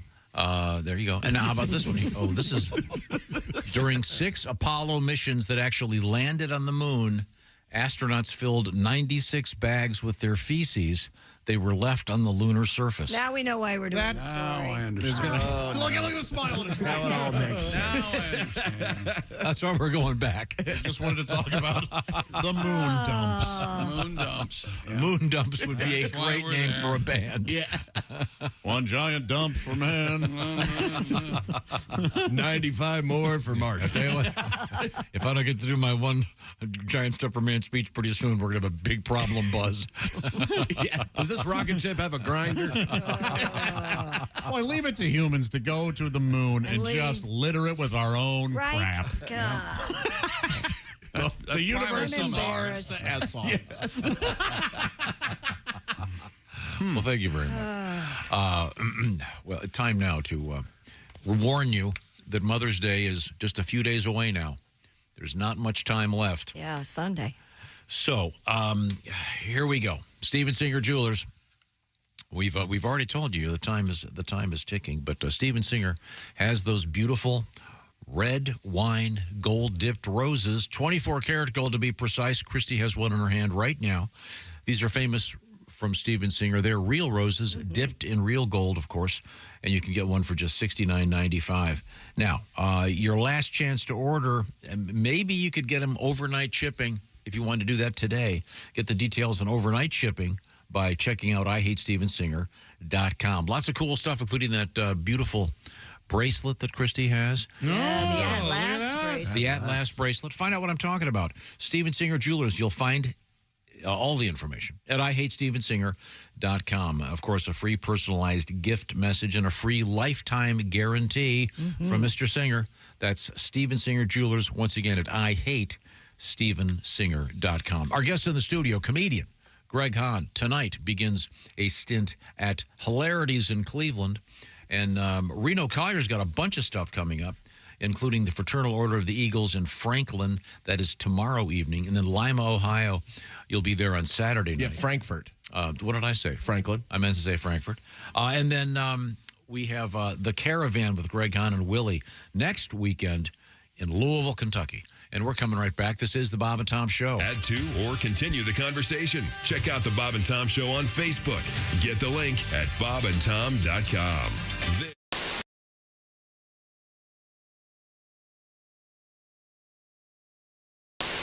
I don't mean to be mean here. You know what? You can ask me anything. I'm an open book. Just throw questions at me. Do you eat kangaroo? I personally don't. I'm vegan, so I'm one of those folks. Sure. How far into the interview did I manage to get that grandstanding in? It's okay. No, but kangaroo is a delicious lean meat. People love it down there. Tom can't eat kangaroo. No, right? it makes me jumpy. Randy. I pulled that joke out of my pouch. Okay. Good Lord. I'm so sorry. Good Lord sorry. indeed, Randy. I was trying to. See, this is the thing. You're trying to set me up for gags. I'm just dead bad. I'm now the straight man. I'm playing I'm not the wacky character on the side. I'm just going to set them up, lob you some big balls, and you can knock them out of the park. Thank you. Our guest is Randy Feltface. Mr. Feltface. Do you have brothers and sisters? I don't. I'm an only, and I'm like the last of my species. You're the last of the Feltfaces? Yeah, I'm a critically endangered species. Are you on Felt Facebook? I am on Felt Facebook. Okay. I started Felt Facebook. Okay. Yeah, it's just me and Grover. That's pretty much it. Yeah. Yeah. Sometimes he's near, and other times at Randy Feltface. At Randy Feltface. At Randy Feltface on all of the socials. Instagram. I just put him up on Instagram. TikTok. Are you TikToking? I'm not TikToking. I'm Instagramming. Get on the TikTok. Okay. We'll make one right after this. We'll just dance around like a couple of boomers trying to get attention. All right. How old are you? I'm 42. Oh, okay. Great. Yeah. I'm 44. Oh, congratulations. Thank you, yeah. How are you finding your 40s? I love them, man. Yeah? Yeah. Oh, It's mate. like a good mix between being an adult and still identifying as younger than that. Right. You can still get away with. I have no idea where you are, by the way. I'm just looking generally in the studio. Are you finding like you've changed? Have you grown? Have you matured? I have. Yeah. Yes. Yeah. Okay. Like a fine cheese. Exactly. Okay. And the aroma is there too. Yeah, well, there you go. That's the state aroma of you. Is an aging cheese. More sort of a Limburger. Yes. Finally, I feel seen. Thank you, Randy. I smell like a gym sock at this point. I've been on tour for so long. I'm literally just a felty. The sweat just seeps into my felt. The puppet is dancing. I've never been happier. Mr. Feltface to you. There is Pat Godwin in the performance room. Hi, chick. There's Josh Arnold. Hello. The I Hate Steven Singer sidekick chair. There's Willie Griswold. Willie can't speak. He's laughing so hard. Yeah. There's Ace Cosby. You gotta watch this tonight on YouTube. I'm Chick McGee. Yes, you can see all this on YouTube. And here is Tom. Now, where do you find that on YouTube, Ace? YouTube.com. Now, I thought we would introduce our guest once again. He is Randy Feltface. Are you self-conscious about not having ears? I work great on radio. Okay. It's literally just me dancing. Yep. Tune in on YouTube. It'll make more sense. Yeah, sure. Now, you probably have trouble hearing me since you don't have any ears. I do. They're just very small. Okay. really tiny. Yeah, Yes. little ears. Same goes for the nose, obviously. Yeah, no, I don't have a nose. Okay. Randy, you don't have a nose. How do you smell? Terrible. Bound. Chicka down. Woo. Oh, does that mean I'm officially part of the team now? Yes, you are. Yes, I did it. Hi, it's Tom from the Bob and Tom Show. Thanks for watching this morning's show. To listen, just go to bobandtom.com. Check out the list for a station near you, or stream the online radio station on our website and the Bob and Tom app. The Bob and Tom Show, on air, on app, and on demand.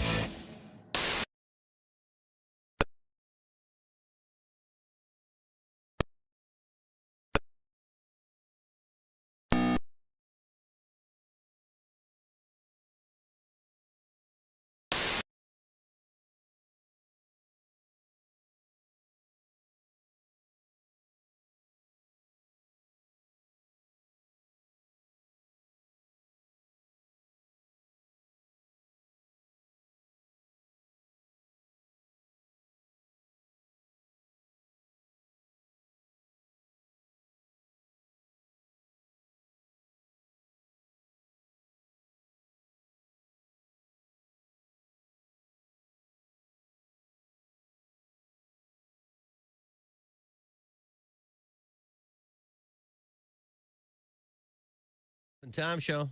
Speaking about the strip club / steakhouse. Oh, yeah. Yeah, Chick has found one somewhere. Yeah, Rachel's evidently down south in Florida, I guess. I was at a yacht club in Michigan over the weekend, and the waitresses wore bikinis. Uh-huh. Nothing but.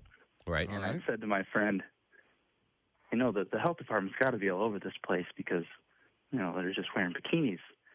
He says, well, they're just serving the food. I don't see any big deal with it. Mm-hmm. And just as she walked by him to go get his food off of the counter, from the grill to bring it to him, she was pulling her thong out of her ass. Okay. Uh-huh. I think we're right. Gotta love that. He changed his mind. Yeah, I would imagine. That's where they get those strings to tie the stakes. I said, I don't care. She could sit on my plate. Yeah, good. Thanks for saying Very place. nice. Thank you very much, sir.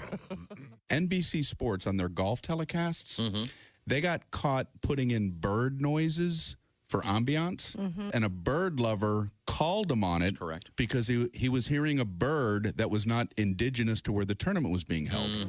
You imagine being the guy who had to field that phone call? Yeah, sports department. Yeah, hi. Listen, does this sound right to you? I guess I'm supposed to believe the blue-breasted whippoorwillow has decided to alter its annual migratory route to enjoy a little golf. Okay. I get it. I got one.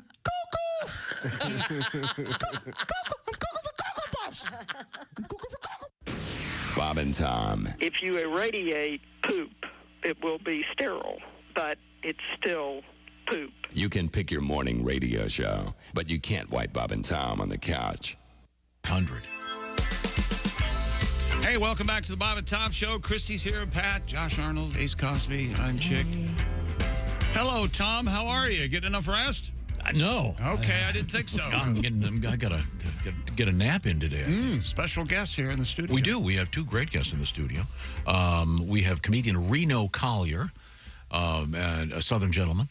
And then we have comedian Greg Hahn, who is now officially a Floridian. Oh, yeah. I went down and I made a sincere offer. Yeah. My realtor said, you need to make a sincere offer. So I was going around, from the bottom of my heart. No, you look wide awake. I'm kind of sleepy. I feel good, man. Yeah, I had a 300 milligram caffeine thing. Oh. Yeah, because it's fine. Charge sip. Okay.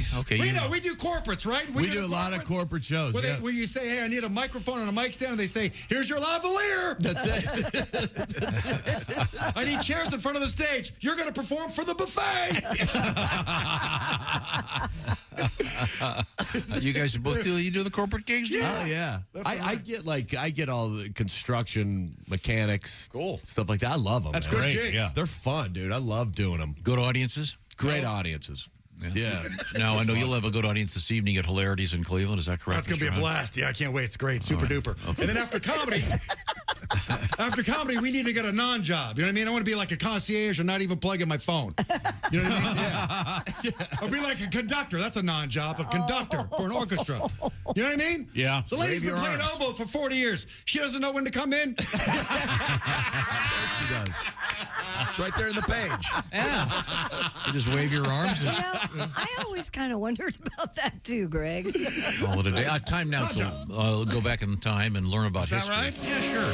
Time now for a day in history. What number are we on, Tom? Can you tell without looking? No. I'm already. It's 9 May. Okay. Yes. In May 9th. Christopher Columbus leaves Spain on his final trip to the New World. That's right.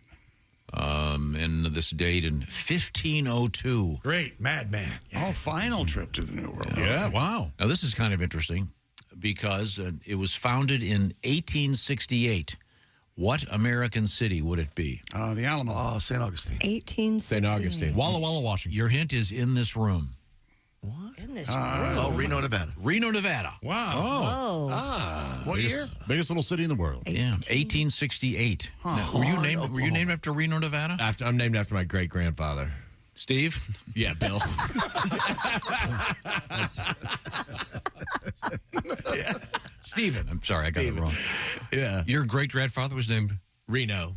Yeah, my dad's a Reno and I'm a Reno. Oh, okay. Yeah. Huh. Did you pass that on to your son? No. Gatlin. Remember the Gatlin guy? Remember the that's Gatlin? right. Yeah. He's going to be a big sports hero. Remember? How's that working out? He's in film school. Okay. Is he?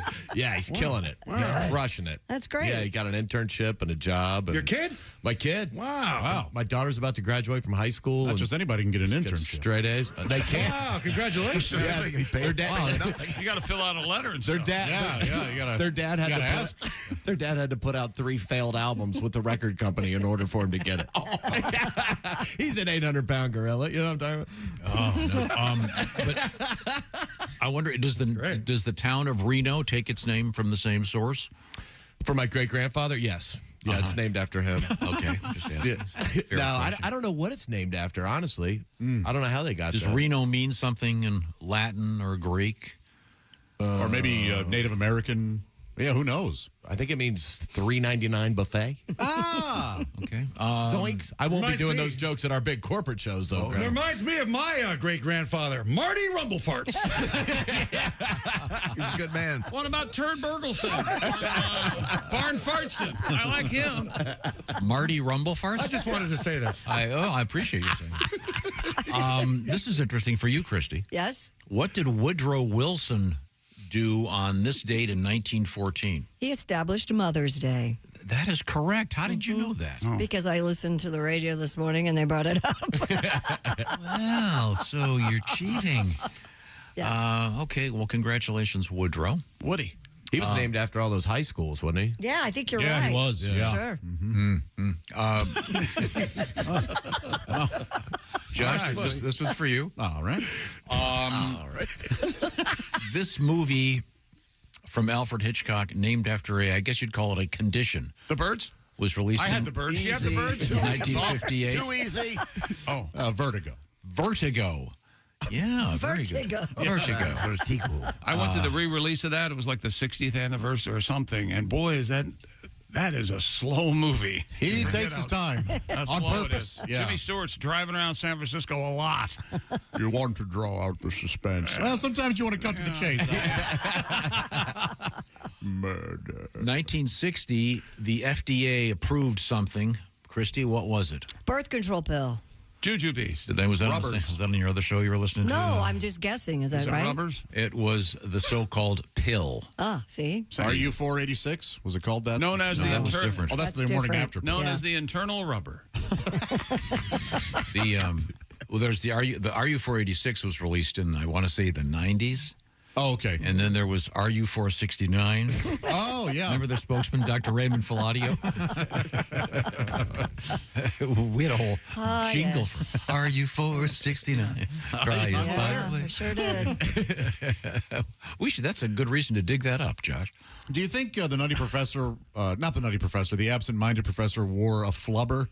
A condom made out of his... So it rise? So he'd fly up off the bed every time he'd go forward? That's an idea. Let's see now. Here we go. This is interesting. Geddy Lee. Yeah. The bass player and singer from Rush. Yeah. And on this date in 1996 was made an Officer of the Order of Canada. That's cool. What is that? It's like being knighted, kind of. Paperwork. Yeah. Paperwork. He has his autobiography is out now. Did he get a hat? Did he wear a hat after that? If he wants, he could wear a hat. Pretty much anybody gets one. It's like a film school internship. They're handing them out. Should be very proud of you. I'm going to join one of those patriotic groups. Oh, really? Yeah, man. You get your fez, your gorilla suit, do figure eights in the golf cart during the parade. Parades? Oh, yeah. Shiner? Something. On this date in 1265, happy birthday to Dante. We just go by the first name. Oh, Inferno? Yeah. Last name Inferno. No. Alighieri? Is that his first name? I didn't even know. No, it was the last. Oh. Dante Alighieri. No, Alighieri, that means hello, Dante. Yeah. Yellow. From 60 Minutes, the great Mike Wallace. Oh, I thought Dante was on 60 Minutes. Born in the state in 1980. Well, if he'd been around, he wouldn't have wanted to be interviewed by Mike Wallace. I thought Mike Wallace was born in 1520 or whatever you were talking about. Yeah. The great singer-songwriter Billy Joel, born in this date in 1949. And Rosario Dawson in 1979.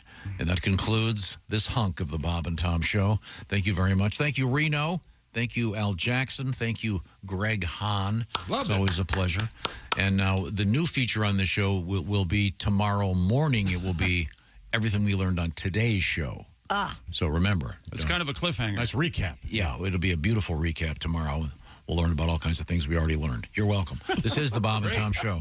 Thanks for listening to the Bob and Tom Show this morning. Even though we're not too much to look at, you can also watch the show on our YouTube channel.